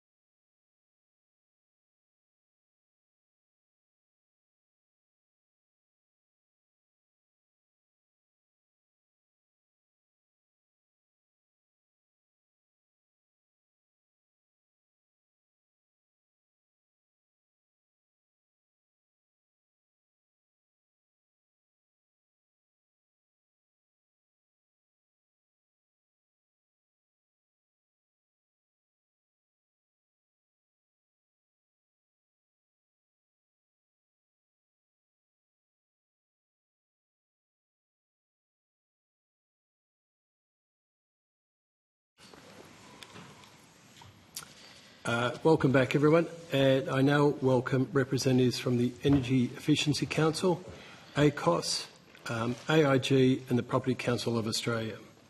I understand that information on parliamentary privilege and the protection of witnesses giving evidence to Senate committees has been provided to you. For Hansard, will you please state your full name and the capacity in which you appear? I am Tennant Reid, Director of Climate Change and Energy at the Australian Industry Group, or AI Group. Thank you, Tennant. And my name is Jeremy Song. I'm the Head of Policy at the Energy Efficiency Council. Thank you. And I'm Kelly Court. I'm Program Director, Climate and Energy at ACOS. Thank you. And I'm Frankie Muscovich, the Property Council of Australia's National Policy Director. Thank you very much for appearing. Has anyone got a very brief, short opening statement? Or I think in terms of preference for timing, would ask you to table them. Senator or Chair, if I may, we have been observing the hearing for some time today, and there are a number of matters that we had collectively intended to raise in our submission, which differ from some of the subject matter on which the line of questioning has focused so far. I'm sure we'll be happy to address those sorts of questions as well, but just if we may, to highlight the issues in the submission, the points that we had collectively made in the submission provided to the committee relate to the demand side of the energy system and the great importance of better seeing, better voicing and better serving the demand side in Australia's energy governance and in policy. The demand side and action on the demand side can make a huge difference to outcomes, both in the sense that the costs that energy users finally pay are a function not just of price, but of the amount of energy and the timing of use of that energy that they need in order to meet their business or household or other needs, but also that total system costs, a matter on which the committee has shown great interest, can be significantly affected by the amount and the timing and the location of energy use. And so we've made a number of recommendations in that submission, which we commend to the committee, to improve this situation. It's natural that there's a lot of discussion of the supply side of the energy system, but we do need to ensure strong visibility and voice for the demand side in that conversation. Thank you. And that point's been made previously today as well. And assuming it's in your submission, we'll throw to senators to ask you questions about that. Sorry, it's Kelly here from ACOS, and I just wanted to add that ACOS put in a supplementary or additional submission which included our joint work, but also to emphasise the greater need to consider equity in the transition, and that's both across demand side and supply side. Demand obviously can help there, but in terms of broader governance and regulation, we need a greater focus on consumers, people and community, as well as a greater focus on equity. So our submission focused on that as well. And sorry, I'd just like to acknowledge I'm on Yagra and Turrbal lands. Thank you. Thank you kindly. And, I haven't seen your supplementary submission, but again, those points have been aired before us, but we look forward to hearing your views on them as well. If nothing else, I'll throw to the Deputy Chair. Thank you, Chair, and thank you all for coming along. Maybe I will start with the demand side, Mr. Reid. In terms of what we've heard is that people see the system in terms of governance as highly complex. How can we improve that so as to address that demand side opportunities and challenges?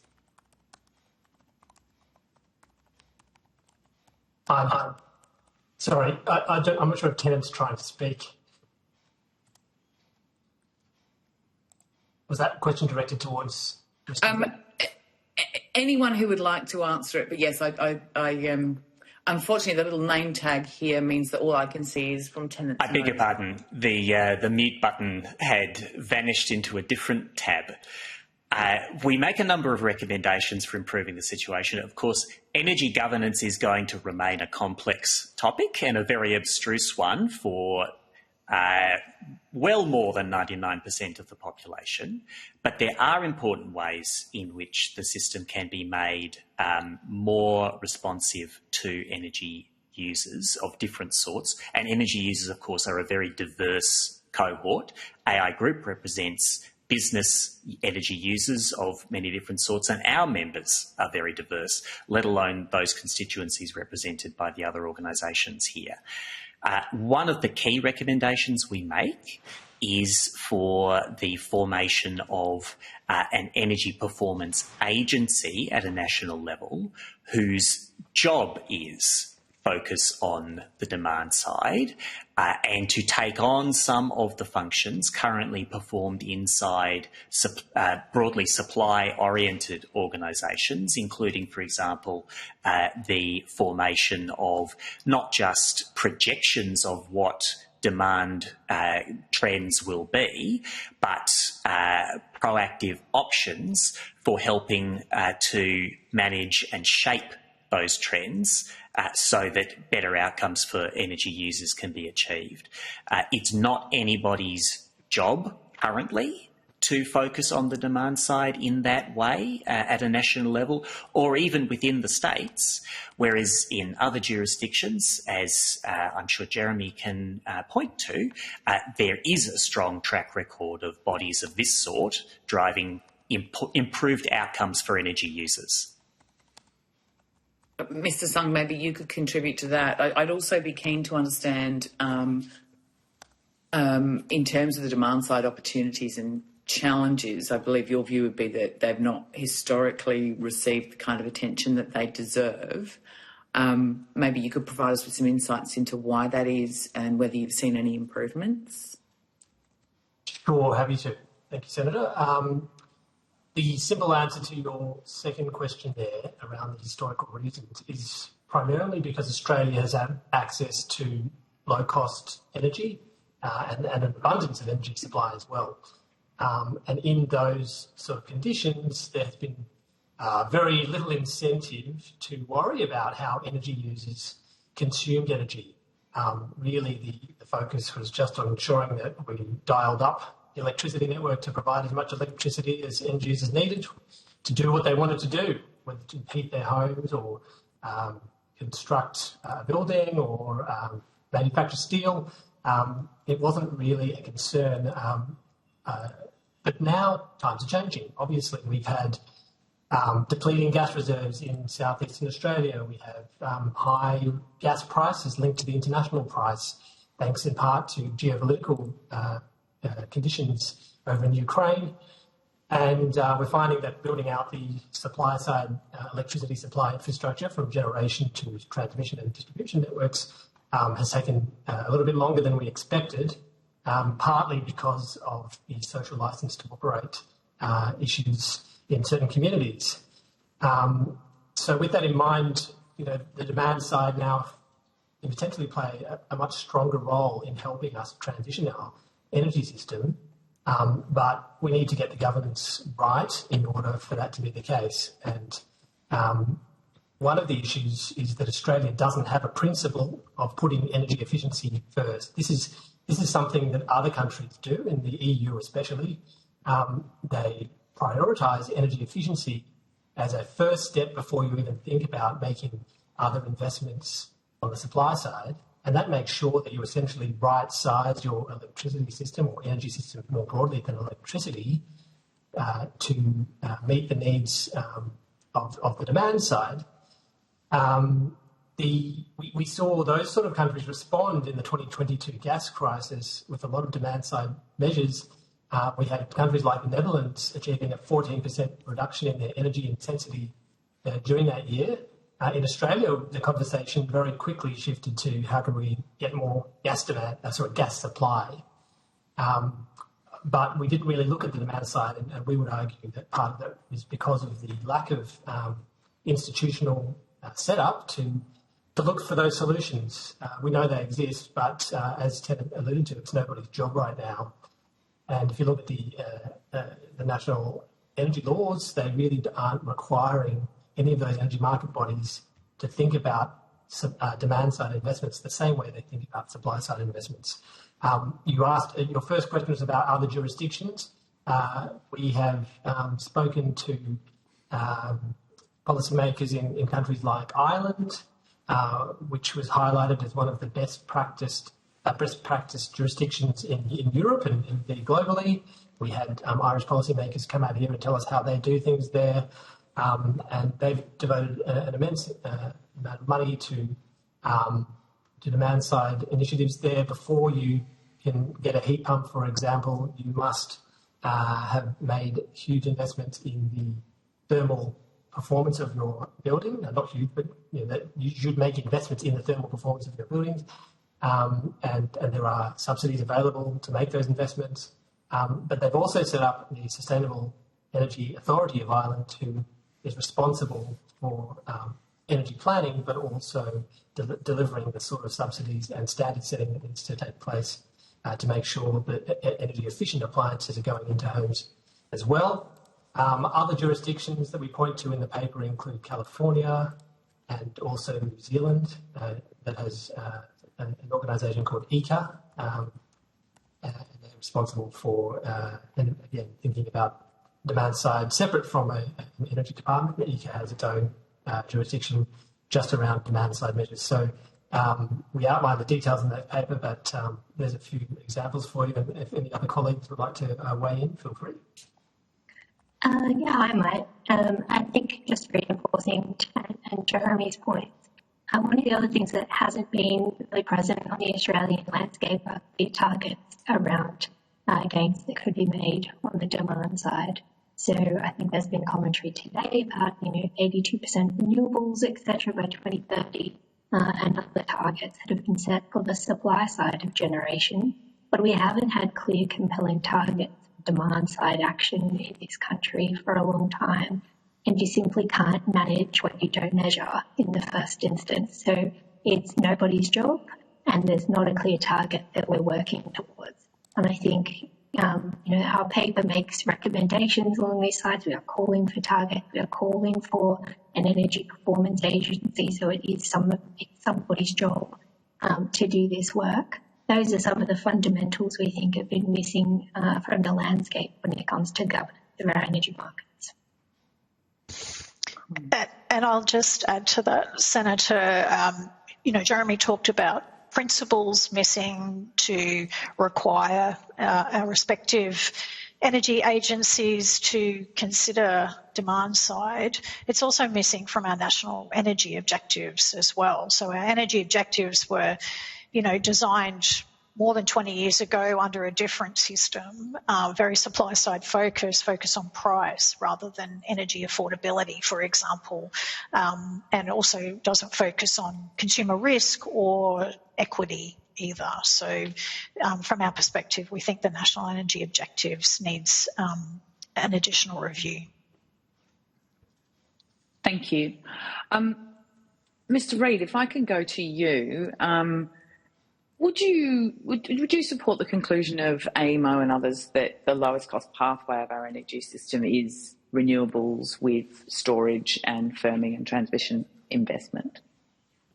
So on a principles basis, AI Group and our members generally don't mind where the electricity comes from as long as overall their energy supply is affordable, reliable enough. We always want to be a little cautious about requiring absolute reliability because there is a cost trade-off there, and increasingly clean and consistent with Australia's goals and our members' goals for net zero emissions in not too much longer. 25 years is not actually a very long time to achieve that transition.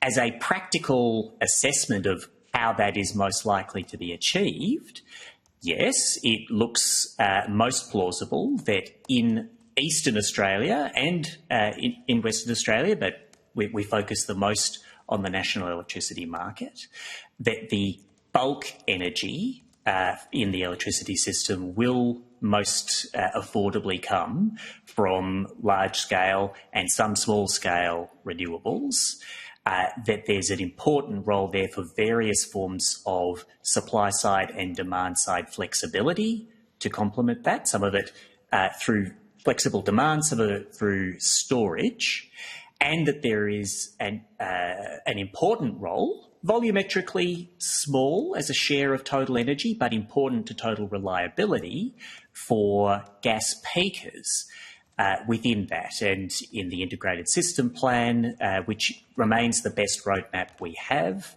that gas role accounts for somewhere between 1% and 5% of annual energy over the 2040s, but a significant wedge of capacity within the system. So yes, we are comfortable working within that framework, albeit it is always a work in progress and subject to changes in evidence and circumstances, and it is an iterative process.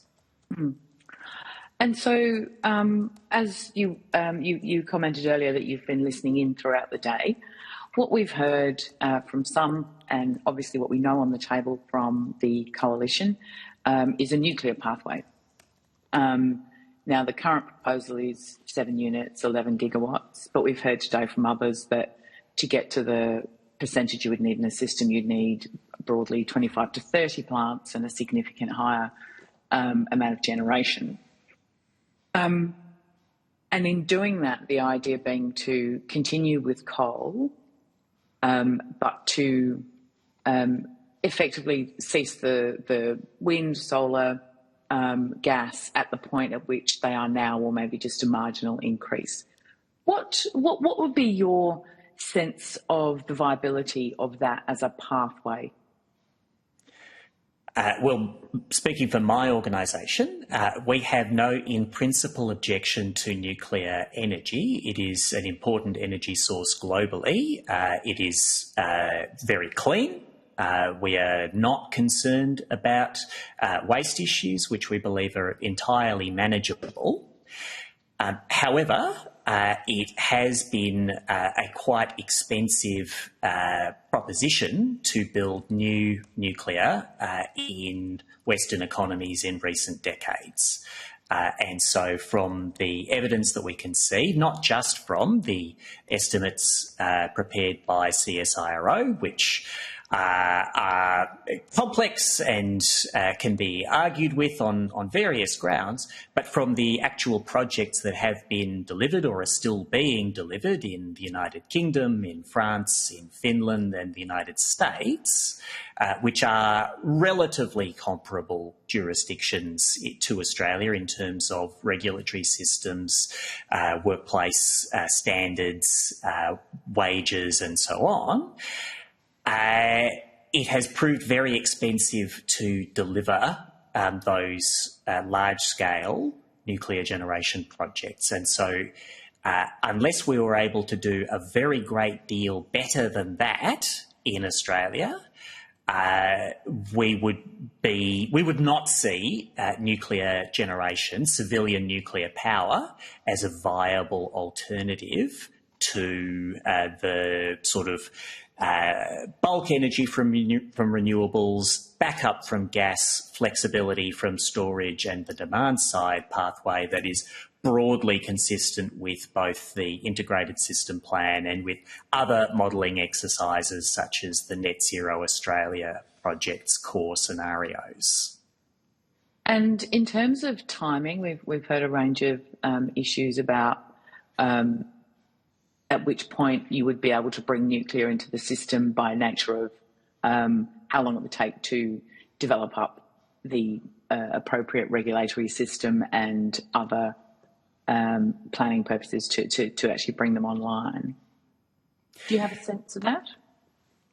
So it has taken in the order of 15 to 23 years for, depending crucially on when you start counting from, and the genesis of a large-scale project can be pinpointed to a number of different stages.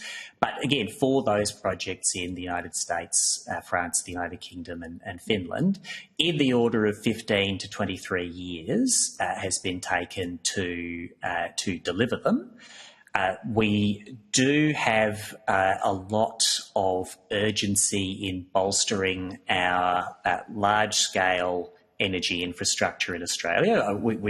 We are emphasising today the demand side, and there is a lot urgently to be done there as well. But there are large-scale retirements coming. Some of those retirements could be pushed back with investment, and that would not be free. There would still be some risk of coal generators, the older coal generators, not being available when sought for, even with extensions or further investment. There's also, though, a risk of these generators falling out of the market earlier than their announced retirement dates, and that is indeed the judgment of both the energy market operator and the stakeholders that it has consulted in the process of developing several successive ISPs, that those earlier retirements are more likely. And so we really do need to see substantial action on replacement capacity in the electricity system this decade. The job will not be done this decade, but an awful lot does need to be achieved this decade. If we were to place bets on longer-term assets, longer-term technologies, that would need to be very carefully considered around ensuring that we do have the assets we need in the nearer term and a buffer, both of supply adequacy and of investment, if we want to roll the dice on what could be some big wins, but with efforts that might not pay off in the longer term. So do you see a rational pathway to investment in coal at this point, given the move away from coal? Do you, if there was to be an extension, do you see a rational investment pathway there? So some reinvestment in existing coal generators is not unimaginable, but it almost certainly would require a high degree of government backing because those assets are already finding it difficult to compete in the electricity market that we have because they're not terribly flexible. Physically, it is difficult and damaging to some degree for most existing coal generators to flex their supply up and down rapidly or even slowly. And so the market that we have, which has already a very significant amount of wind and solar in it, is one where those generators face a choice between enduring that physical strain from ramping down at times of high renewable supply, or bear the responsibility to bid low or zero or negative wholesale prices in order to be able to keep operating at a high level.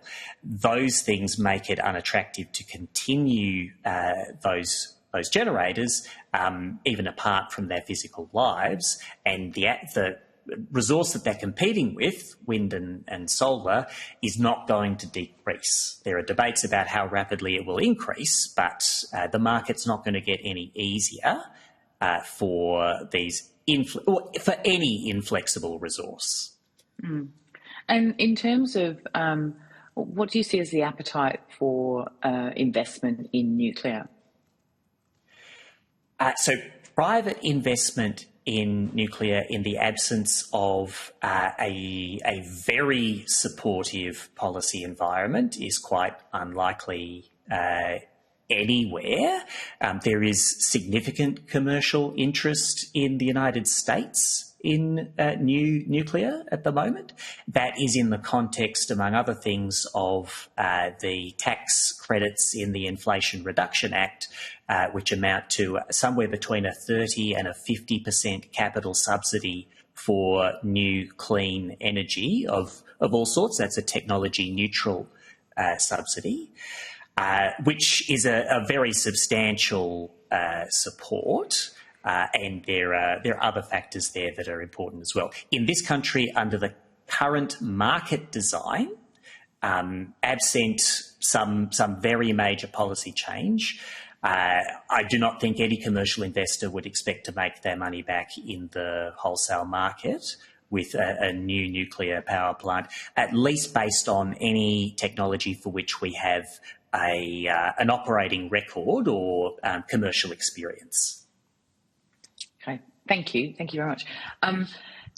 Senator, I was just going to jump in there and support everything that Tennant has said there. I think the costs and the time is the biggest concern for ACOS, and it would require substantial government investment, both to extend coal, as Tennant said, but also to subsidise the cost of nuclear energy.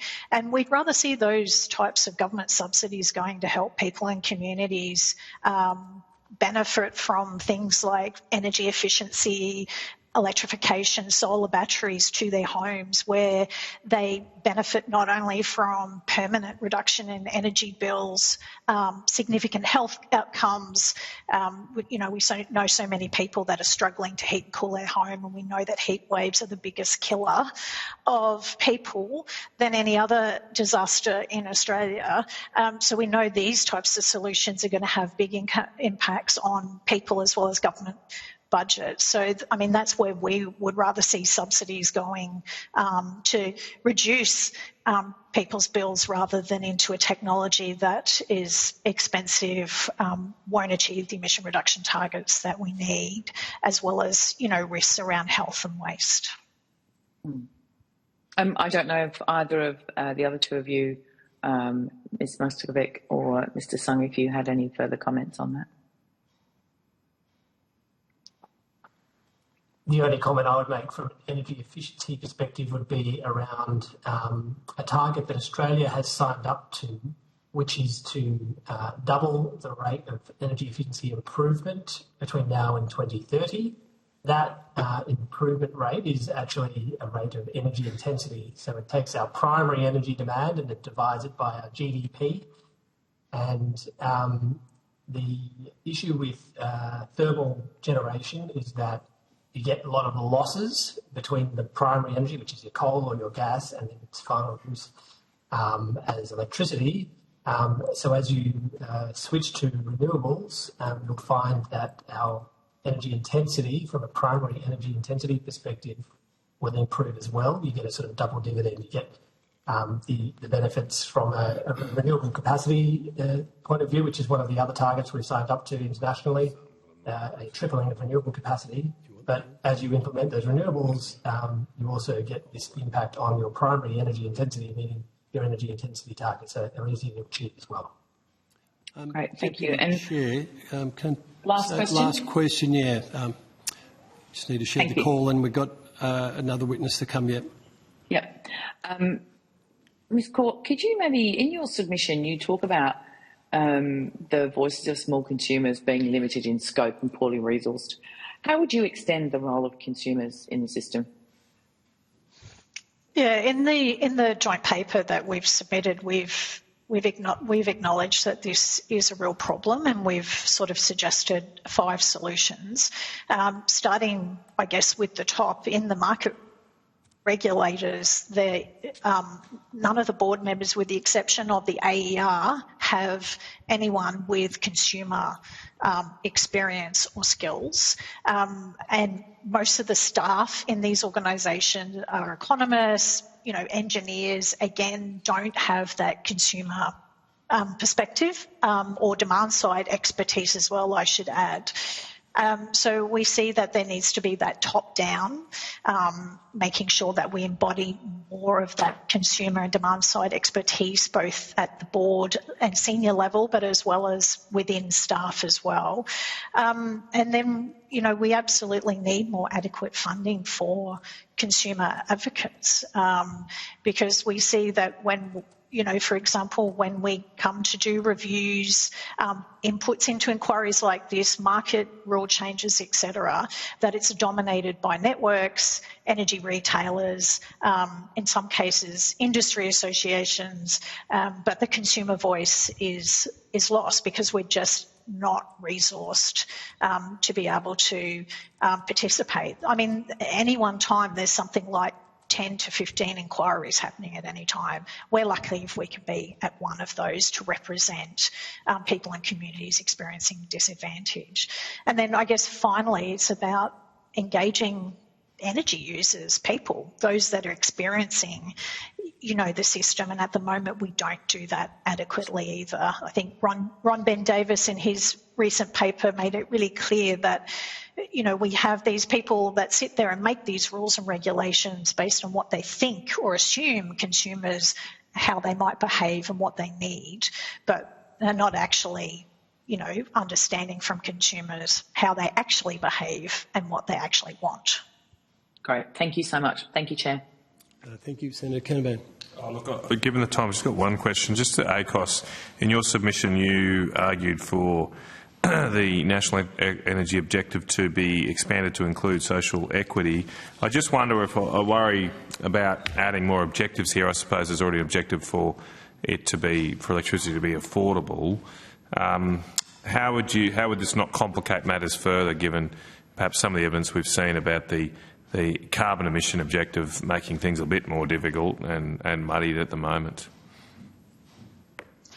Thank you, Senator. It's a good question. But what we're seeing at the moment, especially through this transition, is energy inequality is actually increasing. And so, some of the examples are around things like network costs, 2/5 of which come from your bills and recovered through a mix of fixed charges and variable charges. We're at the moment putting in processes and policies to encourage people to take up solar and batteries, which is great because, as I said before, there's benefits to those. But at the moment, they're going to people with wealth, choice and control. They're reducing their consumption and paying less towards network costs, and people without those assets, so 8 million homes, are at the moment contributing more to network costs, and that's why things like the solar export charge, which ACOS was one of the rule change components of, is really important. Similar with subsidies that we're seeing on energy bills, also the costs are recovered through consumption charges. So again, if you live in an inefficient home, don't have access to solar battery, you're paying more towards those subsidies. And then cost-reflective tariffs. Again, we have real concerns about cost-reflective tariffs at a retail level.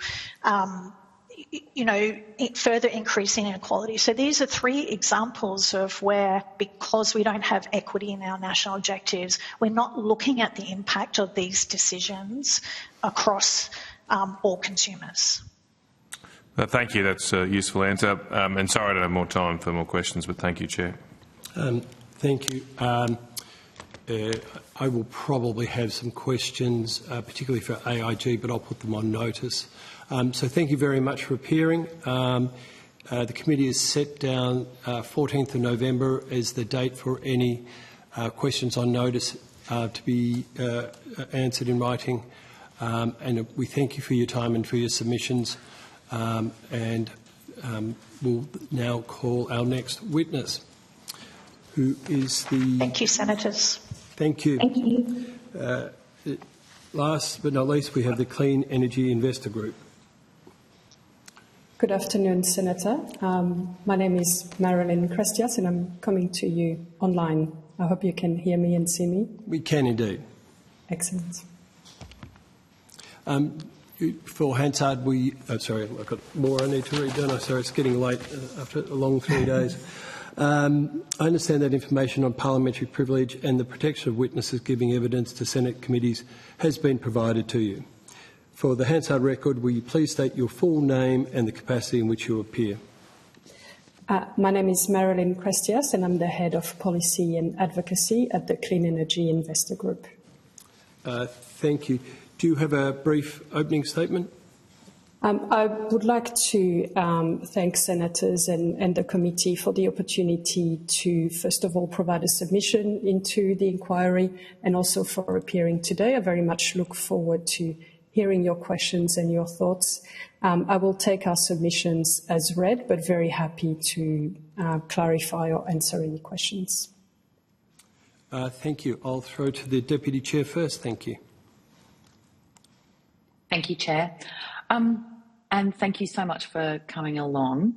I know we are short on time. What I was really interested in is understanding which of the different technologies are more appealing to investors within that suite of clean energy. So are you seeing continued investment in renewables? Start there. Sure. Thank you, Senator. So by way of very brief background, CEIG is a peak body that represents clean energy investors. And so our investor members represent around half of all the clean energy assets in the national electricity market. Some have also got interest in the WA market or outside those two, for example, in the Northern Territory, and also obviously a lot of interest overseas. So they are very experienced investors with a lot of assets and a strong pipeline of assets that they're willing to invest in Australia. Overwhelmingly, thinking about the Australian market, their intentions are to invest in clean energy assets such as wind, solar, storage, pumped hydro and similar technologies. And so the majority of our members are working on those technologies. I was listening in to some of your earlier questions and to the discussion, particularly with Mr. Reid at AIG, and some of the questions around nuclear. So perhaps I can quickly cover that as well. That would be great. We ran a survey of our members a few months ago and asked them precisely that question around which technology they were most willing to invest in. Nuclear technology came last in that list of technologies, and that's really because of a number of hurdles around the timelines to get that technology commercially viable and implemented in Australia. The lack of an experienced skill set and nuclear industry in Australia, some significant legislative and regulatory frameworks, updates and amendments that need to be put in place. And last but not least, the lack of cost-effective nature of nuclear technology compared to those other clean technologies that are listed earlier. Oh, that's very helpful, thank you. Do you feel that the capacity investment scheme, since it's come along, has encouraged your members in their investment? Absolutely. So the capacity investment scheme has been a very useful tool to provide some certainty as to how the energy transition can be started and progressed. We know that we are in the early phase of that transition in, first of all, decarbonising the electricity grid. We know that in future we'll also have to decarbonise the broader Australian economy, which, for example, decarbonising transport through electric vehicles, by decarbonising agriculture, manufacturing. All of those things will require further investment in clean energy assets to decarbonise those other sectors. And so we know that this will be a long road and that we need market settings that take care of those investment signals in the long run. But because we are in the early phase of that transition, the capacity investment scheme and the coordination and the signals that that scheme has provided has been extremely useful for investors. Great. Thank you so much. Really appreciate you coming along. Thank you, Chair. Thank you. Senator Canavan. Look, thank you again. Given the time, I'll be brief. But I just wanted to ask the question I put earlier. The government is planning to significantly expand subsidies to solar and wind energy through its capacity investment scheme. If renewables are the cheapest form of power, why do they need continuing subsidies? Thank you, Senator, for the question.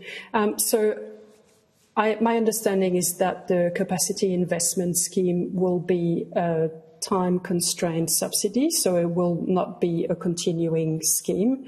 And the purpose of the scheme is really, as I just noted, to start the energy transition as we see further investment and further market settings coming along and being put in place. So I understand that the market bodies and the regulatory agencies are working on future market settings that will provide the right pricing and investment signals. And we very much welcome those signals. But whilst we are in the early phase of the transition and the grid is currently still very much dominated by generation from assets such as coal or gas plants, it is a requirement to have a scheme in place to bring forward some of those clean energy assets and investment in those assets. Okay, I might leave it there, Chair, given the time. Thank you. Cheers. Thank you. Thank you very much. In your submission, you set out that you believe the integrated system plan serves as, I'm quoting, a comprehensive roadmap that strengthens investor confidence and highlights the transformative potential of clean energy investments. So your members and your investors think that it sends the investment signals that it needs? So the ISP, we find that the ISP is a very comprehensive tool that helps investors plan for the future as to what technologies will be required in the grid and what the market operator expects to see and what it needs to see for the grid to operate. That's true for the generation that's required and also the level of transmission that's required. And therefore, that helps investors plan ahead and have long-term signals around the capacity that will be required in the grid. That will then in turn help them prepare their investments, find the right locations, and start working on their pipeline of projects so they can meet those goalposts that are provided by AEMO.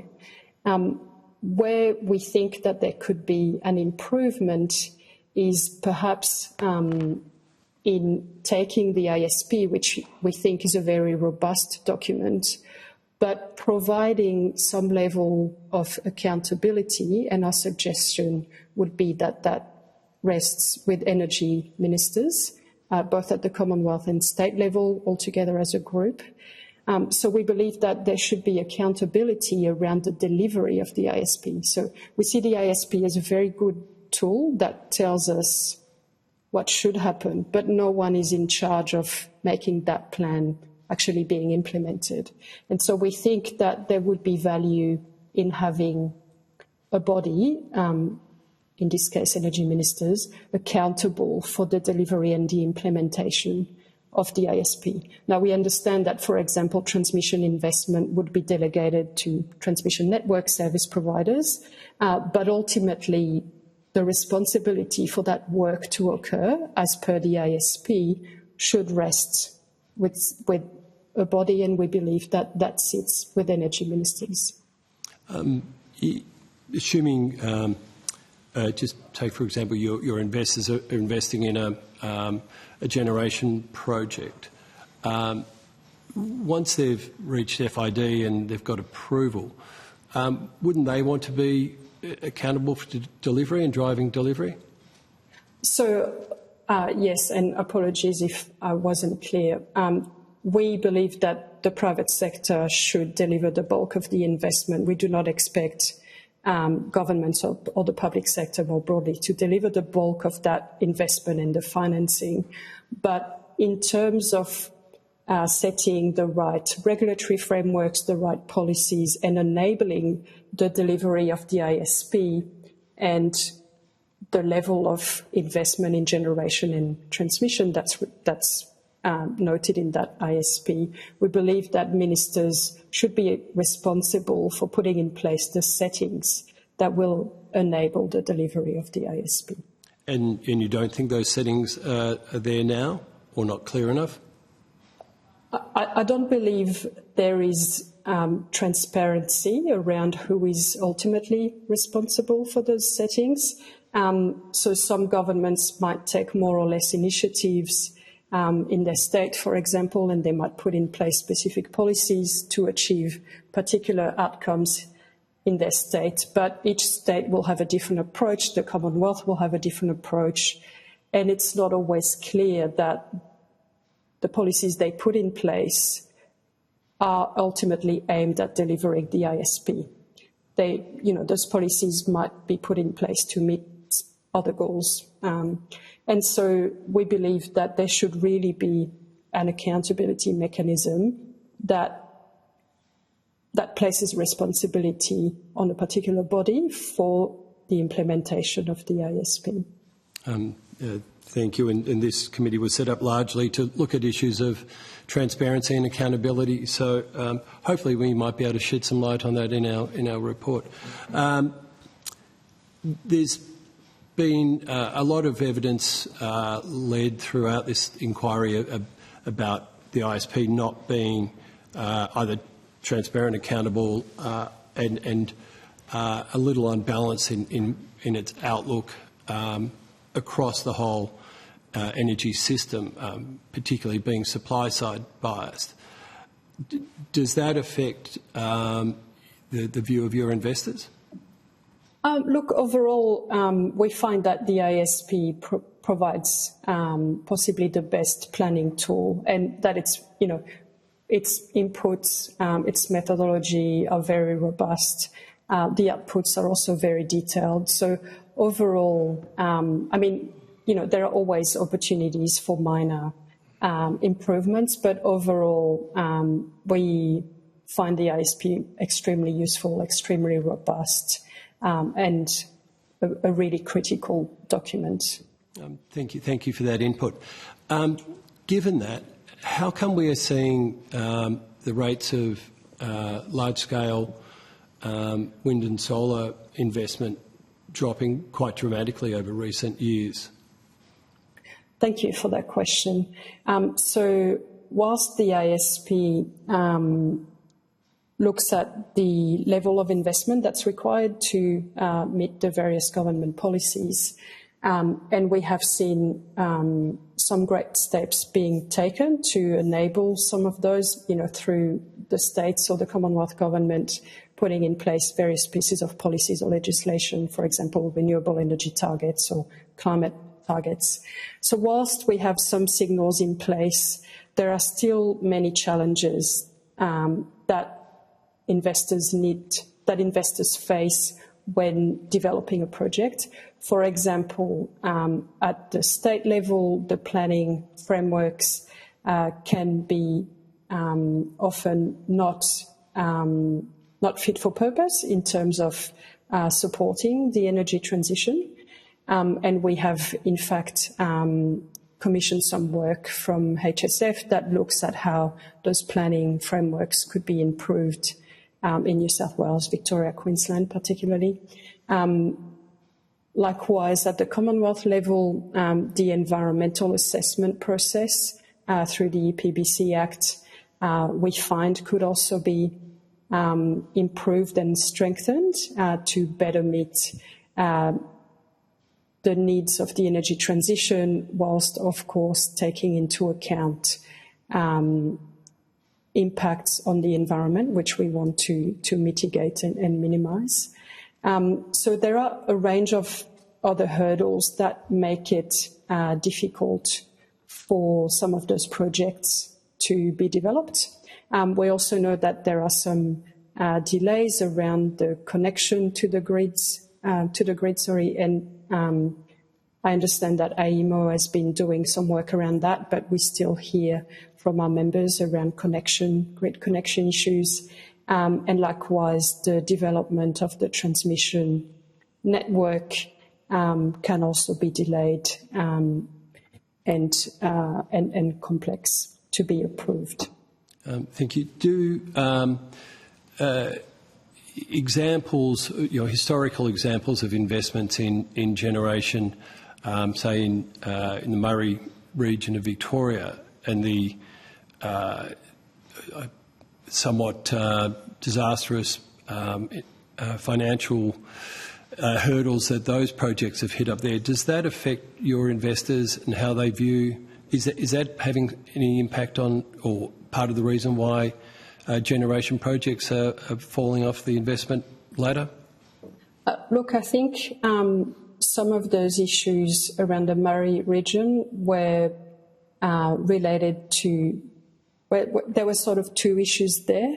One, which is quite technical, is around how we account for losses on the transmission lines, and the second one was issues around connection to the grid.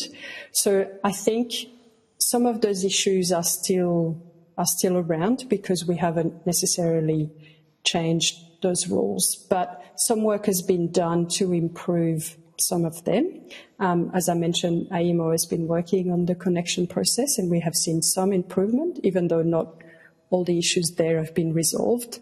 And so those issues are still around for our members, but they are no longer at the top of the list most of the time. The issues that are currently at the top of the list are very much around planning and environment assessments, which I just mentioned, and always the importance of the transmission network and investment in that space. Does the examples in the Murray region,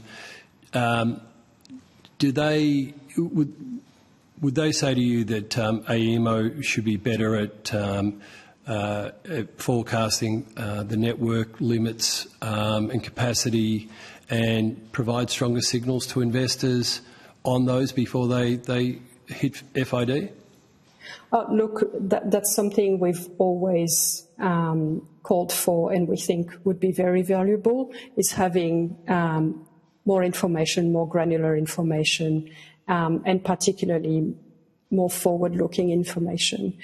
This is something that we have called for in the past. We have seen AEMO provide some information, particularly around what they call the Enhanced Information Work Programme. However, a lot of that new information was backward-looking and therefore of limited interest. So we are very interested to see whether AEMO can provide more forward-looking information, which would be useful to choose the best sites to locate then wind or solar assets. I would have thought it'd be a core competency of AEMOs to understand their network and be able to, as more generation attaches to it, understand the impacts that will have.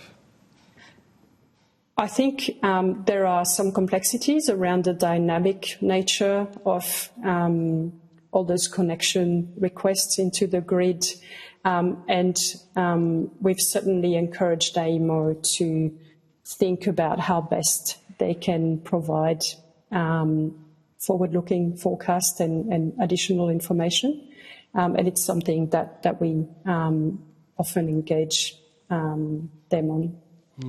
I'd be screaming for it if I was your members. Separate to network limits and curtailment, economic curtailment's becoming a bigger an issue, particularly for solar generation. Does your organisation have any insights onto how to handle that? So that's a great question, Senator. Our members have different assets and also different business models, so they might all manage those issues differently. But generally speaking, clean energy investors have got a number of tools to manage economic curtailment, and that's through potentially contracting or hedging, or so that's more from a sort of financial side of things.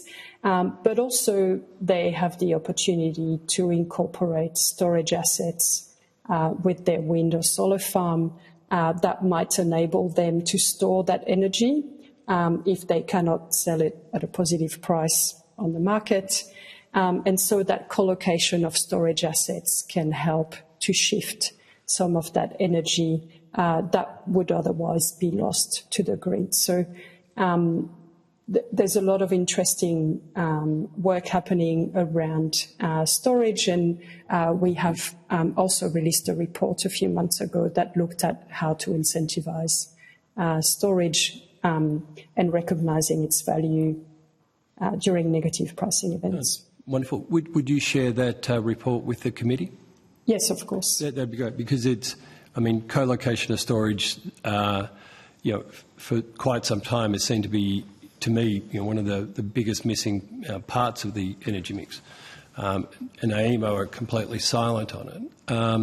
So I'd be keen to learn more and stay in touch and learn what your investors are doing, how we can improve it, the different ways to the different revenue models that might come from it, not just from arbitrage. So it's an area of strong interest that I think will help strengthen our energy system. And that's all I have. So unless anyone else has got any more, we thank you for appearing today. The committee has set down 14th of November for the return of questions on notice. And with that, I thank you, and I thank the Secretariat and Hansard and Broadcasting, and we are now adjourned.